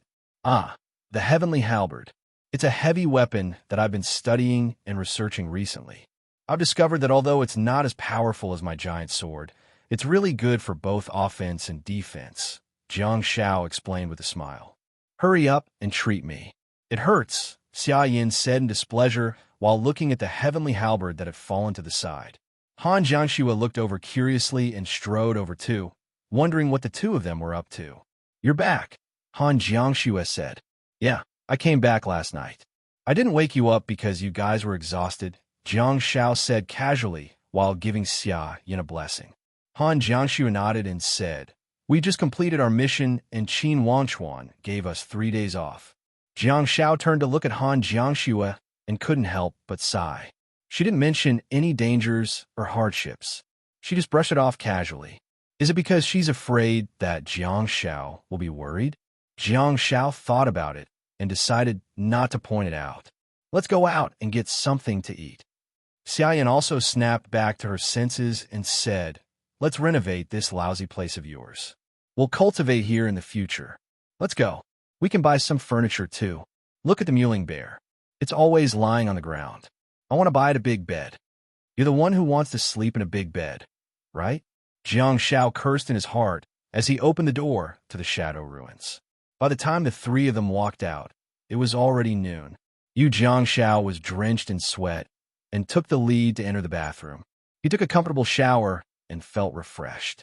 After some discussion, the three of them decided to go out to the streets to eat something and go shopping. He could tell that Xia Yin was really planning to settle down in the Scourge ruins. After lunch, the trio went straight to the furniture city. Xia Yin was in a good mood, as if she was going to buy a new home. Or perhaps, she simply felt happy shopping. In short, she bought a large bed, a sofa, a table lamp, a refrigerator, and a bunch of other items. She then hired people to send them to Maple Forest in the middle of the mountain. In line with the important principle of don't miss out on anything, Xia Yin accidentally discovered a huge and luxurious vertical clock when she was shopping. She bought it too. What was even more frightening was that Xia Yin was even nicer than Jiang Shao, the owner. After she returned home, satisfied, she suddenly thought of something. She then took out her mobile phone and bought a huge, naughty castle for the black-white candle and the baby bear. At that time, Xia Yin even asked Jiang Shao for his opinion. Jiang Shao, who was dumbfounded, did not quite understand what the mischievous castle was. Later, he found out that it was a huge inflatable castle with all kinds of toys inside, such as an ocean ball, a slide, a trampoline. It was like a small amusement park. Little Candle will love it, Xia Yin said happily. What is Ruffle Bell like? It just floats in the air without hands or feet. It doesn't seem like it knows how to play. Jiang Shao looked upset. That's where we train. This big castle of yours is too big, isn't it? Xia Yin glared at Jiang Shao. Didn't you just tell me that horses will only run if they are given grass to eat? You'll be using pets a lot more in the future. Can't you treat them better? Jiang Shao, Xia Yin muttered softly. I've always rubbed Little Candle and Little Bamboo Bear. Take it as compensation for their mental distress. Han Jiangxue was wearing a baseball cap, and her voice could be heard through the mask. The area of the Scourge Ruins is huge. It's about the size of half a football field. But as you said, the mischievous castle is too big. If we train, we'll be easily affected. Actually, Jiang Shao asked, what? Han Jiangxue said, You're only looking at the surface area. Your Scourge Ruins is very tall. It's about 10 meters high and can be divided into the second and third floors. Jiang Shao nodded in agreement. Xia Yan's eyes lit up and she said, What are we waiting for, then?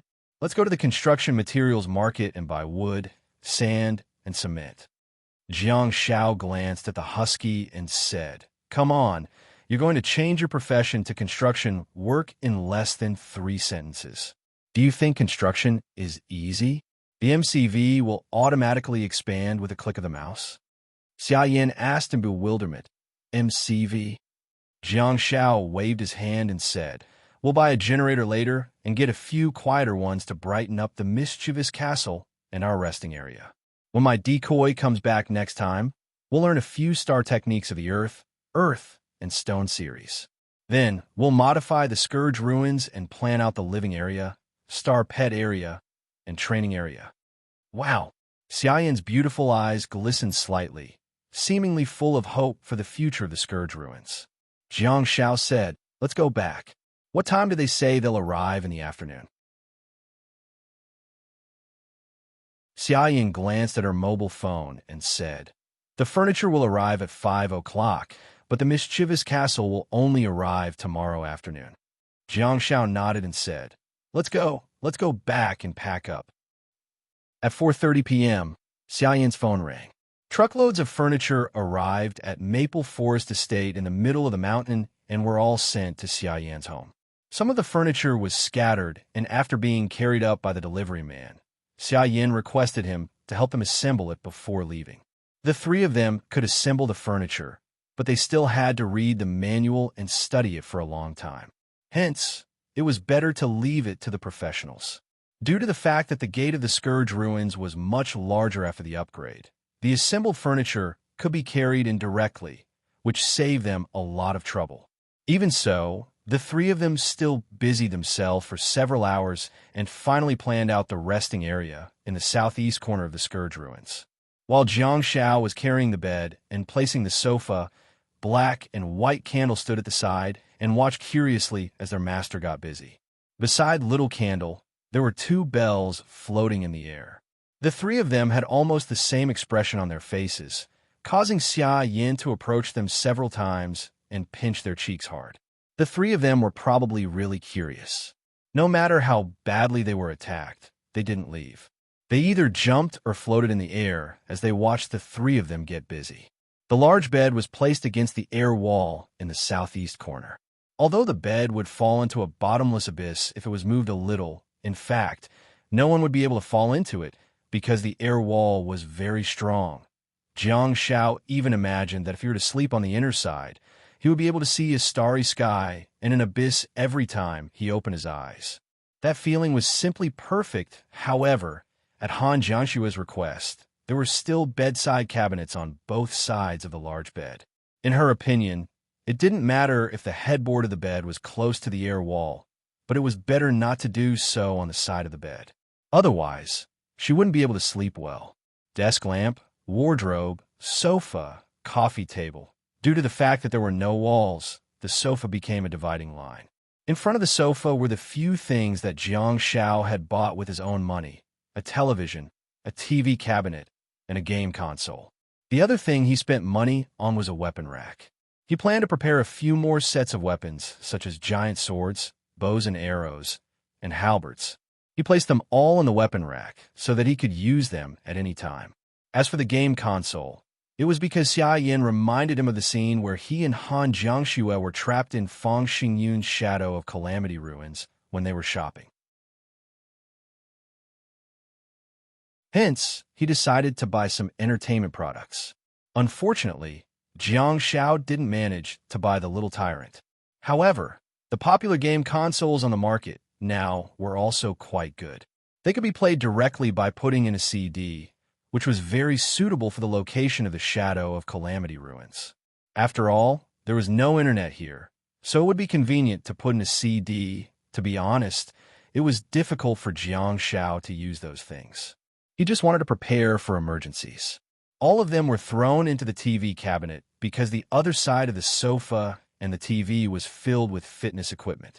The most useful one for Jiang Xiao was probably the treadmill. In the future, he wouldn't need to run laps anymore. He could just run until he died on the treadmill. The fitness equipment of the humans had become an alternative playground for Black and White Candle. After the fitness equipment was placed one by one, Black and White Candle began its big adventure. At this moment, Little Candle was pedaling on the motion bike. He stepped down half a circle, then jumped onto the other pedal, and slid down half a circle again. He hopped back and forth, having a lot of fun.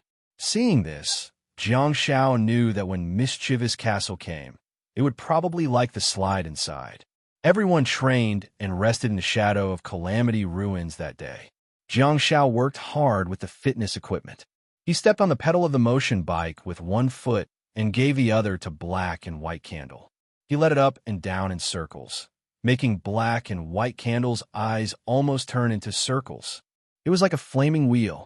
Because Jiang Shao was riding very fast, from afar, Black and White Candle could only see the pedal on the other side spinning wildly. The next afternoon, when the entertainment facilities for Star Pets arrived, Jiang Shao felt like he was about to explode. "What's this?" Jiang Shao pointed at the 5 small cart riders that were neatly placed and looked at Xia Yin helplessly. Xia Yin chuckled and said, "Means of transportation." Jiang Shao said in displeasure, "Do you really think the shadow of Calamity Ruins is that big? Means of transportation? Don't think that I don't know what you're up to. Look at the leather cushions around the cart rider. You're planning to use the cart rider as bumper cars, aren't you?" Xia Yin said, "Why do you have so much nonsense to say? Don't open your mouth later." Jiang Shao was speechless. Half an hour later, when Jiang Shao jumped into the shadow of Calamity Ruins with 4 bags of ocean balls, the sound of beep, beep, beep approached from afar. "Ooh," Xia Yin cheered excitedly. She held the 2 bells in one hand and shook them back and forth, emitting crisp sounds. She stepped on the accelerator, and it was as fast as lightning. On the front of the car, Black and White Candle was jumping around excitedly with her mouth agape. The star power in her stomach was flowing out of her mouth behind Xia Yin. Jiang Shao saw a scene that made him astonished. The baby bear had become a spirit. It was sitting in a go-kart with a large piece of bread in its mouth and butter all over its mouth. It was holding onto the steering wheel with its furry hands and chasing after Xia Yin while following the sound of the bell and dashing into the distance. Bookmark for easier reading.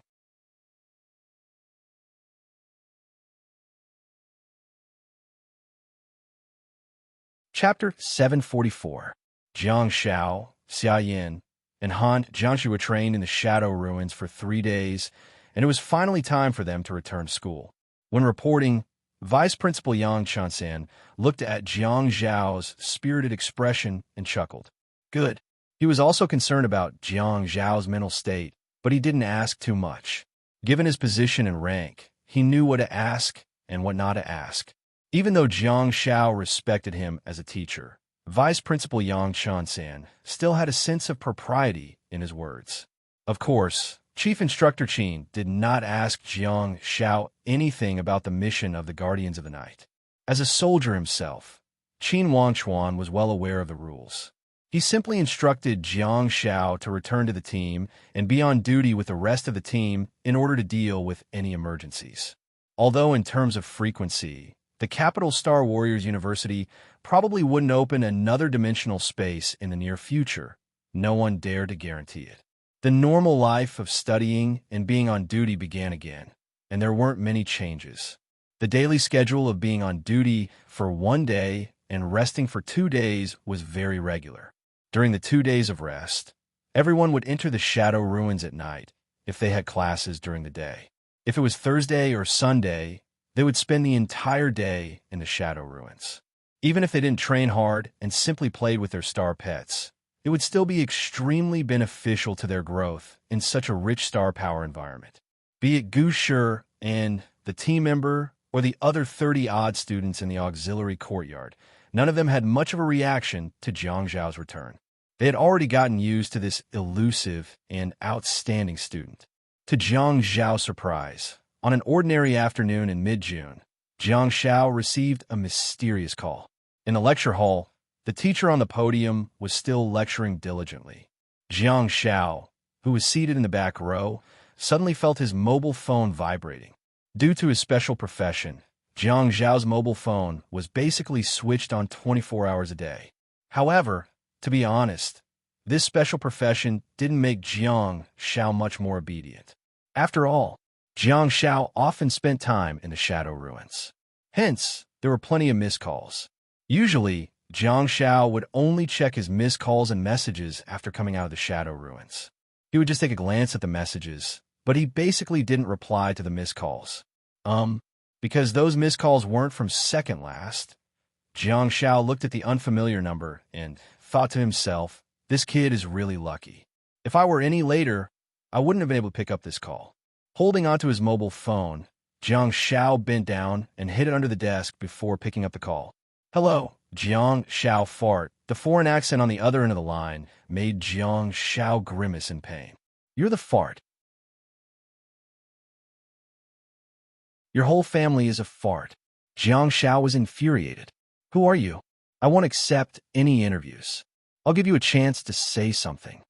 The person on the other side was obviously stunned for a moment and didn't speak immediately. Jiang Shao said, If you're not going to speak, I'm going to hang up. The other side hurriedly said, I'm Bino from the kingdom of Sima, Bino Alfonso.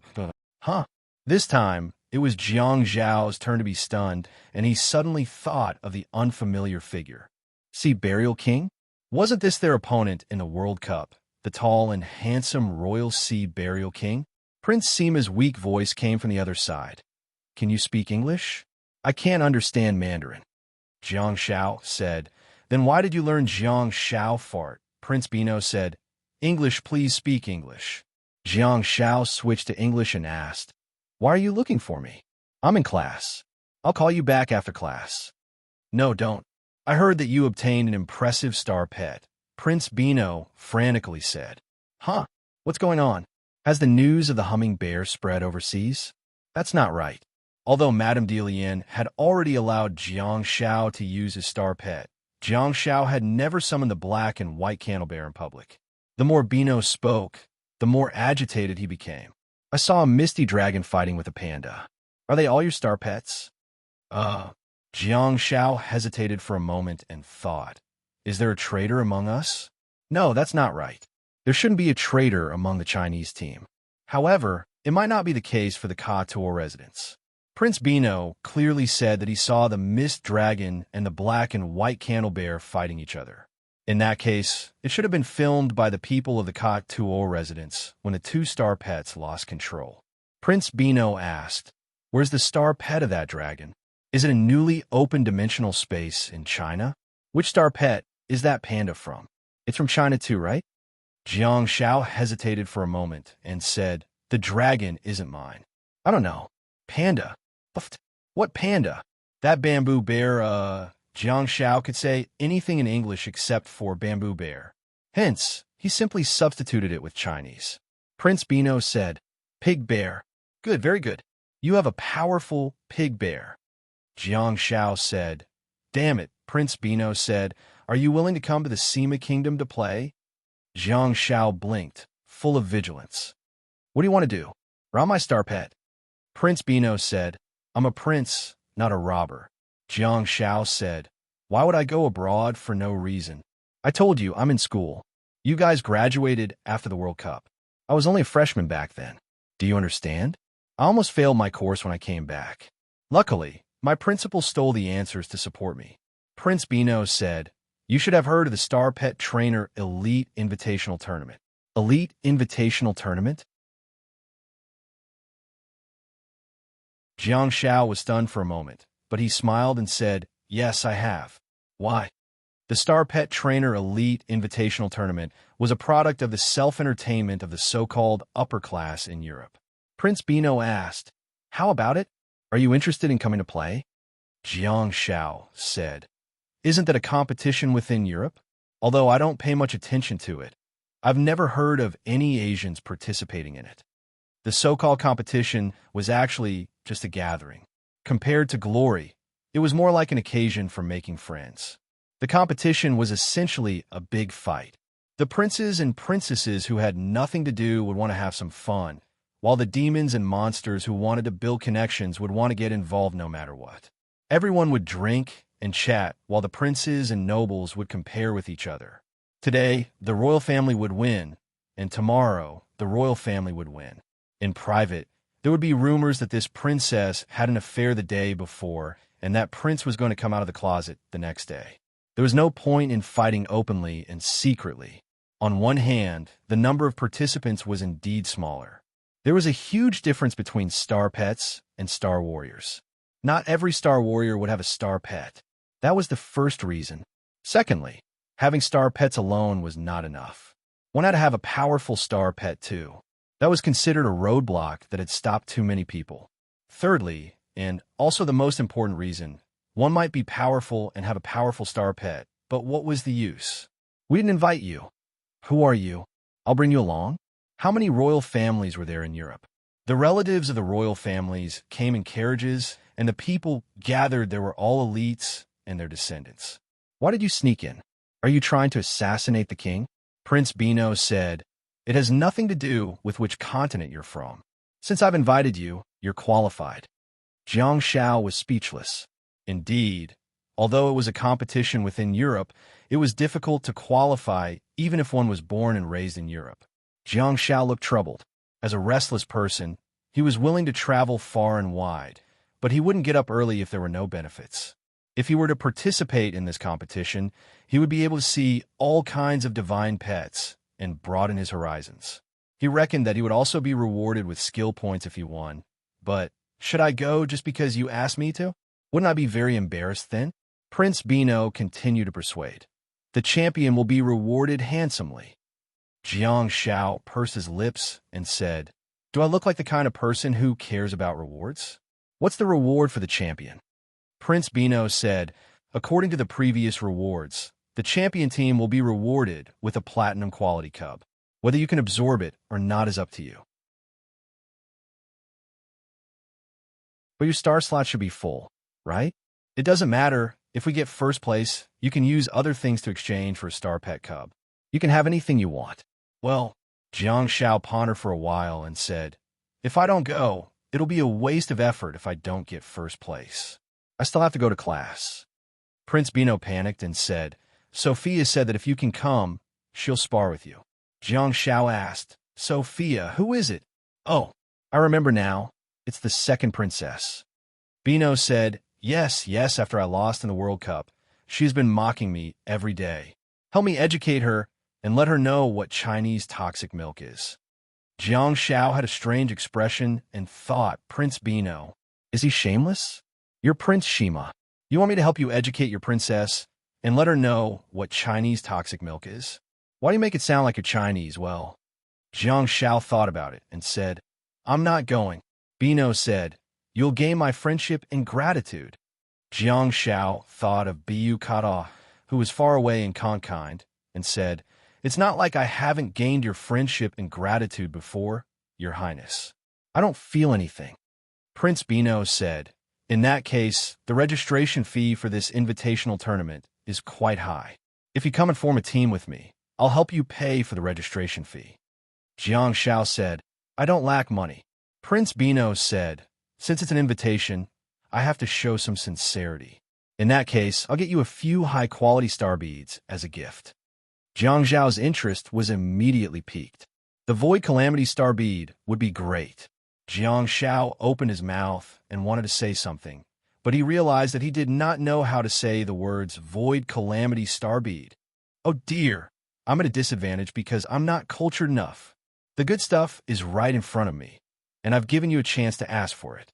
However, the problem is that Jiang Shao doesn't know how to say it.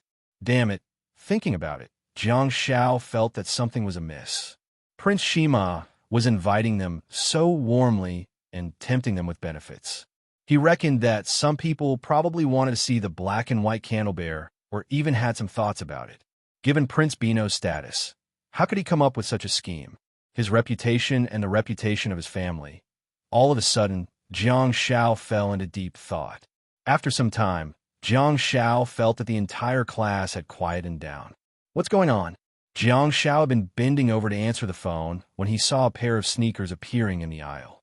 Jiang Shao froze for a moment and looked up in a daze, only to see teacher Xiao Binhao, who was teaching, thinking, and cultivating, standing in the aisle beside Jiang Zhao's table and looking down at him with a sullen expression. "Oh dear, I've been caught in the act of making a phone call during class, in a large lecture hall." The students all turned around to look at the scene and couldn't help but snicker. Teacher Xiao Binhao crossed his arms in front of his chest and looked down at Jiang Shao condescendingly. He berated loudly, Jiang Xiaopi, I'm in class. What are you doing? Jiang Xiao pointed at his mobile phone awkwardly and said, a friend insisted on inviting me to a party. I'm here to turn him down. Teacher Xiao Binhao was dumbfounded. Jiang Xiao said meekly, I said no, I still have to go to class. My teacher is very good at teaching, and I don't want to miss a single class. I love learning, and learning makes me happy. Teacher Xiao Binhao snatched his mobile phone and said, come and get it from me after class. Stand and listen. With that, Xiao Binhao took the phone and walked back, but he heard a burst of English voices coming from the phone. What a mess. Xiao Binhao hung up the phone and returned to the podium. He then raised his head and asked, Jiang Xiaopi, what are the microscopic effects of ideals and beliefs? Jiang Xiao glanced around and answered, it guides us to be the kind of person we want to be and the kind of path we want to take. It encourages us to learn. Huh? Xiao Binhao leaned back slightly with a look of disbelief. After being stunned for a while, his expression suddenly changed, and he hollered angrily, Sun Xiaosheng, close your book. Ask for some tickets, top.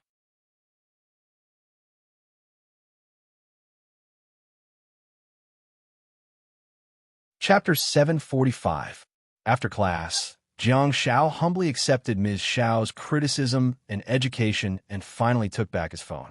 He carried his backpack and walked to the Wasteland Reclaimer's duty room in the administrative building while searching for information about the elite invitational tournament of astral pet trainers. Just as Jiang Xiao had expected, this tournament was very famous in a certain group of people, but for the majority of people in the world, this tournament was relatively unfamiliar. There was no broadcasting or anything like that. It was not a commercial event, but a product of a small group of people in Europe. Those participants were not short of fame or money. They played their own games and had a natural sense of superiority. They would not allow people from other classes to interfere with their games. There is no such thing as the Astral Pet World Cup in this world. Some of the more advanced countries had entertainment competitions for astral pets, but they had not developed to a world-class level. In Huaxia alone, there were commercial entertainment competitions for star pets. There were duels between star pets, team battles between two-star pets, one-on-one battles between two-star pets, one-on-one battles with one-star pet, two-on-one battles with two-star pets, and of course, there were pure team battles between four-star pets. As for team battles between 4 people and 4 pets, it was relatively rare both at home and abroad. After all, people were there to watch competitions, to kill time, and enjoy life. If you dazzled them and they couldn't watch at all, then why would they even bother to watch? In Huaxia, the mode of team battles between 2 pets was the most popular and the ratings were much higher than other modes. The Elite Invitational Tournament in Europe adopted this mode, team battles between 2 pets. In other words, humans were not allowed to participate in the battles. It was purely team battles between astral pets. Jiang Xiao looked at the information on his phone and couldn't help but purse his lips. The European competition was organized once every 3 years, which was quite decent. However, there were few videos and only a few pictures of the competition. It didn't matter if the astral pet dude didn't show up. The key was that many of those who had astral pets were people of high status. It was not suitable for them to be exposed on the internet. While reading, Jiang Xiao walked into the duty room and handed over his duties to several Wasteland Reclaimers instructors. What are you looking at? A big hand pressed on Jiang Xiao's shoulder and a head poked over. Why are you so engrossed? Jiang Xiao caught a whiff of smoke and answered, I'm looking for something fun. Gu Shiren read the text on his phone. Elite Invitational Tournament of Astral Pet Trainers? What kind of competition is this? Is it a new one? Jiang Xiao said, it's a small competition in Europe. It's not very well known. Gu Shiren threw his backpack on the table and plopped down on a chair. Why are you looking at this thing? Don't tell me you're participating. Jiang Xiao said, who knows? Jiang Xiao then put away his mobile phone. Who would have thought that just as he put away his phone would buzz again? Jiang Xiao took out his phone. He thought that would be Prince Binuo, but he realized that it was Hai Tianqing. Jiang Xiao picked up the phone and said with a smile, Hey, groom, you're getting married in a week? Congratulations. Hai Tianqing smiled and said, Thank you. How is it? Have you applied for leave? Jiang Xiao said, Just tell me where it's done. It's normal for me to go on holidays in school. It'll be strange if I come back to school. Gu sure and nodded in agreement. Haha. On the other end of the phone, Hai Tianqing laughed and said, Number 23, West Isles, Tree Island. Jiang Xiao was a little dumbfounded by the place. West Isles. The West Isles in Xiongzhou province? Hai Tianqing said, Yes, that's it. Feeling troubled, Jiang Xiao asked, How do we get there then? Shall we fly to Xiongzhou province first before taking a boat? Hai Tianqing said, Yes, you can just come to Deer City in Xiongzhou province. There'll be a helicopter to pick you up. Come a few days earlier. Your teacher Fong misses you too. Oh my goodness, impressive. There's even a helicopter to pick me up? Jiang Xiao suddenly thought of something and strode out of the duty room towards the small door on the west side. He said softly, By the way, are you going to invite your other two students, Han Jiangxue and Xia Yin? Hai Tianqing said, I've already told your sister. Didn't she tell you? You guys have to come. I hope you can be witnesses. Jiang Xiao was speechless. Poor Hai Tianqing. His wife's parents pressured him not to get married and hence, he couldn't get any support. He used to be a guardian of the night and was expelled from the team because he violated the rules. Jiang Xiao believed that Hai Tianqing definitely had many brothers in the team, but due to certain reasons, Hai Tianqing probably wouldn't go and look for them. Jiang Zhao's team consisted of the first batch of students that he had been leading, while Hai Tianqing was leading the second batch of students. He reckoned that they had yet to graduate from high school. Apart from his parents, Jiang Xiao reckoned that they were probably the only ones who would go. It wasn't that Hai Tianqing didn't have any friends, but once he joined the Guardians of the Night, especially the light-chasing team, he would probably only be left with his comrades. The warriors under second last command all year round only had a few people around them, and they were either carrying out missions or on standby. Due to the fact that they were on missions, they rarely contacted their families. How could they be like Jiang Xiao who wandered around for people? Is Li Wei going too? Jiang Xiao asked. Yes, it's June 23rd, just in time for your final exams. I chose this date. Hai Tianqing said apologetically. Jiang Xiao interrupted Hai Tianqing and said, That's not right. How can you choose a date for marriage for others? You guys said on June 23rd, so it must be an auspicious day. It's a joyous day for you guys to get married. You guys are the oldest today, so your family and friends have to follow your lead and think of a way to get married. As for those who can't go, Hai Tianqing asked, What's the matter? Jiang Xiao said, It's fine as long as the money is in. Hai Tianqing got so anxious that he said in his native dialect, I don't want your money. You have to be the one who introduced us. You're the one who introduced us. Jiang Xiao chuckled, but he secretly complained in his heart, You're the northernmost person, yet you brought a northernmost girl to the southernmost island to get married. How scared are you of your father-in-law looking for you? Is this Shrimpy? A gentle female voice came from the other end of the line. Yes, it's him, Hai Tianqing said, but his phone was snatched away. Fang Xingyan asked, Xiaopi. Jiang Xiao hurriedly said, Hello, Teacher Fang. Speaking of which, both of you have taught me before. Nominally, you're both my teachers and I can address you as master. Here's the problem. Fang Xingyan smiled. There was a special gentleness in his smile. What is it? Jiang Xiao asked. Who's masteress then? Haha. Fang Xingyan covered her mouth and laughed. You can call him Masteress Little Hai from now on. Little Sea Lion, Masteress, all right. It's decided then. I'll call him Little Sea Lion from now on.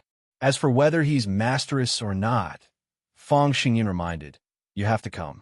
Come in advance. Tell me the time, and I'll send someone to pick you up. Okay, I'll see. I'll discuss it with Han Jiangxue and Xia Yin later. I'll then text you guys back and tell you the exact time of arrival. Jiang Xiao looked up at the electronic clock hanging in the duty room. It was June 15th. That's settled then.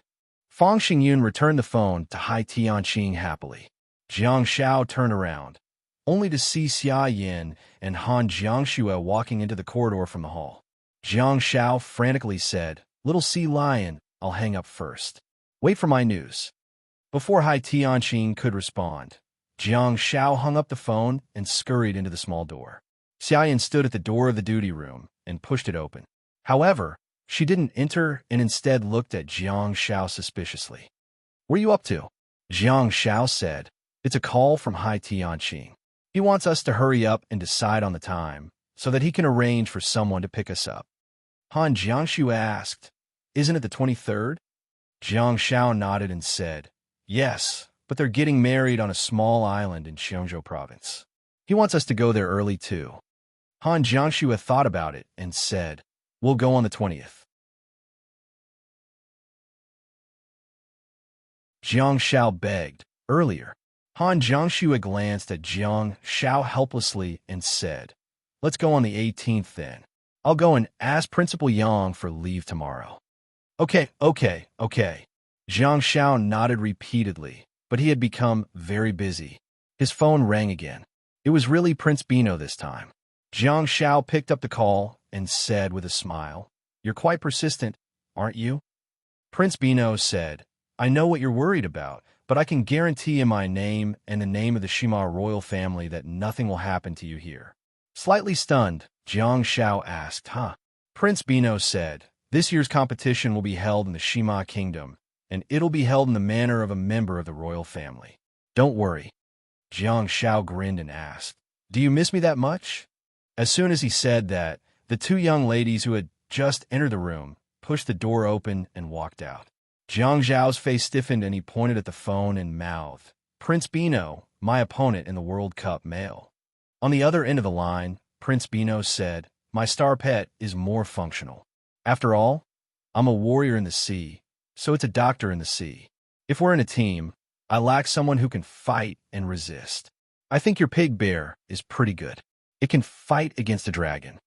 Jiang Shao was instantly unhappy and said, "A doctor in the sea? Is there a water venue for the competition?" Prince Bino said, "Well, no, it's all land battles." Jiang Shao said, "Then what are you still playing for? How is your star pet going to come out? You want me to fight two at once?" Prince Bino said, "It's amphibious. It can go on land, but it's a little slower." Jiang Shao was speechless. Prince Bino said, "Your pig bear is so big. I'll just carry it. If it doesn't work, I'll just tie it around my neck like a scarf." Jiang Shao asked, "What kind of star pet do you have? A sea snake?" Prince Bino tried to hide his words and said, "Something like that. You'll know when you come." Jiang Shao scratched his head. It was hard for him to refuse such hospitality.